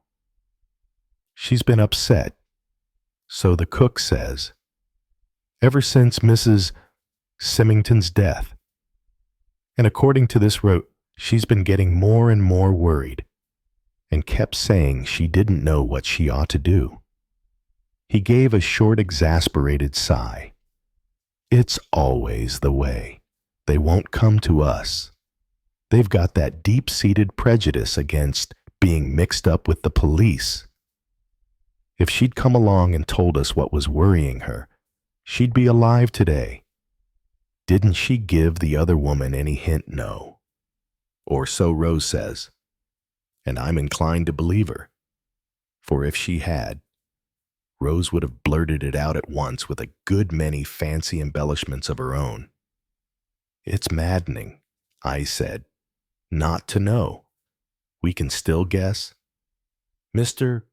Burton, to begin with. It can't be anything very definite. It's got to be the sort of thing that you think over. And as you think it over, your uneasiness grows. You see what I mean? Yes. Actually, I think I know what it was. I looked at him with respect. That's good work. Superintendent, well, you see, Mr. Burton, I know something that you don't. On the afternoon that Mrs. Symington committed suicide, both maids were supposed to be out. It was their day out. But actually, Agnes came back to the house. You know that? Yes. Agnes has a boyfriend, young Rendell, from the fish shop. Wednesday is early closing, and he comes along to meet Agnes, and they go for a walk. Or to the pictures, if it's wet. That Wednesday, they had a row practically as soon as they met. Our letter writer had been active, suggesting that Agnes had other fish to fry, and young Fred Rendell was all worked up. They quarreled violently, and Agnes bolted back home and said she wasn't coming out unless Fred said he was sorry. Well, well. Mr. Burton, the kitchen faces the back of the house, but the pantry looks out where we are looking now. There's only one entrance gate. You come through it and either up to the front door or else along the path at the side of the house to the back door. He paused. Now I'll tell you something. That letter that came to Mrs. Symington that afternoon didn't come by post. It had a used stamp affixed to it, and the postmark faked quite convincingly in lampblack, so that it would seem to have been delivered by the postman with the afternoon letters. But actually, it had not been through the post. You see what that means? I said slowly. It means that it was left by hand, pushed through the letter box some time before the afternoon post was delivered, so that it should be amongst the other letters. Exactly. The afternoon post comes round about 3:45. My theory is this. The girl was in the pantry looking through the window. It's masked by shrubs, but you can see through them quite well, watching out for her young man to turn up and apologize. I said, and she saw whoever it was deliver that note. That's my guess. Mr. Burton? I may be wrong. Of course. I don't think you are. It's simple and convincing, and it means that Agnes knew who the anonymous letter writer was. Yes, but then why didn't she? I paused. Frowning, Nash said quickly. As I see it, the girl didn't realize what she had seen, not at first. Somebody had left a letter at the house. Yes, but that somebody was nobody she would dream of connecting with the anonymous letters. It was somebody, from that point of view, quite above suspicion. But the more she thought about it, the more uneasy she grew. Ought she, perhaps, to tell someone about it? In her perplexity, she thinks of Miss Barton's partridge, who, I gather, is a somewhat dominant personality, and whose judgment Agnes would accept unhesitatingly. She decides to ask Partridge what she ought to do. Yes, I said thoughtfully. It fits well enough, and somehow or other, Poison Pen found out. How did she find out? Superintendent, you're not used to living in the country, Mr. Burton. It's a kind of miracle how things get round. First of all, there's the telephone call. Who overheard at your end, I reflected. I answered the telephone originally. Then I called up the stairs to Partridge, mentioning the girl's name. Yes, I did. Anyone overhear you? My sister or Miss Griffith might have done so. Ah, Miss Griffith? What was she doing up there? I explained. Was she going back to the village? She was going to Mr. Pye first. Superintendent Nash sighed. That's two ways it could have gone all over the place. I was incredulous. Do you mean that either Miss Griffith or Mr. Pye would bother to repeat a meaningless little bit of information like that? Anything's news in a place like this. You'd be surprised. If the dressmaker's mother has got a bad corn, everybody hears about it. And then there is this end, Miss Holland. Rose, they could have heard what Agnes said. And there's Fred Rendell. It may have gone round through him that Agnes went back to the house that afternoon. I gave a slight shiver. I was looking out of the window. In front of me was a neat square of grass and a path and the low prim gate. Someone had opened the gate, had walked very correctly and quietly up to the house, and had pushed a letter through the letter box. I saw, hazily, in my mind's eye, that vague woman's shape. The face was blank, but it must be a face that I knew. Superintendent Nash was saying all the same. This narrows things down. That's always the way we get 'em in the end. Steady, patient elimination. There aren't so very many people it could be now. You mean it knocks out any women clerks who were at their work all yesterday afternoon? It knocks out the schoolmistress. She was teaching. And the district nurse. I know where she was yesterday. Not that I ever thought it was any of them. But now we're sure. You see, Mr. Burton, we've got two definite times now on which to concentrate: yesterday afternoon and the week before. On the day of Mrs. Symington's death from, say, 3:15, the earliest possible time at which Agnes could have been back in the house after her quarrel, and 4:00, when the post must have come. But I can get that fixed more accurately with the postman. And yesterday, from 10 minutes to 3, when Miss Megan Hunter left the house, until 3:30 or more, probably 3:15, as Agnes hadn't begun to change. What do you think happened yesterday? Nash made a grimace. What do I think? I think a certain lady walked up to the front door and rang the bell. Quite calm and smiling. The afternoon caller. Maybe she asked for Miss Holland, or for Miss Megan, or perhaps she had brought a parcel. Anyway, Agnes turns round to get a salver for cards, or to take the parcel in, and our ladylike caller bats her on the back of her unsuspecting head. What with Nash said, the ladies round here usually carry large sizes in handbags. No saying what mightn't be inside it. And then stabs her through the back of the neck and bundles her into the cupboard. Wouldn't that be a hefty job for a woman? Superintendent Nash looked at me with rather a queer expression. The woman we're after isn't normal. Not by a long way, and that type of mental instability goes with surprising strength. Agnes wasn't a big girl. He paused and then asked, what made Miss Megan Hunter think of looking in that cupboard? Sheer instinct, I said. Then I asked, why drag Agnes into the cupboard? What was the point?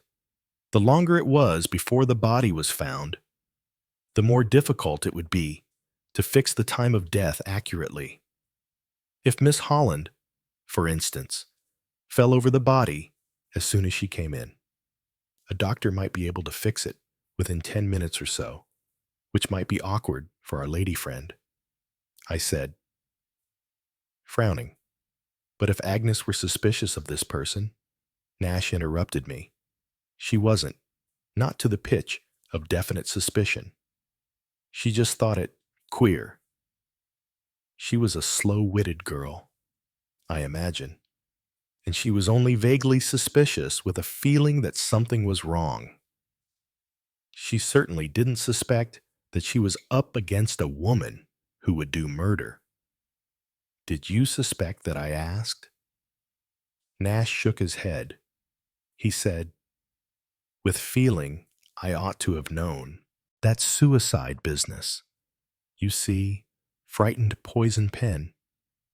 She got the wind up. Fear, Mr. Burton, is an incalculable thing. Yes, fear. That was the thing we ought to have foreseen. Fear in a lunatic brain. You see, said Superintendent Nash, and somehow his words made the whole thing seem absolutely horrible. We're up against someone who's respected and thought highly of someone, in fact, of good social position. Presently, Nash said that he was going to interview Rose once more. I asked him, rather diffidently, if I might come too. Rather to my surprise, he assented cordially. I'm very glad of your cooperation. Mr. Burton, if I may say so. That sounds suspicious. I said, in books when a detective welcomes someone's assistance, that someone is usually the murderer. Nash laughed shortly. He said, you're hardly the type to write anonymous letters, Mr. Burton. He added, frankly, you can be useful to us, I'm glad, but I don't see how. You're a stranger down here, that's why. You've got no preconceived ideas about the people here. But at the same time, you've got the opportunity of getting to know things in what I may call a social way. The murderer is a person of good social position. I murmured, exactly. I'm to be the spy within the gates. Have you any objection? I thought it over. No, I said. Frankly, I haven't. If there's a dangerous lunatic about driving inoffensive women to suicide and hitting miserable little maidservants on the head, then I'm not averse to doing a bit of dirty work to put that lunatic under restraint. That's sensible of you, sir. And let me tell you, the person we're after is dangerous. She's about as dangerous as a rattlesnake and a cobra and a black mamba rolled into one. I gave a slight shiver. I said, in fact, we've got to make haste. That's right. Don't think we're inactive in the force. We're not. We're working on several different lines. He said it grimly. I had a vision of a fine, far-flung spider's web. Nash wanted to hear Rose's story again, so he explained to me, because she had already told him 2 different versions, and the more versions he got from her, the more likely it was that a few grains of truth might be incorporated. We found Rose washing up breakfast, and she stopped at once and rolled her eyes and clutched her heart and explained again how she'd been coming over queer all the morning. Nash was patient with her, but firm. He'd been soothing the first time, so he told me, and peremptory the second, and he now employed a mixture of the two. Rose enlarged pleasurably on the details of the past week, of how Agnes had gone about in deadly fear, and had shivered and said, "Don't ask me," when Rose had urged her to say what was the matter. It would be death if she told me. That's what she said, finished Rose, rolling her eyes happily. Had Agnes given no hint of what was troubling her? No, except that she went in fear of her life. Superintendent Nash sighed and abandoned the theme, contenting himself with extracting an exact account of Rose's own activities the preceding afternoon. This, put baldly, was that Rose had caught the 2:30 bus and had spent the afternoon and evening with her family, returning by the 8:40 bus from Nether Mickford. The recital was complicated by the extraordinary presentiments of evil Rose had had all the afternoon, and how her sister had commented on it, and how she hadn't been able to touch a morsel of seed cake. From the kitchen, we went in search of Elsie Holland, who was superintending the children's lessons. As always, Elsie Holland was competent and obliging. She rose and said, "Now, Colin, you and Brian will do these 3 sums and have the answers ready for me when I come back." She then led us into the night nursery. Will this do? I thought it would be better not to talk before the children. "Thank you, Miss Holland. Just tell me, once more, are you quite sure that Agnes never mentioned to you being worried over anything since Mrs. Symington's death? I mean, no, she never said anything. She was a very quiet girl, you know, and didn't talk much. A change from the other one. Then, yes, Rose talks much too much. I have to tell her not to be impertinent sometimes. Now, will you tell me exactly what happened yesterday afternoon, everything you can remember?" "Well, we had lunch as usual. 1 o'clock. And we hurried just a little. I don't let the boys dawdle. Let me see. Mr. Symington went back to the office, and I helped Agnes by laying the table for supper. The boys ran out in the garden till I was ready to take them." "Where did you go?" "Towards Combeaker. By the field path the boys wanted to fish. I forgot their bait and had to go back for it." "What time was that?"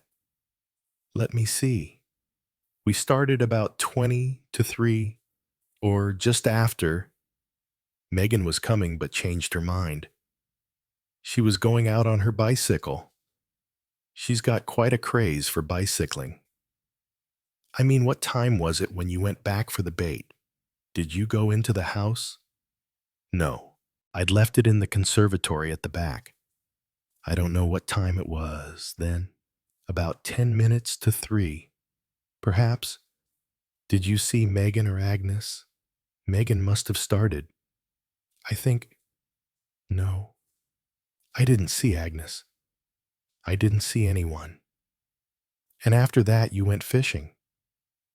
"Yes, we went along by the stream. We didn't catch anything. We hardly ever do. But the boys enjoy it. Brian got rather wet. I had to change his things when we got in." "You attend to tea on Wednesdays?" "Yes. It's all ready in the drawing room for Mr. Symington. I just make the tea when he comes in. The children and I have ours in the schoolroom, and Megan. Of course, I have my own tea things and everything in the cupboard up there." "What time did you get in?" "At 10 minutes to 5. I took the boys up and started to lay tea. Then when Mr. Symington came in at 5, I went down to make his, but he said he would have it with us in the schoolroom. The boys were so pleased. We played animal grab afterwards. It seems so awful to think of now, with that poor girl in the cupboard all the time. Would anybody go to that cupboard normally? Oh no, it's only used for keeping junk. The hats and coats hang in the little cloakroom to the right of the front door as you come in. No one might have gone to the other cupboard for months. I see. And you noticed nothing unusual, nothing abnormal at all when you came back. The blue eyes opened very wide. Oh no, Inspector, nothing at all. Everything was just the same as usual. That's what was so awful about it. And the week before? You mean the day Mrs. Symington? Yes. Oh, that was terrible, terrible. Yes, yes, I know. You were out all that afternoon. Also. Oh, yes. I always take the boys out in the afternoon if it's fine enough. We do lessons in the morning. We went up on the moor. I remember quite a long way. I was afraid I was late back because, as I turned in at the gate, I saw Mr. Symington coming from his office at the other end of the road, and I hadn't even put the kettle on. But it was just 10 minutes to 5. You didn't go up to Mrs. Symington? Oh, no, I never did. She always rested after lunch. She had attacks of neuralgia, and they used to come on after meals. Dr. Griffith had given her some cachets to take. She used to lie down and try to sleep. Nash said in a casual voice, so no one would take her up the post. The afternoon post, no. I'd look in the letter box and put the letters on the hall table when I came in. But very often Mrs. Symington used to come down and get it herself. She didn't sleep all the afternoon. She was usually up again by 4. You didn't think anything was wrong because she wasn't up that afternoon. Oh, no. I never dreamed of such a thing. Mr. Symington was hanging up his coat in the hall, and I said, "Tea's not quite ready, but the kettle's nearly boiling." And he nodded and called out, "Mona, Mona." And then, as Mrs. Symington didn't answer, he went upstairs to her bedroom, and it must have been the most terrible shock to him. He called me, and I came, and he said, "Keep the children away." And then he phoned Dr. Griffith, and we forgot all about the kettle, and it burnt the bottom out. Oh dear. It was dreadful. And she'd been so happy and cheerful at lunch. Nash said abruptly, "What is your own opinion of that letter she received, Miss Holland?" "Elsie?" Holland said indignantly, "Oh, I think it was wicked, wicked. Yes, yes, I don't mean that. Did you think it was true?" Elsie Holland said firmly, "No, indeed I don't. Mrs. Symington was very sensitive indeed. She had to take all sorts of things for her nerves. And she was very well, particular." Elsie flushed. Anything of that sort nasty, would have given her a great shock. Nash was silent for a moment. Then he asked, "Have you had any of these letters?" Miss Holland, no, I haven't had any. Are you sure? Please. He lifted a hand. Don't answer in a hurry. They're not pleasant things to get. I know. And sometimes people don't like to admit they've had them. But it's very important in this case that we should know. We're quite aware that the statements in them are just a tissue of lies. So you needn't feel embarrassed. But I haven't. Superintendent, really I haven't. Not anything of the kind. She was indignant, almost tearful, and her denials seemed genuine enough.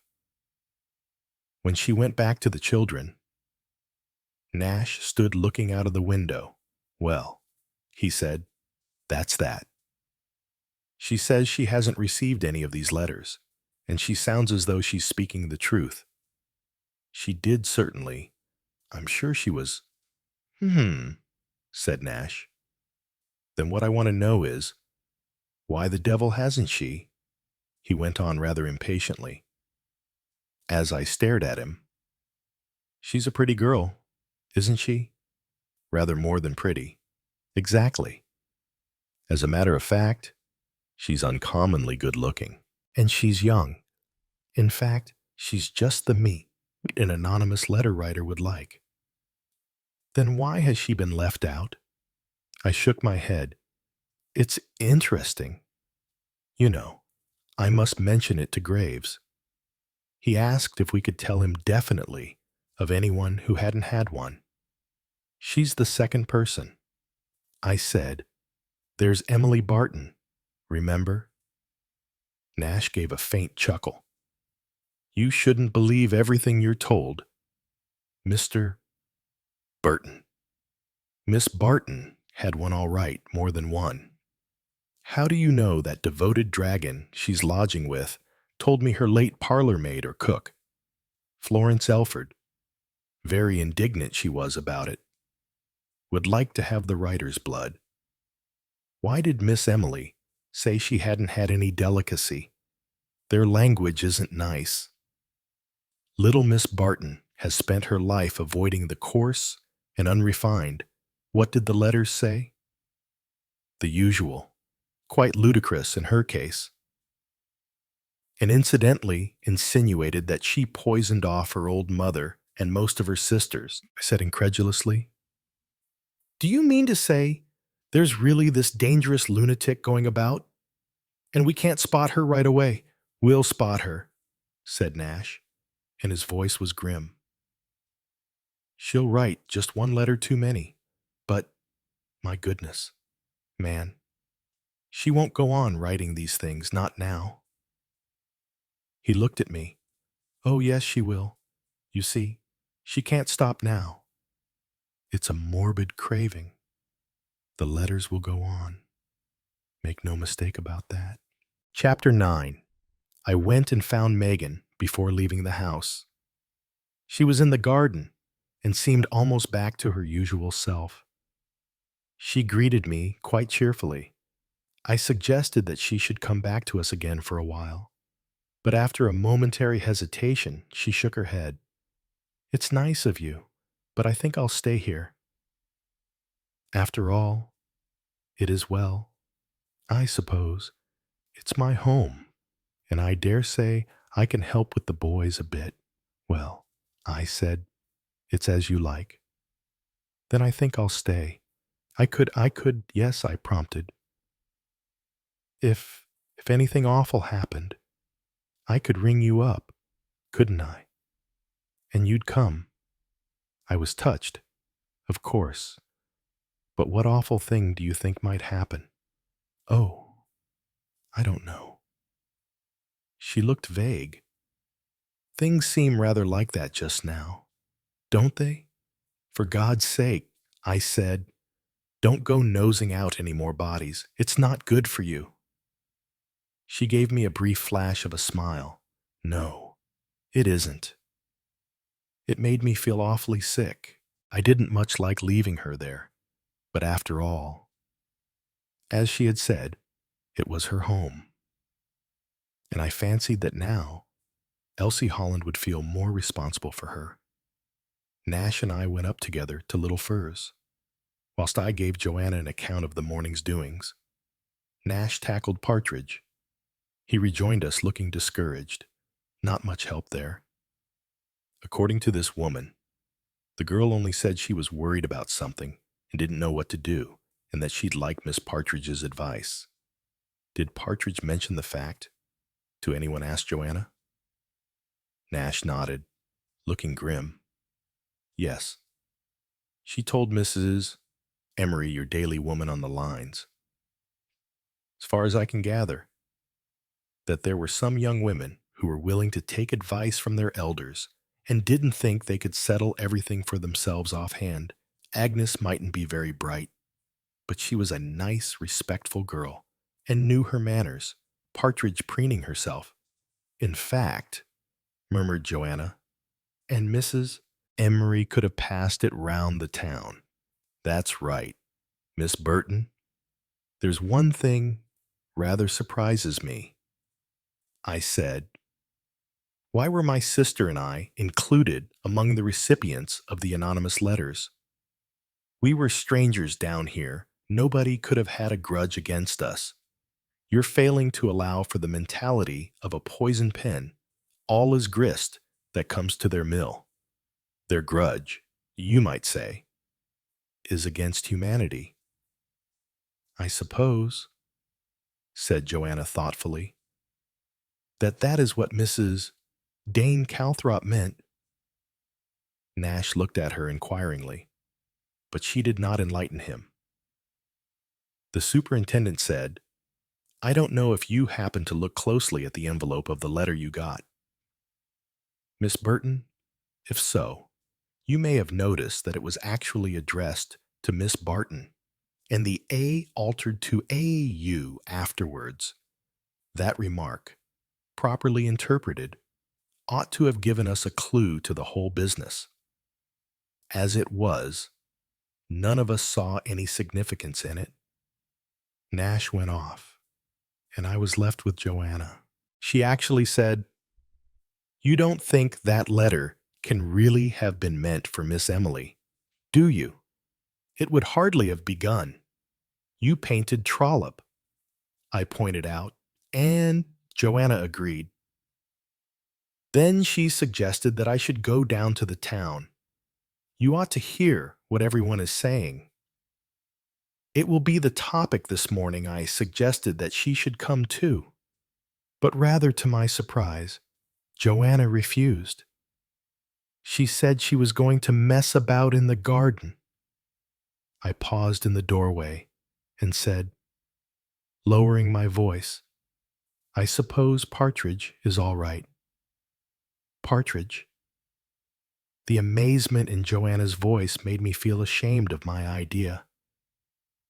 I said, apologetically, "I just wondered. She's rather queer in some ways. A grim spinster, the sort of person who might have religious mania." "This isn't religious mania, or so you told me," Graves said. "Well, sex mania. They're very closely tied up together." "I understand. She's repressed and respectable, and has been shut up here with a lot of elderly women for years." "What I put the idea into your head," I said slowly. "Well, we've only her word for it, haven't we, as to what the girl Agnes said to her. Suppose Agnes asked Partridge to tell her why Partridge came, and left a note that day, and Partridge said she'd call round that afternoon and explain, and then camouflaged it by coming to us and asking if the girl could come here, yes. But Partridge never went out that afternoon. We don't know that. We were out ourselves. Remember?" "Yes, that's true. It's possible. I suppose." Joanna turned it over in her mind. "But I don't think so. All the same, I don't think Partridge has the mentality to cover her tracks over the letters, to wipe off fingerprints, and all that. It isn't only cunning you want, it's knowledge. I don't think she's got that. I suppose." Joanna hesitated, then said slowly, "They are sure it is a woman, aren't they? You don't think it's a man?" I exclaimed incredulously. Not an ordinary man, but a certain kind of man, I'm thinking. Really. Of Mr. Pye. So Pye is your selection. Don't you feel yourself that he's a possibility? He's the sort of person who might be lonely and unhappy and spiteful. Everyone, you see, rather laughs at him. Can't you see him secretly hating all the normal happy people and taking a queer, perverse, artistic pleasure in what he was doing? Graves said a middle-aged spinster. Mr. Pye, said Joanna, is a middle-aged spinster, a misfit. I said slowly, very much so. He's rich, but money doesn't help. And I do feel he might be unbalanced. He is, really, rather a frightening little man. He got a letter himself. Remember, we don't know that, Joanna pointed out. We only thought so. And anyway, he might have been putting on an act. For our benefit, yes. He's clever enough to think of that and not to overdo it. He must be a first-class actor. But of course, Jerry, whoever is doing this must be a first-class actor. That's partly where the pleasure comes in. For God's sake, Joanna, don't speak so understandingly. You make me feel that you understand the mentality. I think I do. I can just get into the mood. If I weren't Joanna Burton, if I weren't young and reasonably attractive and able to have a good time, if I were, how shall I put it, behind bars, watching other people enjoy life, would a black evil tide rise in me, making me want to hurt, to torture, even to destroy? Joanna. I took her by the shoulders and shook her. She gave a little sigh and shiver and smiled at me. I frightened you, didn't I, Jerry? But I have a feeling that that's the right way to solve this problem. You've got to be the person, knowing how they feel and what makes them act. And then perhaps you'll know what they're going to do next. Oh, hell, I said. And I came down here to be a vegetable and get interested in all the dear little local scandals. Dear little local scandals, libel, vilification, obscene language, and murder. Joanna was quite right. The high street was full of interested groups. I was determined to get everyone's reactions in turn. I met Griffith first. He looked terribly ill and tired. So much so that I wondered, murder is not, certainly, all in the day's work to a doctor, but his profession does equip him to face most things, including suffering, the ugly side of human nature, and the fact of death. You look all in, I said. Do I? He was vague. Oh, I've had some worrying cases lately, including our lunatic at large. That, certainly. He looked away from me across the street. I saw a fine nerve twitching in his eyelid. You've no suspicions as to who? No. No. I wish to God I had, he asked abruptly after Joanna, and said, hesitatingly, that he had some photographs she'd wanted to see. I offered to take them to her. Oh, it doesn't matter. I shall be passing that way actually later in the morning. I began to be afraid that Griffith had got it badly. Cursed Joanna. Griffith was too good a man to be dangled as a scalp. I let him go, for I saw his sister coming, and I wanted, for once, to talk to her. Aimee Griffith began, as it were, in the middle of a conversation. Absolutely shocking, she boomed. I hear you were there quite early. There was a question in the words, and her eyes glinted as she stressed the word early. I wasn't going to tell her that Megan had rung me up. I said instead, you see, I was a bit uneasy last night. The girl was due to tea at our house and didn't turn up. And so you feared the worst. Damn smart of you. Yes, I said. I'm quite the human bloodhound. It's the first murder we've ever had in Lymstock. Excitement is terrific. Hope the police can handle it all right. I shouldn't worry, I said. They're an efficient body of men. Can't even remember what the girl looked like. Although I suppose she's opened the door to me dozens of times. Quiet, insignificant little thing. Knocked on the head and then stabbed through the back of the neck. So, Owen tells me. Looks like a boyfriend to me. What do you think? That's your solution. Seems the most likely one. Had a quarrel. I expect they're very inbred round here. Bad heredity. A lot of them. She paused, and then went on. I hear Megan Hunter found the body. Must have given her a bit of a shock. I said shortly, it did. Not too good for her. I should imagine. In my opinion, she's not too strong in the head, and a thing like this might send her completely off her onion. I took a sudden resolution. I had to know something.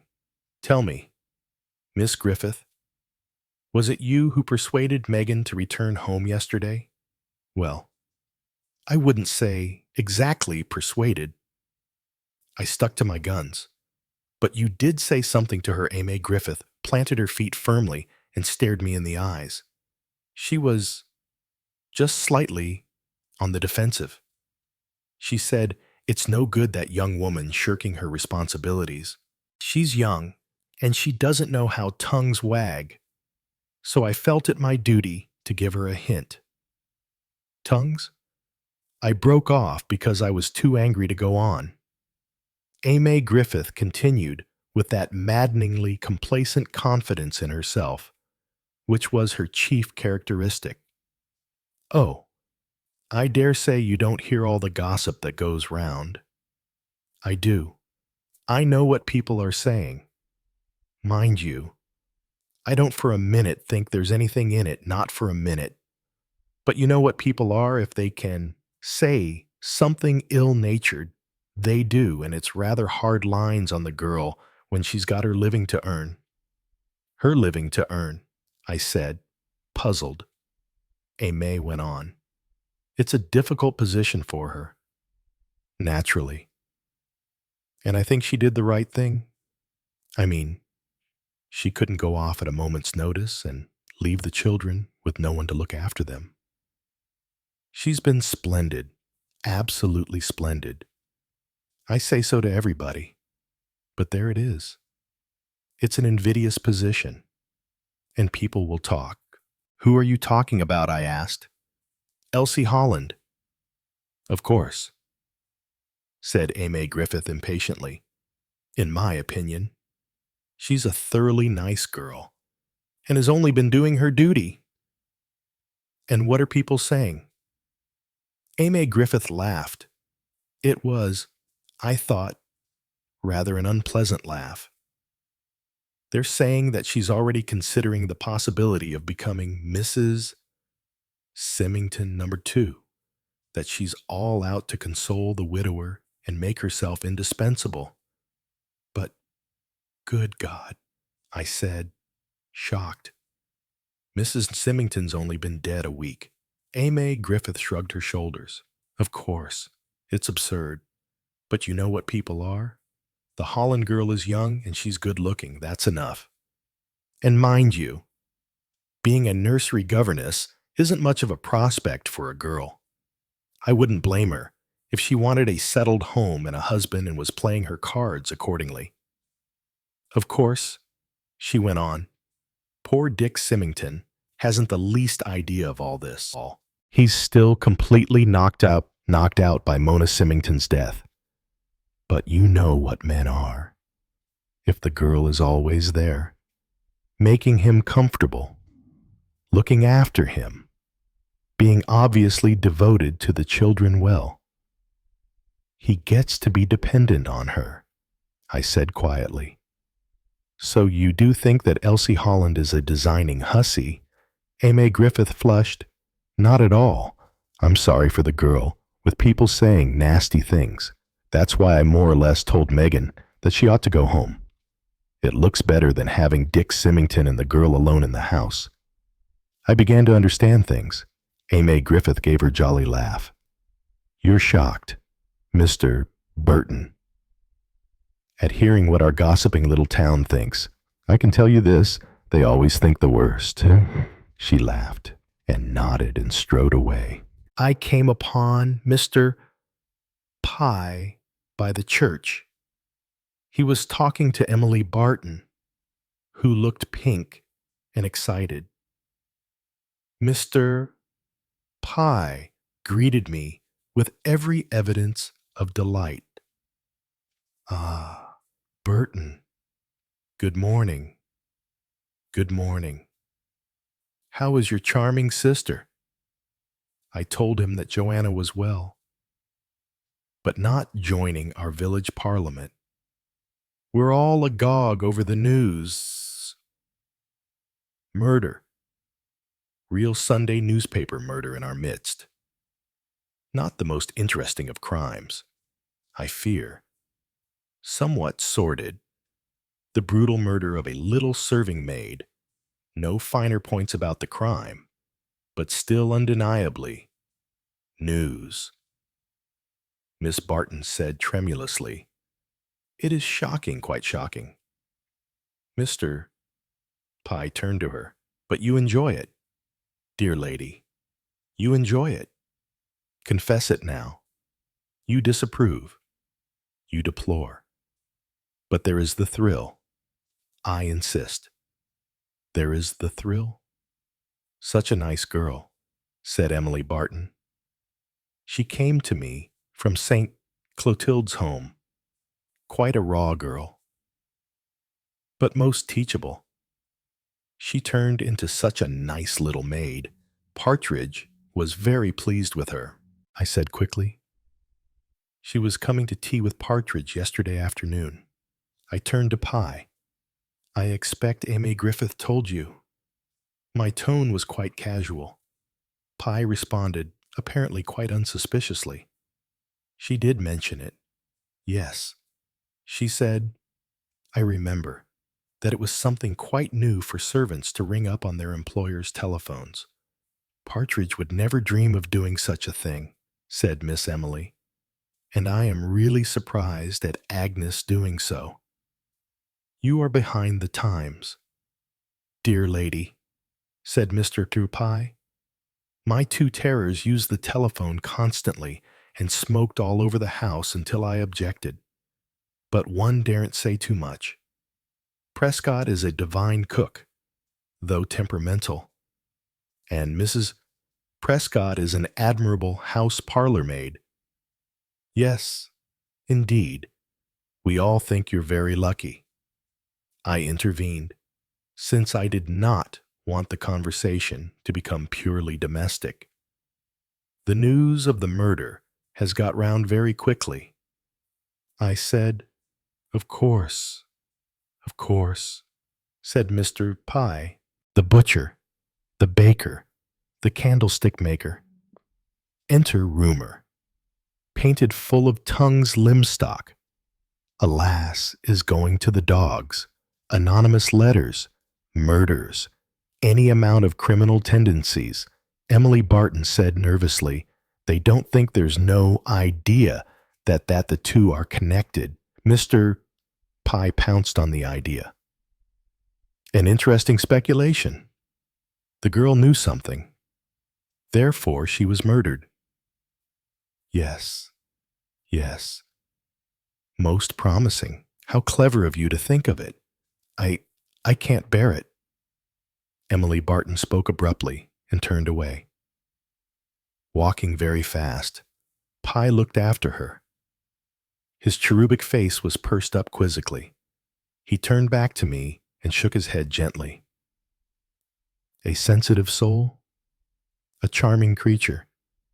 Don't you think absolutely a period piece?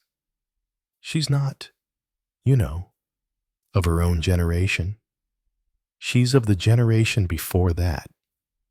The mother must have been a woman of a very strong character. She kept the family time ticking at about 1870, I should say. The whole family preserved under a glass case. I do like to come across that sort of thing. I did not want to talk about period pieces. What do you really think about all this business, I asked, meaning by that anonymous letters, murder, our local crime wave. I asked you first, I said pleasantly. Mr. Pye said gently, I'm a student, you know, of abnormalities. They interest me. Such apparently unlikely people do the most fantastic things. Take the case of Lizzie Borden. There's not really a reasonable explanation of that. In this case, my advice to the police would be, study character. Leave your fingerprints and your measuring of handwriting and your microscopes. Notice instead what people do with their hands and their little tricks of manner and the way they eat their food, and if they laugh sometimes for no apparent reason. I raised my eyebrows. Mad, I said. Quite mad, said Mr. Pye, and added, but you'd never know it. Who his eyes met mine. He smiled. No, no. Burton, that would be slander. We can't add slander to all the rest of it. He fairly skipped off down the street. As I stood staring after him, the church door opened and the Reverend Caleb Dane Calthrop came out. He smiled vaguely at me. Good morning. Mr. Error, I helped him. Burton. Of course. You mustn't think I don't remember you. Your name had just slipped my memory for the moment. A beautiful day. Yes, I said rather shortly. He peered at me. But something, yes, that poor, unfortunate child who was in service at the Symingtons. I find it hard to believe, I must confess, that we have a murderer in our midst. Mr. E.R. Burton. It does seem a bit fantastic. I said, something else has just reached my ears. He leaned towards me. I learn that there have been anonymous letters going about. Have you heard any rumor of such things? I have heard. I said, cowardly and dastardly things. He paused and quoted an enormous stream of Latin. Those words of Horace are very applicable. Don't you think, he said. Absolutely, I said. There didn't seem anyone more I could profitably talk to. So I went home, dropping in for some tobacco and for a bottle of sherry, so as to get some of the humbler opinions on the crime. A nasty tramp seemed to be the verdict. Come to the door, they do, and whine and ask for money, and then if it's a girl alone in the house, they turn nasty. My sister Dora, over to Combeaker. She had a nasty experience one day. Drunk, he was, and selling those little printed poems. The story went on, ending with the intrepid Dora courageously banging the door in the man's face and taking refuge and barricading herself in some vague retreat, which I gathered from the delicacy in mentioning it must be the lavatory. And there she stayed till her lady came home. I reached Little Furze just a few minutes before lunchtime. Joanna was standing in the drawing-room window, doing nothing at all, and looking as though her thoughts were miles away. What have you been doing with yourself? I asked. Oh, I don't know. Nothing particular. I went out on the veranda. 2 chairs were drawn up to an iron table, and there were 2 empty sherry glasses. On another chair was an object at which I looked with bewilderment for some time. What on earth is this? Oh, said Joanna. I think it's a photograph of a diseased spleen or something. Dr. Griffith seemed to think I'd be interested to see it. I looked at the photograph with some interest. Every man has his own ways of courting the female sex. I should not, myself, choose to do it with photographs of spleens, diseased or otherwise. Still no doubt Joanna had asked for it. It looks most unpleasant, I said. Joanna said it did, rather. How was Griffith? I asked. He looked tired and very unhappy. I think he's got something on his mind. A spleen that won't yield to treatment. Don't be silly. I mean something real. I should say the man's got you on his mind. I wish you'd lay off him. Joanna. Oh, do shut up. I haven't done anything. Women always say that. Joanna whirled angrily out of the room. The diseased spleen was beginning to curl up in the sun. I took it by one corner and brought it into the drawing room. I had no affection for it myself, but I presumed it was one of Griffith's treasures. I stooped down and pulled out a heavy book from the bottom shelf of the bookcase in order to press the photograph flat again between its leaves. It was a ponderous volume of somebody's sermons. The book came open in my hand in rather a surprising way. In another minute, I saw why. From the middle of it, a number of pages had been neatly cut out. I stood staring at it. I looked at the title page. It had been published in 1840. There could be no doubt at all. I was looking at the book from the pages of which the anonymous letters had been put together.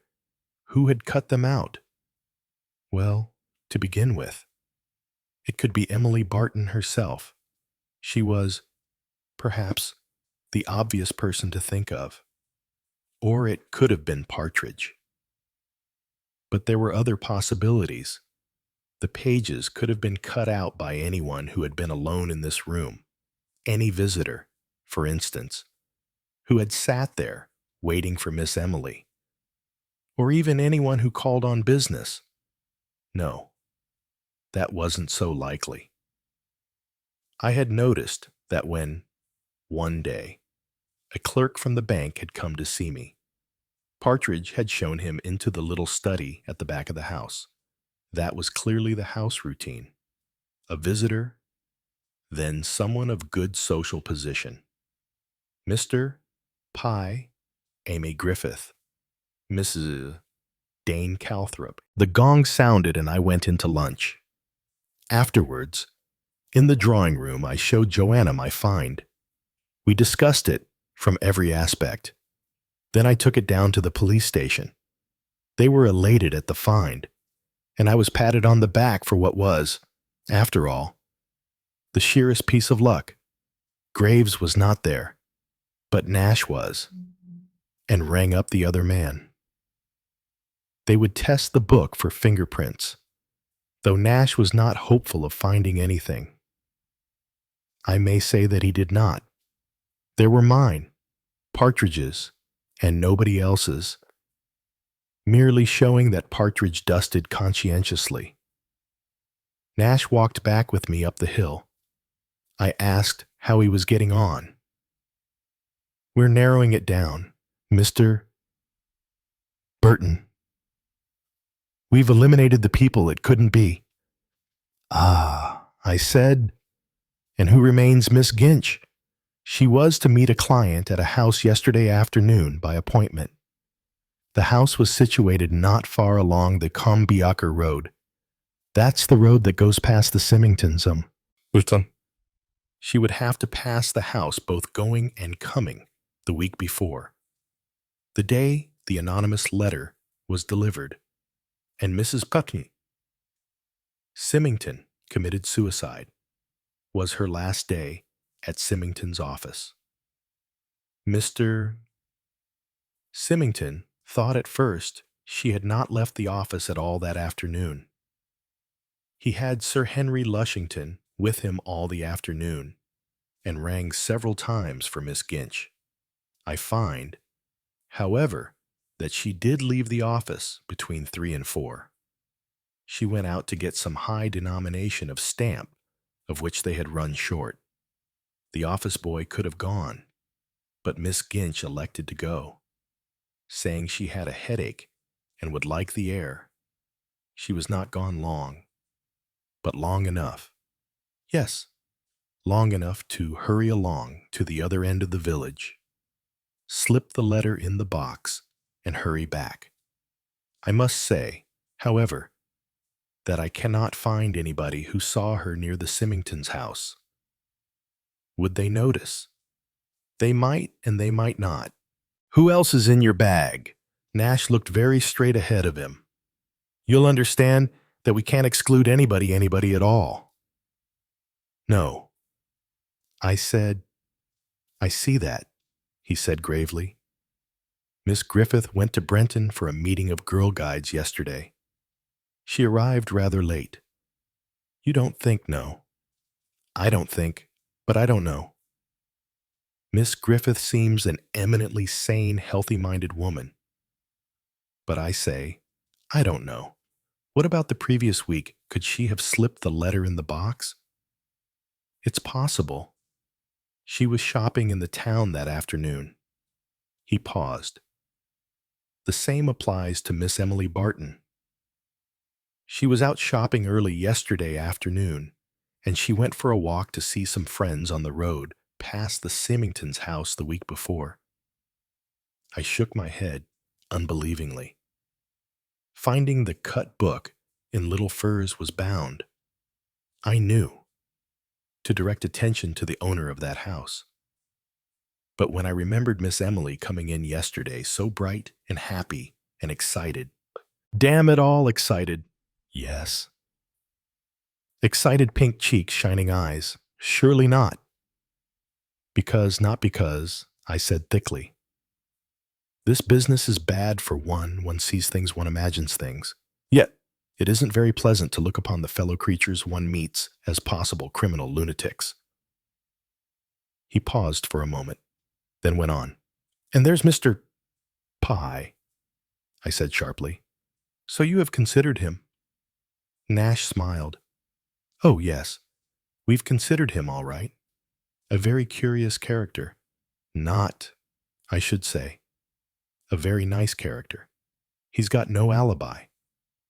He was in his garden, alone, on both occasions. So you're not only suspecting women. I don't think a man wrote the letters. In fact, I'm sure of it. And so is Graves, always accepting our Mr. Pye.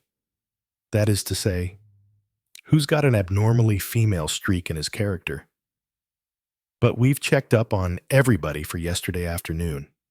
That's a murder case. You see, you're all right, he grinned. And so's your sister. And Mr. Symington didn't leave his office after he got there, and Dr. Griffith was on a round in the other direction, and I've checked upon his visits.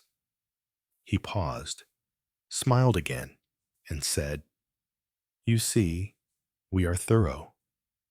I said slowly, So your case is eliminated down to those 4 Miss Ginch, Mr. Pye, Miss Griffith, and little Miss Barton. Oh, no, we've got a couple more. Besides the vicar's lady, you've thought of her.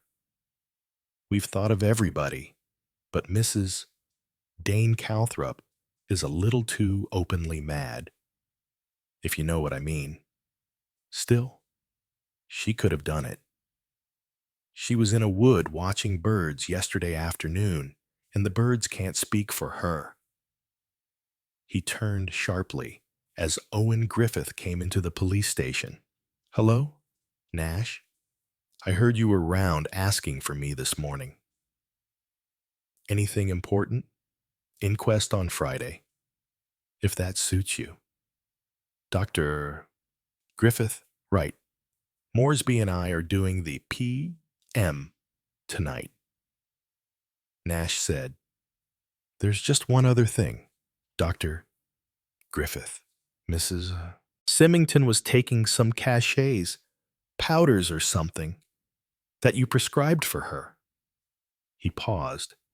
Owen Griffith said interrogatively, Yes. Would an overdose of those cachets have been fatal? Griffith said dryly. Certainly not. Not unless she'd taken about 25 of them. But you once warned her about exceeding the dose. So Miss Holland tells me, Oh, that. Yes. Mrs. Symington was the sort of woman who would go and overdo anything she was given fancy that to take twice as much would do her twice as much good. And you don't want anyone to overdo even phenacetin or aspirin bad for the heart. And anyway, there's absolutely no doubt about the cause of death. It was cyanide, Oh, I know that you don't get my meaning. I only thought that when committing suicide, you'd prefer to take an overdose of a soporific rather than to feed yourself prussic acid. Oh, quite. On the other hand, prussic acid is more dramatic and is pretty certain to do the trick. With barbiturates, for instance, you can bring the victim round if only a short time has elapsed. I see. Thank you, Doctor. Griffith. Griffith departed, and I said goodbye to Nash. I went slowly up the hill home. Joanna was out. At least there was no sign of her. And there was an enigmatical memorandum scribbled on the telephone block, presumably for the guidance of either Partridge or myself. If Dr. Griffith rings up, I can't go on Tuesday, but could manage Wednesday or Thursday. I raised my eyebrows and went into the drawing room. I sat down in the most comfortable armchair. None of them were very comfortable. They tended to have straight backs and were reminiscent of the late Mrs. Barton. Stretched out my legs and tried to think the whole thing out.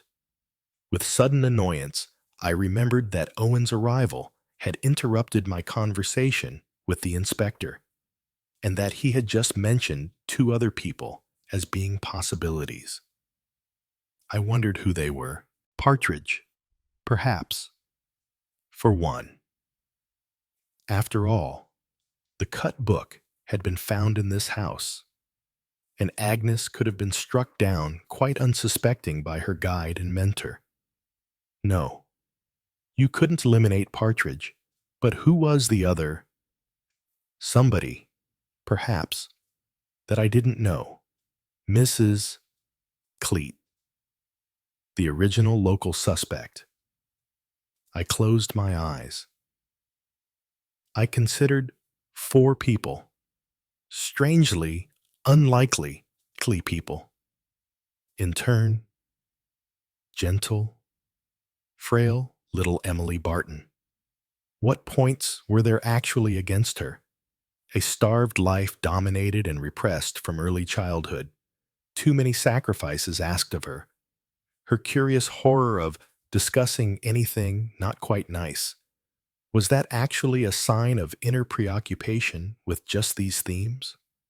Was I getting too horribly Freudian?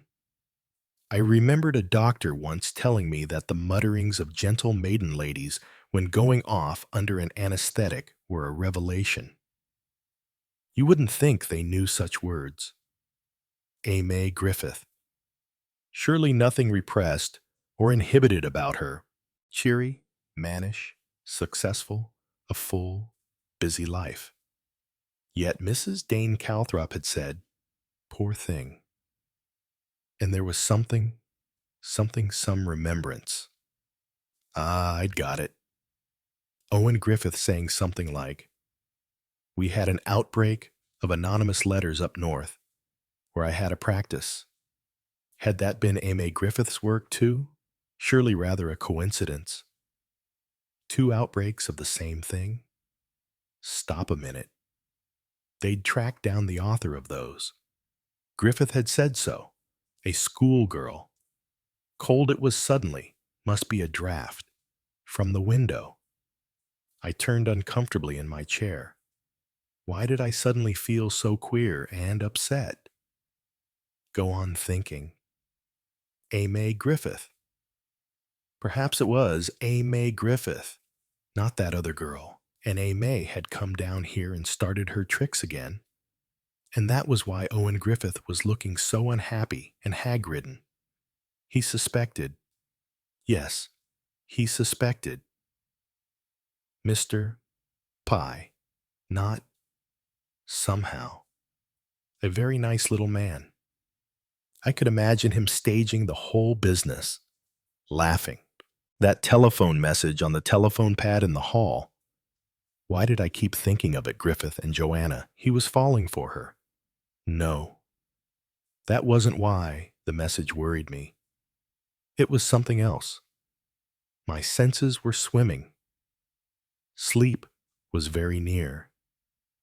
I repeated idiotically to myself, no smoke without fire. No smoke without fire. That's it. It all links up together. And then I was walking down the street with Megan and Elsie Holland past. She was dressed as a bride, and people were murmuring, "She's going to marry Dr. Griffith at last." Of course, they've been engaged secretly for years. There we were, in the church. And Dane Calthrop was reading the service in Latin. And in the middle of it, Mrs. Dane Calthrop jumped up and cried energetically, "It's got to be stopped. I tell you, it's got to be stopped." For a minute or two, I didn't know whether I was asleep or awake. Then my brain cleared, and I realized I was in the drawing room of Little Furs, and that Mrs.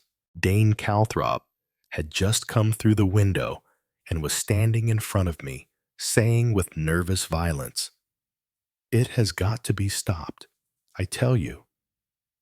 I jumped up. I said, "I beg your pardon.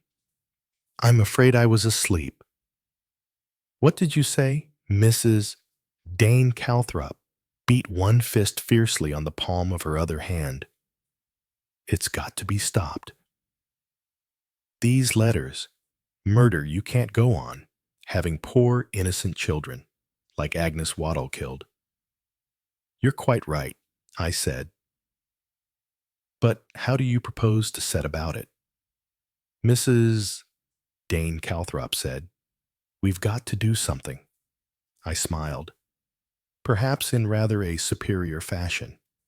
"And what do you suggest that we should do?" "Get the whole thing cleared up." I said this wasn't a wicked place. I was wrong. It is. I felt annoyed.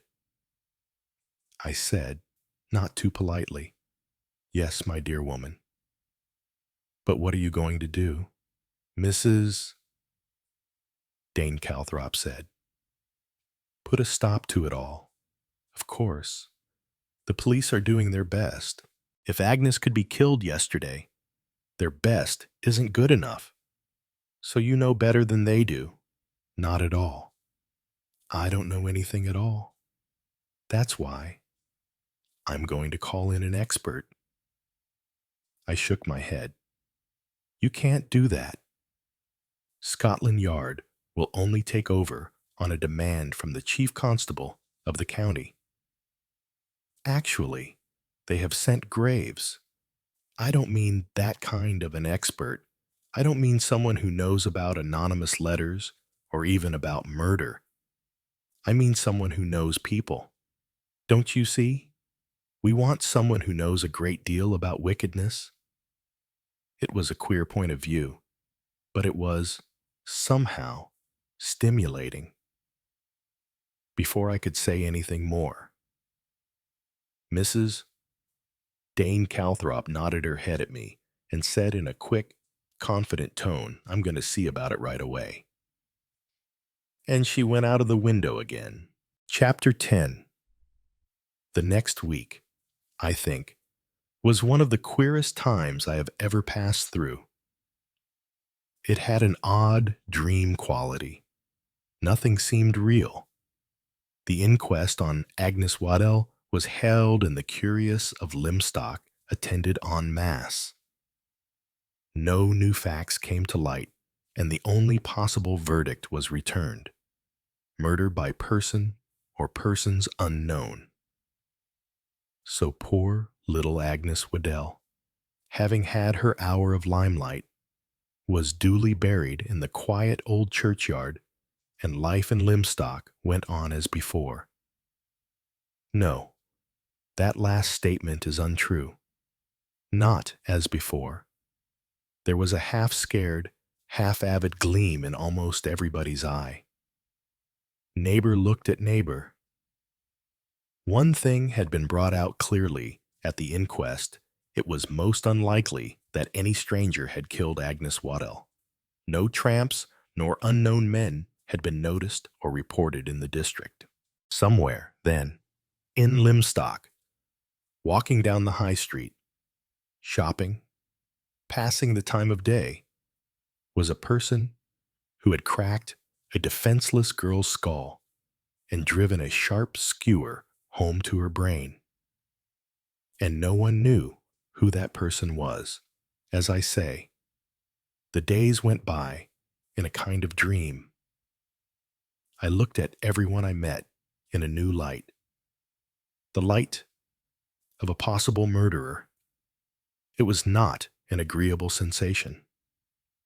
And in the evenings, with the curtain drawn, Joanna and I sat talking, arguing, going over in turn all the various possibilities that still seemed so fantastic and incredible. Joanna held firm to her theory of Mr. Pye. I, after wavering a little, had gone back to my original suspect, Miss Ginch. But we went over the possible names again and again. Mr. Pye, Miss Ginch, Mrs. Dane Calthrop, Aimee Griffith, Emily Barton Partridge. And all the time, nervously, apprehensively, we waited for something to happen. But nothing did happen. Nobody, so far as we knew, received any more letters. Nash made periodic appearances in the town, but what he was doing and what traps the police were setting, I had no idea. Graves had gone again. Emily Barton came to tea. Megan came to lunch. Owen Griffith went about his practice. We went and drank sherry with Mr. Pye, and we went to tea at the vicarage. I was glad to find Mrs. Dane Calthrop displayed none of the militant ferocity she had shown on the occasion of our last meeting. I think she had forgotten all about it. She seemed now principally concerned with the destruction of white butterflies so as to preserve cauliflower and cabbage plants. Our afternoon at the vicarage was really one of the most peaceful we had spent. It was an attractive old house and had a big, shabby, comfortable drawing room with faded rose cretonne. The Dane Calthrops had a guest staying with them, an amiable elderly lady who was knitting something with white fleecy wools. We had very good hot scones for tea. The vicar came in and beamed placidly on us whilst he pursued his gentle, erudite conversation. It was very pleasant. I don't mean that we got away from the topic of the murder, because we didn't. Miss Marple, the guest, was naturally thrilled by the subject. As she said, apologetically, "We have so little to talk about in the country." She had made up her mind that the dead girl must have been just like her Edith. Such a nice little maid, and so willing, but sometimes just a little slow to take in things. Miss Marple also had a cousin whose niece's sister-in-law had had a great deal of annoyance and trouble over some anonymous letters, so the letters, also, were very interesting to the charming old lady. "But tell me, dear," she said to Mrs. Dane Calthrop, "what do the village people, I mean the townspeople, say? What do they think Mrs. Cleet still, I suppose?" said Joanna. "Oh, no," said Mrs. Dane Calthrop, "not now." Miss Marple asked who Mrs. Cleet was. Joanna said she was the village witch. "That's right, isn't it, Mrs. Dane Calthrop?" The vicar murmured a long Latin quotation about, I think, the evil power of witches, to which we all listened in respectful and uncomprehending silence. "She's a very silly woman," said his wife. "Likes to show off. goes out to gather herbs and things at the full of the moon and takes care that everybody in the place knows about it. And silly girls go and consult her. I suppose, said Miss Marple. I saw the vicar getting ready to unload more Latin on us, and I asked hastily, but why shouldn't people suspect her of the murder now? They thought the letters were her doing. Miss Marple said, oh, but the girl was killed with a skewer. So I hear very unpleasant. Well, naturally, that takes all suspicion away from this Mrs. Cleet, because, you see, she could ill-wish her, so that the girl would waste away and die from natural causes. Strange how the old beliefs linger, said the vicar. In early Christian times, local superstitions were wisely incorporated with Christian doctrines, and their more unpleasant attributes gradually eliminated. It isn't superstition we've got to deal with here, said Mrs. Dane Calthrop, but facts, and very unpleasant facts. I said, as you say, Mr. Burton, said Miss Marple. Now you excuse me if I'm being too personal, are a stranger here, and have a knowledge of the world and of various aspects of life. It seems to me that you ought to be able to find a solution to this distasteful problem. I smiled. The best solution I have had was a dream. In my dream, it all fitted in and panned out beautifully. Unfortunately, when I woke up, the whole thing was nonsense. How interesting. Though, do tell me how the nonsense went. Oh, it all started with the silly phrase, no smoke without fire. People have been saying that ad nauseum. And then I got it mixed up with war terms. Smoke screens, scrap of paper, telephone messages.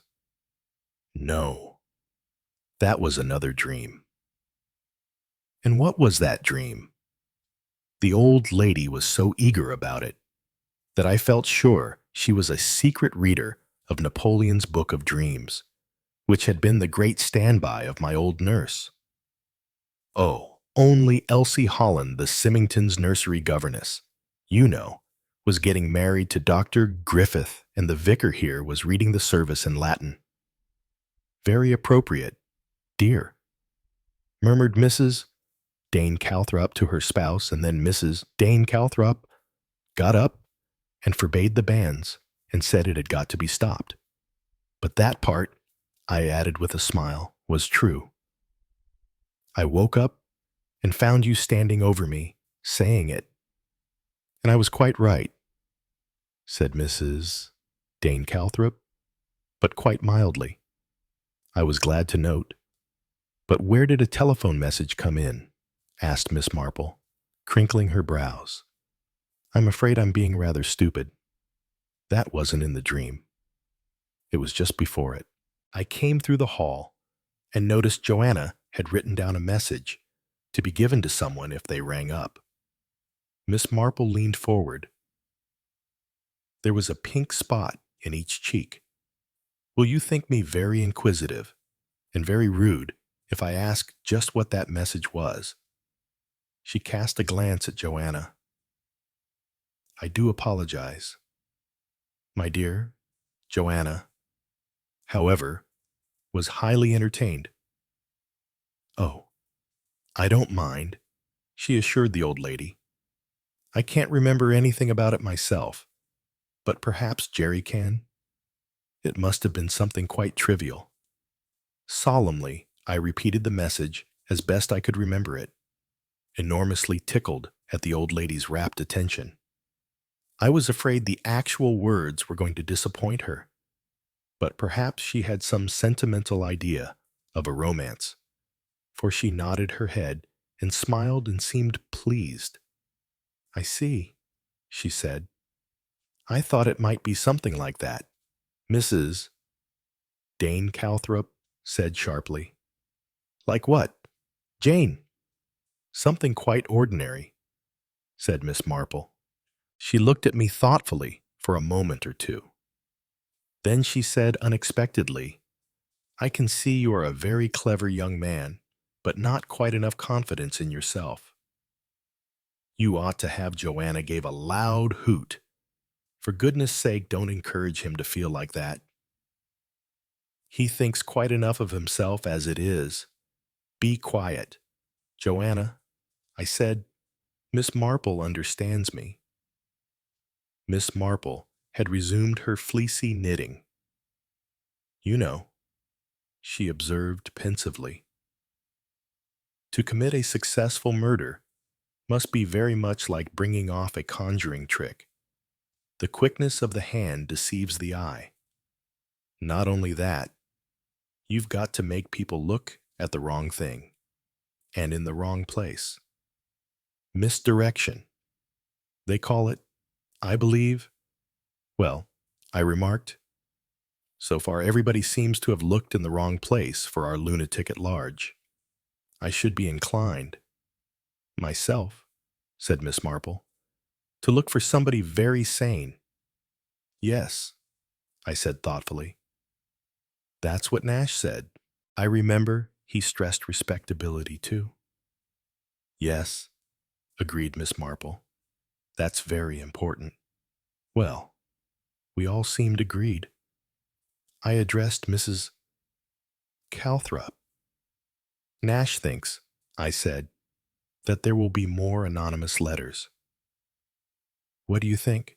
She said slowly. There may be, I suppose. If the police think that, there will have to be. No doubt, said Miss Marple. I went on doggedly to Mrs. Dane Calthrop. Are you still sorry for the writer? She flushed. Why not? I don't think I agree with you. Dear, said Miss Marple. Not in this case, I said hotly. They've driven one woman to suicide and caused untold misery and heartburnings. Have you had one? Miss Burton asked Miss Marple of Joanna. Joanna gurgled. Oh, yes. It said the most frightful things. I'm afraid, said Miss Marple, that the people who are young and pretty are apt to be singled out by the writer. That's why I certainly think it's odd that Elsie Holland hasn't had any, I said. Let me see, said Miss Marple. Is that the Symington's nursery governess, the one you dreamt about? Mr. Burton? Yes, she's probably had one and won't say so, said Joanna. No, I said. I believe her. So does Nash. Dear me, said Miss Marple. Now that's very interesting. That's the most interesting thing I've heard yet. As we were going home, Joanna told me that I ought not to have repeated what Nash said about letters coming. Why not? Because Mrs. Dane Calthrop might be it. You don't really believe that I'm not sure. She's a queer woman. We began our discussion of probables all over again. It was 2 nights later that I was coming back in the car from Exampton. I had had dinner there, and then started back, and it was already dark before I got into Lymstock. Something was wrong with the car lights, and after slowing up and switching on and off, I finally got out to see what I could do. I was some time fiddling, but I managed to fix them up finally. The road was quite deserted. Nobody in Lymstock is about after dark. The first few houses were just ahead. Amongst them, the ugly gabled building of the Women's Institute.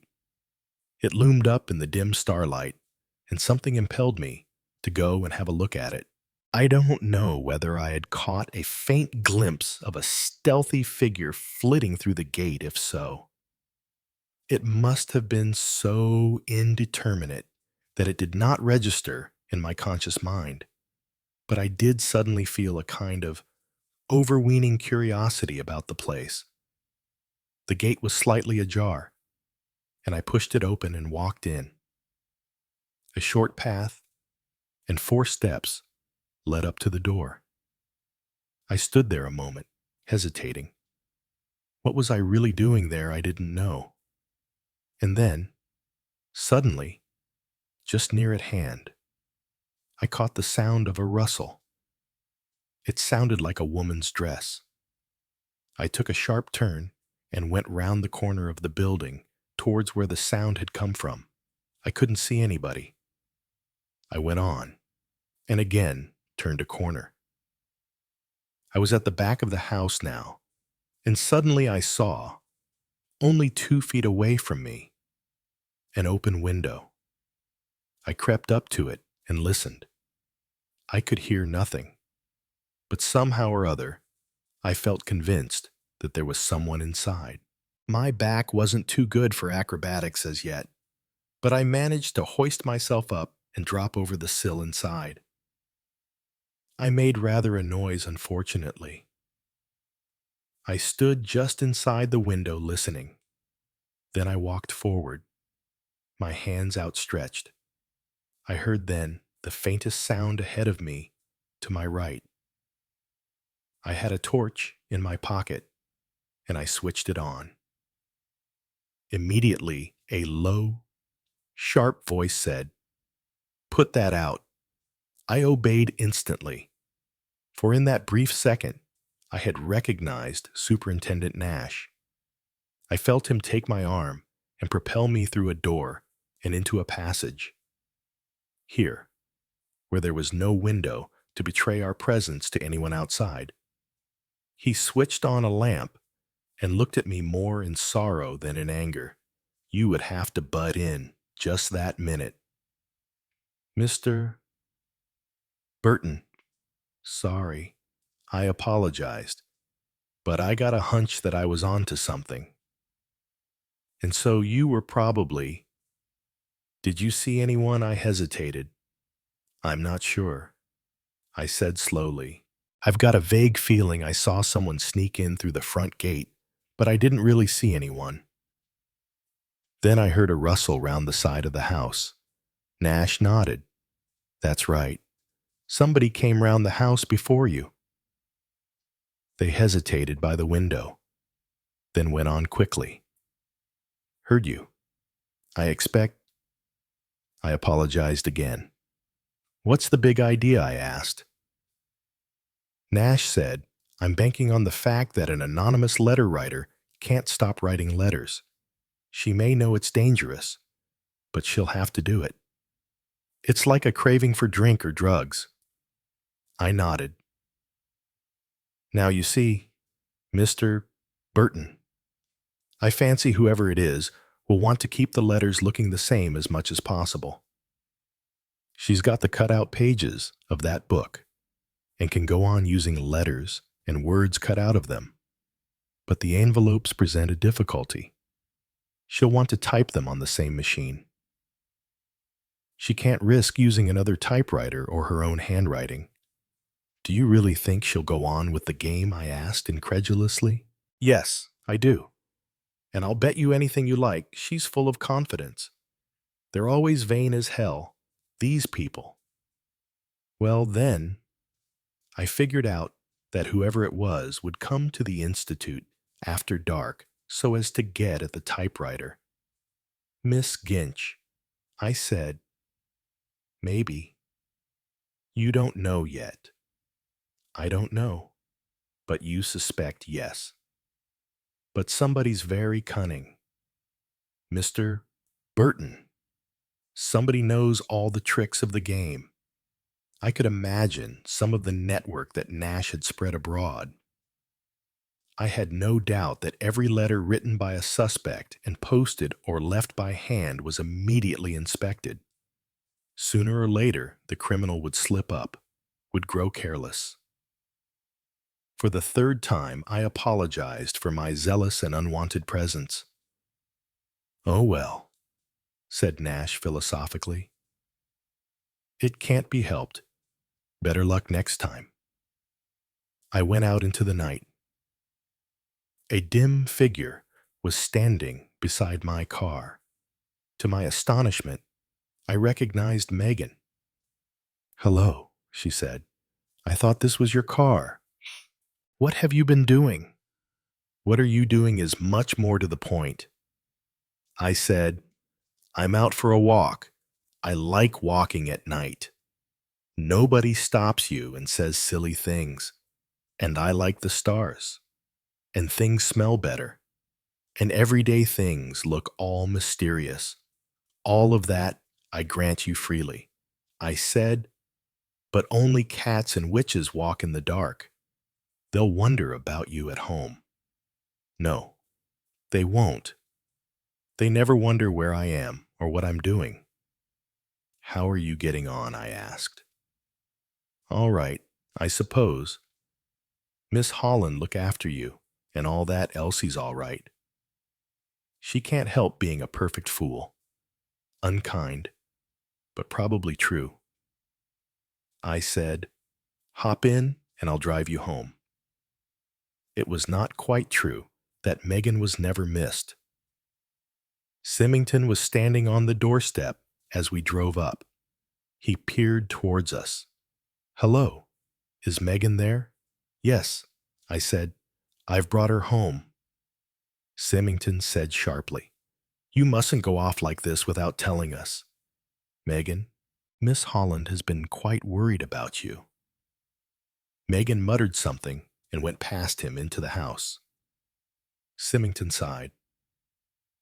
A grown-up girl is a great responsibility with no mother to look after her. She's too old for school, I suppose. He looked towards me rather suspiciously. I suppose you took her for a drive. I thought it best to leave it like that. Chapter 11. On the following day, I went mad. Looking back on it, that is really the only explanation I can find. I was due for my monthly visit to Marcus Kent. I went up by train. To my intense surprise, Joanna elected to stay behind. As a rule, she was eager to come, and we usually stayed up for a couple of days. This time, however, I proposed to return the same day by the evening train. But even so, I was astonished at Joanna. She merely said, enigmatically, that she'd got plenty to do. And why spend hours in a nasty, stuffy train when it was a lovely day in the country? That, of course, was undeniable, but sounded very unlike Joanna.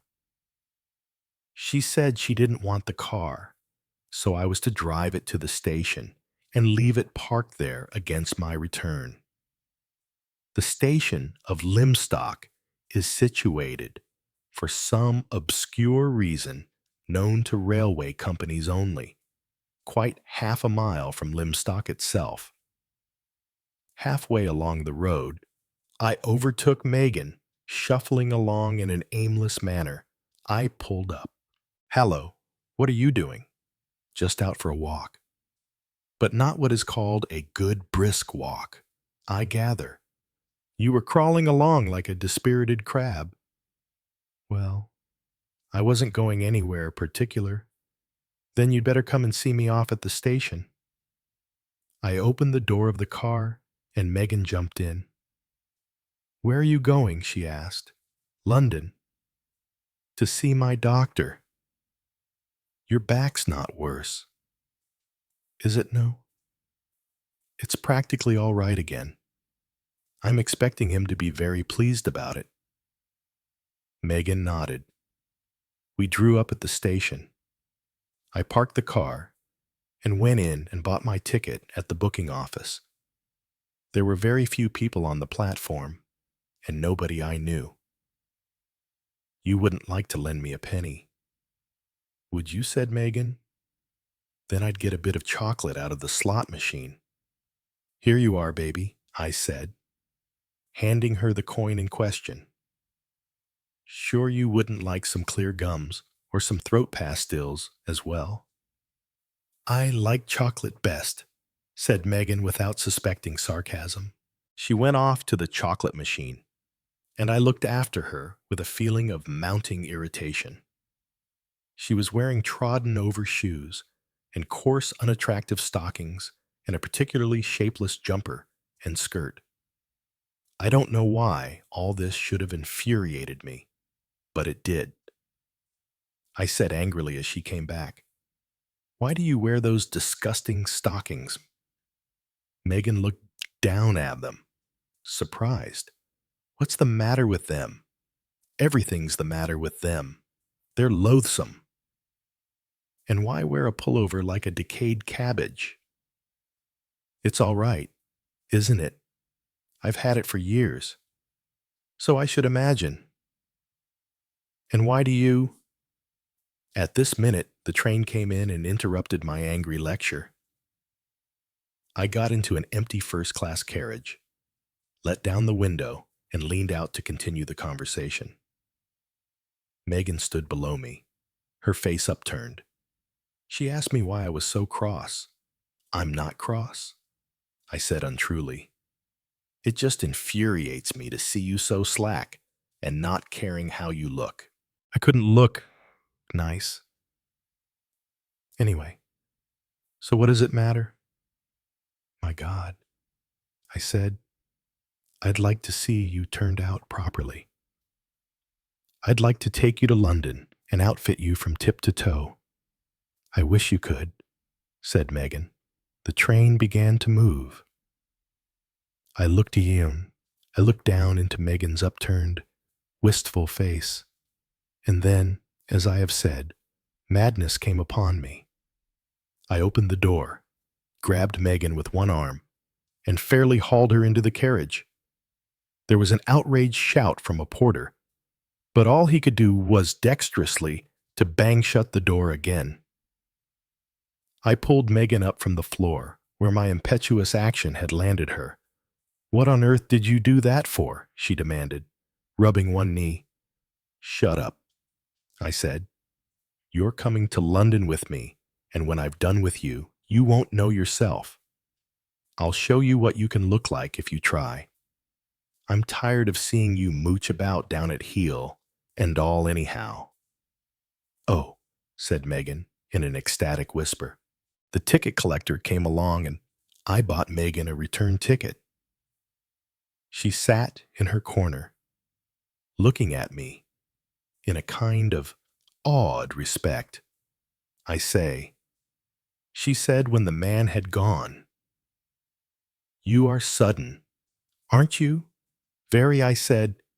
"It runs in our family." How to explain to Megan the impulse that had come over me? She had looked like a wistful dog being left behind. She now had on her face the incredulous pleasure of the dog who has been taken on the walk after all. "I suppose you don't know London very well," I said to Megan. "Yes, I do," said Megan. "I always went through it to school, and I've been to the dentist there and to a pantomime. This," I said darkly, "will be a different London." We arrived with half an hour to spare before my appointment in Harley Street. I took a taxi and we drove straight to Meriton, Joanna's dressmaker. Meriton is, in the flesh, an unconventional and breezy woman of 45, Mary Gray. She is a clever woman and very good company. "I have always liked her," I said to Megan. "You're my cousin. Why?" "Don't argue." I said Mary Gray was being firm with a stout Jewess who was enamored of a skin-tight powder blue evening dress. I detached her and took her aside. "Listen," I said, "I've brought a little cousin of mine along." Joanna was coming up, but was prevented. But she said I could leave it all to you. "You see what the girl looks like now." "My God, I do," said Mary Gray with feeling. "Well, I want her turned out right in every particular, from head to foot. Carte blanche, stockings, shoes, undies, everything. By the way, the man who does Joanna's hair is close right around here. Isn't he, Antoine?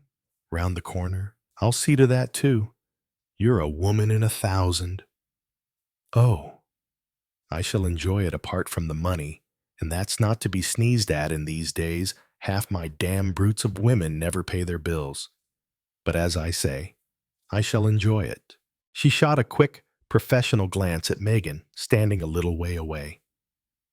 She's got a lovely figure.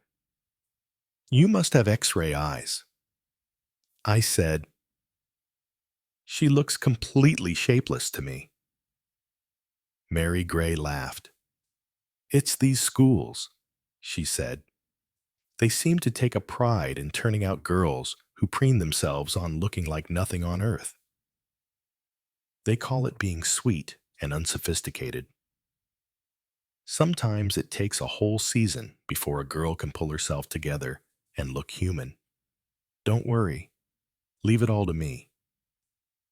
Right, I said. I'll come back and fetch her about 6. Marcus Kent was pleased with me. He told me that I surpassed his wildest expectations. You must have the constitution of an elephant, he said, to make a comeback like this. Oh well. Wonderful what country. Air and no late hours or excitements will do for a man if he can only stick it. I grant you your first 2, I said, but don't think that the country is free from excitements. We've had a good deal in my part. What sort of excitement? Murder, I said. Marcus Kent pursed up his mouth and whistled. Some bucolic love tragedy. Farmer lad kills his lass. Not at all. A crafty, determined lunatic killer. I haven't read anything about it. When did they lay him by the heels? They haven't. And it's a she. Ooh, I'm not sure that Lymstock's quite the right place for you. Old boy, I said firmly. Yes, it is. And you're not going to get me out of it. Marcus Kent has a low mind. He said it once. So that's it. Found a blonde. Not at all, I said, with a guilty thought of Elsie Holland. It's merely that the psychology of crime interests me a good deal. Oh, all right. It certainly hasn't done you any harm so far. But just make sure that your lunatic killer doesn't obliterate you. No fear of that. I said, what about dining with me this evening? You can tell me all about your revolting murder. Sorry, I'm booked. Date with a lady, eh? Yes. You're definitely on the mend. I suppose you could call it that, I said, rather tickled at the idea of Megan in the role. I was at Meriton's at 6 o'clock when the establishment was officially closing. Mary Gray came to meet me at the top of the stairs outside the showroom. She had a finger to her lips. You're going to have a shock if I say it myself. I've put in a good bit of work. I went into the big showroom. Megan was standing, looking at herself in a long mirror. I give you my word, I hardly recognized her. For the minute, it took my breath away. Tall and slim as a willow, with delicate ankles and feet shown off by sheer silk stockings and well-cut shoes. Yes, lovely feet and hands. Small bones quality and distinction in every line of her. Her hair had been trimmed and shaped to her head, and it was glowing like a glossy chestnut. They'd had the sense to leave her face alone. She was not made up. Or if she was, it was so light and delicate that it did not show. Her mouth needed no lipstick. Moreover, there was about her something that I had never seen before. A new innocent pride in the arch of her neck. She looked at me gravely with a small shy smile. I do look rather nice, don't I? Said Megan. Nice, I said. Nice isn't the word. Come on out to dinner, and if every second man doesn't turn round to look at you, I'll be surprised. You'll knock all the other girls into a cocked hat. Megan was not beautiful, but she was unusual and striking looking. She had personality. She walked into the restaurant ahead of me, and as the head waiter hurried towards us, I felt the thrill of idiotic pride that a man feels when he has got something out of the ordinary with him. We had cocktails first and lingered over them. Then we dined, and later we danced. Megan was keen to dance, and I didn't want to disappoint her. But for some reason or other, I hadn't thought she would dance well. But she did. She was light as a feather in my arms, and her body and feet followed the rhythm perfectly. Gosh, I said, you can dance. She seemed a little surprised. Well, of course I can. We had dancing class every week at school. It takes more than dancing class to make a dancer, I said. We went back to our table. Isn't this food lovely? Said Megan. And everything. She heaved a delighted sigh. Exactly my sentiments, I said. It was a delirious evening. I was still mad. Megan brought me down to earth when she said doubtfully, "Oughtn't we to be going home?" My jaw dropped. Yes, definitely I was mad. I had forgotten everything. I was in a world divorced from reality, existing in it with the creature I had created. Good Lord, I said. I realized that the last train had gone. Stay there, I said. I'm going to telephone. I rang up the Llewellyn Hire people and ordered their biggest and fastest car to come round as soon as possible. I came back to Megan. The last train is gone.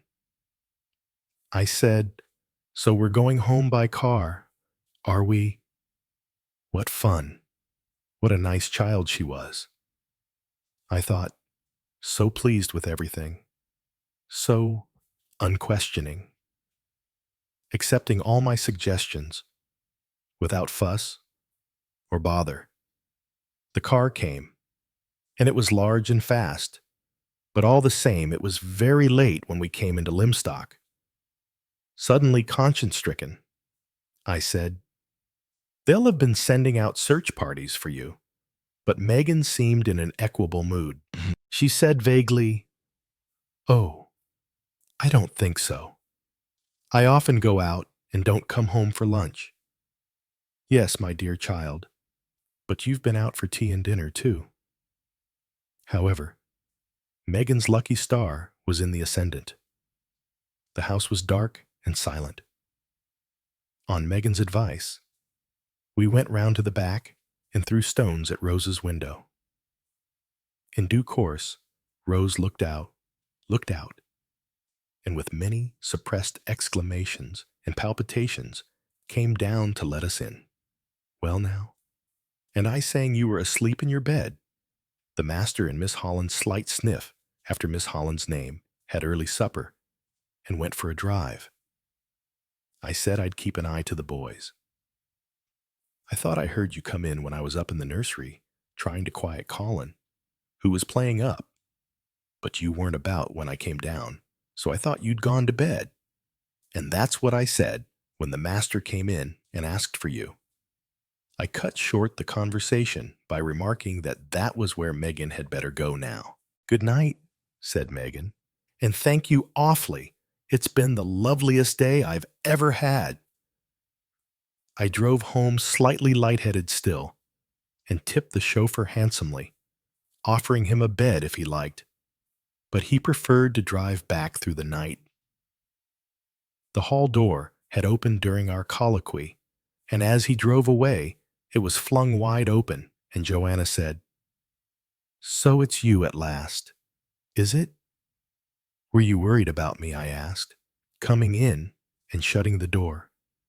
Joanna went into the drawing room, and I followed her. There was a coffee pot on the trivet, and Joanna made herself coffee whilst I helped myself to a whiskey and soda. Worried about you? No, of course not. I thought you'd decided to stay in town and have a binge. I've had a binge of a kind. I grinned and then began to laugh. Joanna asked what I was laughing at, and I told her. But Jerry, you must have been mad, quite mad, I suppose I was. But, my dear boy, you can't do things like that, not in a place like this. It will be all round Lymstock tomorrow. I suppose it will. But, after all, Megan's only a child. She's 20. You can't take a girl of 20 to London and buy her clothes without a most frightful scandal. Good gracious. Jerry, you'll probably have to marry the girl. Joanna was half serious, half laughing. It was at that moment that I made a very important discovery. Damn it all, I said, I don't mind if I do. In fact, I should like it. A very funny expression came over Joanna's face. She got up and said dryly, as she went towards the door, Yes, I've known that for some time. She left me standing, glass in hand, aghast at my new discovery. Chapter 12. The Dead. Don't write letters. You're still staring at her face when you realize the sun has shifted behind the clouds. Agnes Waddle. Bouton. Her name barely registered before. A maid with slow feet and empty eyes. Forgettable. But now she's unforgettable. Because the thing they pulled from the shed wasn't a girl. It was a message, and it was meant for you. The police ask their questions. You answer them with the clarity expected of a recovering pilot, calm, precise, useful. But inside, you're unraveling. You've been watching Lymstock for weeks now, thinking you had it measured tea times, gossip, small cruelties packaged with homemade jam. You thought the letters were the worst of it, but now there's blood. A girl throttled into silence, and something in you knows this won't stop until someone else is dead, maybe even you. That night, Joanna knocks softly on your door. She was a child. She says, not in age, but in the way she moved through the world. Slow, simple. That kind doesn't just vanish. She didn't vanish. You reply, she was buried. Joanna wraps her arms around herself. They're saying the letters have nothing to do with it. She adds that the murderer just took advantage of the hysteria. You look out the window. There's a letter on your desk. You haven't opened it yet. You know what it says. Because they all say the same thing. You're being watched. You open it anyway. The handwriting is the same block letters. Too neat. Too hollow. They'll never love you if they find out who you really are. You want to laugh. Instead, you sit down and read it again. They're not writing to Joanna anymore. Or the Symingtons. They've narrowed their focus. Now, the poison's addressed to you. The next day, Partridge finds you in the garden, holding a trowel with no memory of why. You need rest, she says, or maybe a priest. You look at her closely. She's too calm for a woman who's worked in a house where 2 people have died. She meets your gaze. Steady. It's not the dead ones you need to be afraid of. Is that a threat? No, she says. It's advice. Elsie Holland doesn't cry at the funeral. You watch her from the back pew. Her posture is perfect. Her hair gleams like brass under the stained glass. She mouths the words of the hymn, but doesn't sing them. You wonder if she feels relief. You wonder what else she knows. Miss Marple arrives late in the afternoon, wrapped in gray and silence. Her presence is like a breath behind your ear, unsettling. Polite. I thought I'd come down for a little while, she says to Joanna, since there's been such dreadful business. She glances at you once, briefly, and you know, without question, she sees something in you that even you haven't admitted yet. That night, you dream of Agnes. She doesn't speak. She just stands at the foot of your bed, holding a letter with no words written on it. Her mouth is open, but the sound is missing. You wake up sweating, heart racing, outside. An owl calls, and from somewhere downstairs, a drawer closes, not slammed, not creaked, closed, softly, deliberately. Chapter 13. Things that should stay buried. You hear the drawer close, but by the time you make it down the stairs, the house is empty. No creaking floorboards, no shifting shadows, just silence. And you're starting to wonder if it's the house whispering or your mind. Joanna is in the kitchen by morning, humming something tuneless while stirring tea. You watch her closely. Did you hear anything last night? She doesn't look up. No. Should I have? You hesitate. She's always been good at that, deflecting without denying, playing innocent without claiming it. But the look in her eyes is off today. Something flinches behind her lashes when you mention the noise. You reach for your tea. There's a letter tucked under the teapot. No envelope, just folded neatly in half. Be careful who you accuse. Some people keep secrets that bleed. Your hands go cold. Joanna is still humming. You take a walk through Lymstock, hoping to quiet the buzzing in your head. But the village is no longer charming. It's shrunk around you like a tightening noose. The people smile. They always smile, but their eyes flick toward your pockets, your hands, your expression, like they're waiting for something to break. You stop by the post office. Emily Barton is there, her face softer than usual. We're not used to this sort of thing, she says quietly. Letters, deaths. It's like something foul's been poured over all of us. You nod, but your thoughts are elsewhere. Behind her, the shelves are stacked with envelopes, all shapes, all types. You wonder how many of them are empty, how many are filled with poison. Miss Marple appears beside you like smoke. Lovely weather for unraveling, don't you think? You nod warily. She studies your face. People often think these letters are about shame, she says, but they're not. They're about control. Someone writes them because they want you to feel exposed. Naked, weak. She touches your sleeve, and then they watch what you do next. Back home, you find Joanna in the garden again. She's laughing with Megan Hunter, wild Megan, with dirt on her knees and no filter on her tongue. You haven't seen them speak in days. Now they're whispering like co-conspirators. Joanna looks up and spots you watching. Her smile stiffens.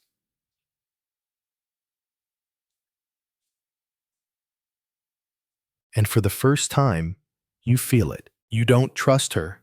That night, you search her room. Not because you want to, because something inside you won't let it go. You find the envelope, tucked behind a dresser drawer, creased, handled, opened carefully. It's not addressed to her. It's addressed to you. You read the letter, and then you read it again. Joanna knows. Ask her about the first letter. She kept it from you. Your hands tremble. Downstairs, the stairs creak. Not up, down. She's in the hallway, listening. Chapter 14. Smoke and Confession. You wait until the clock strikes midnight. Then you go downstairs. Joanna is by the window, framed in moonlight like something out of a tragedy. She's wearing her dressing gown, holding a cigarette she hasn't lit. The look on her face tells you she's been expecting you. You hold the letter out. I found this behind your dresser. She doesn't flinch. Doesn't reach for it either. I didn't want you to see it, she says quietly. Why? Because you'd stop trusting me.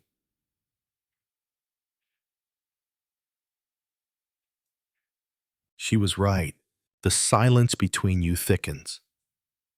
And you realize just how little you've ever understood your sister. You've shared houses, history, grief, but not truth. How long have you been hiding them, you ask? She exhales. That was the first, before you even knew what the letters were. And you never said a word. She finally turns toward you. It said things I didn't want you to hear. Things that made me wonder if it came from you. That stings. Then she adds, softly, and part of me thought, maybe it was right. You don't sleep. Neither does she. In the morning, Miss Marple joins you both for breakfast, and she stirs her tea methodically, eyes flitting between the two of you like a cat watching birds. You know. She says, I've seen this before.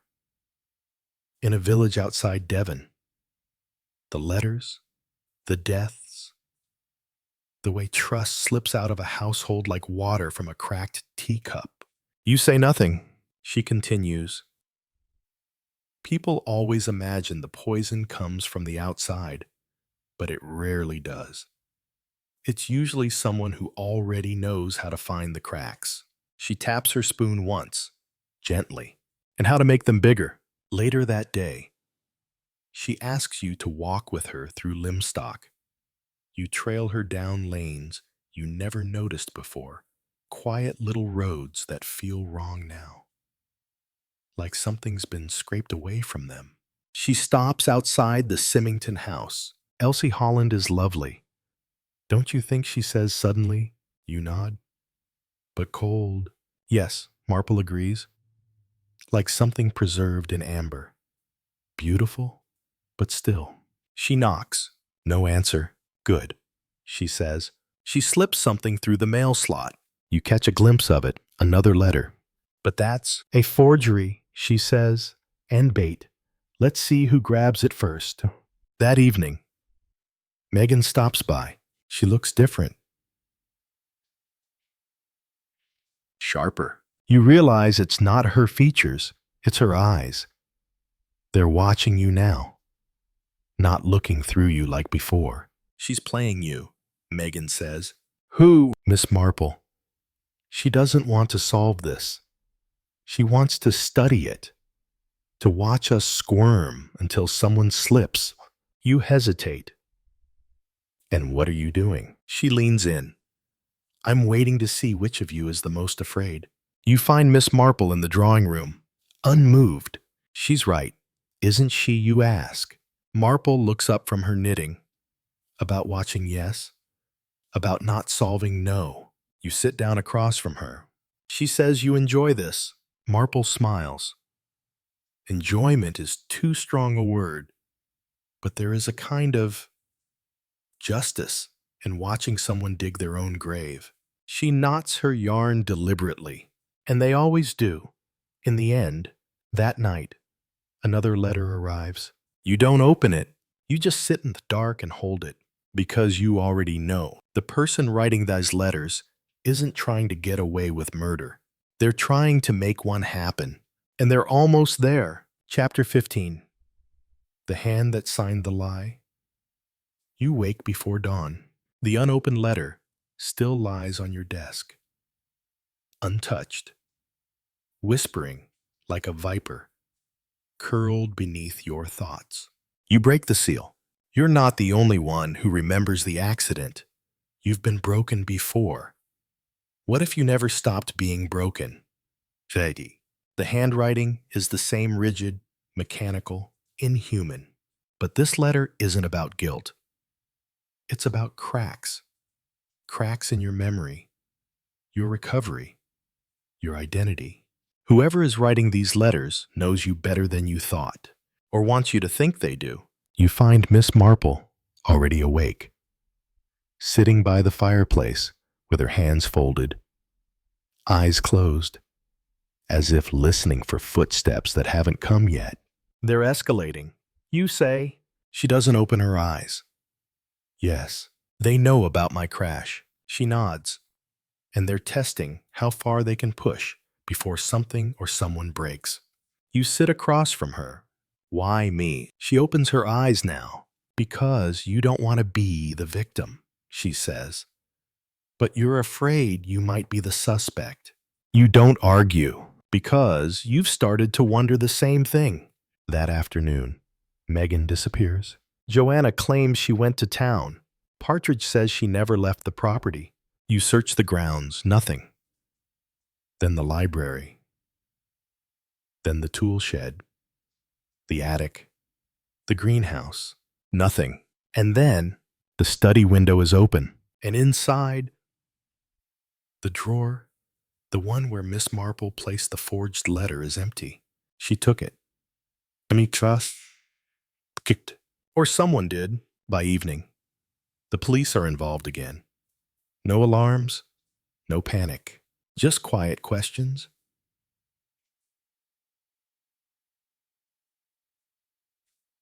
Harper questions Joanna. Quietly, gently, but you watch her stiffen with each inquiry. Like someone who knows exactly how suspicion spreads, you step outside to breathe and find Megan waiting under the yew tree. She doesn't look shaken. She looks ready. I took the letter.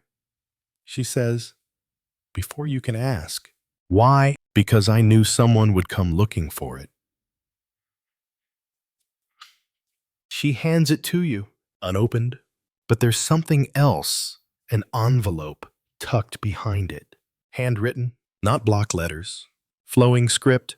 Megan nods toward it. That was hidden in Joanna's drawer. Your throat tightens.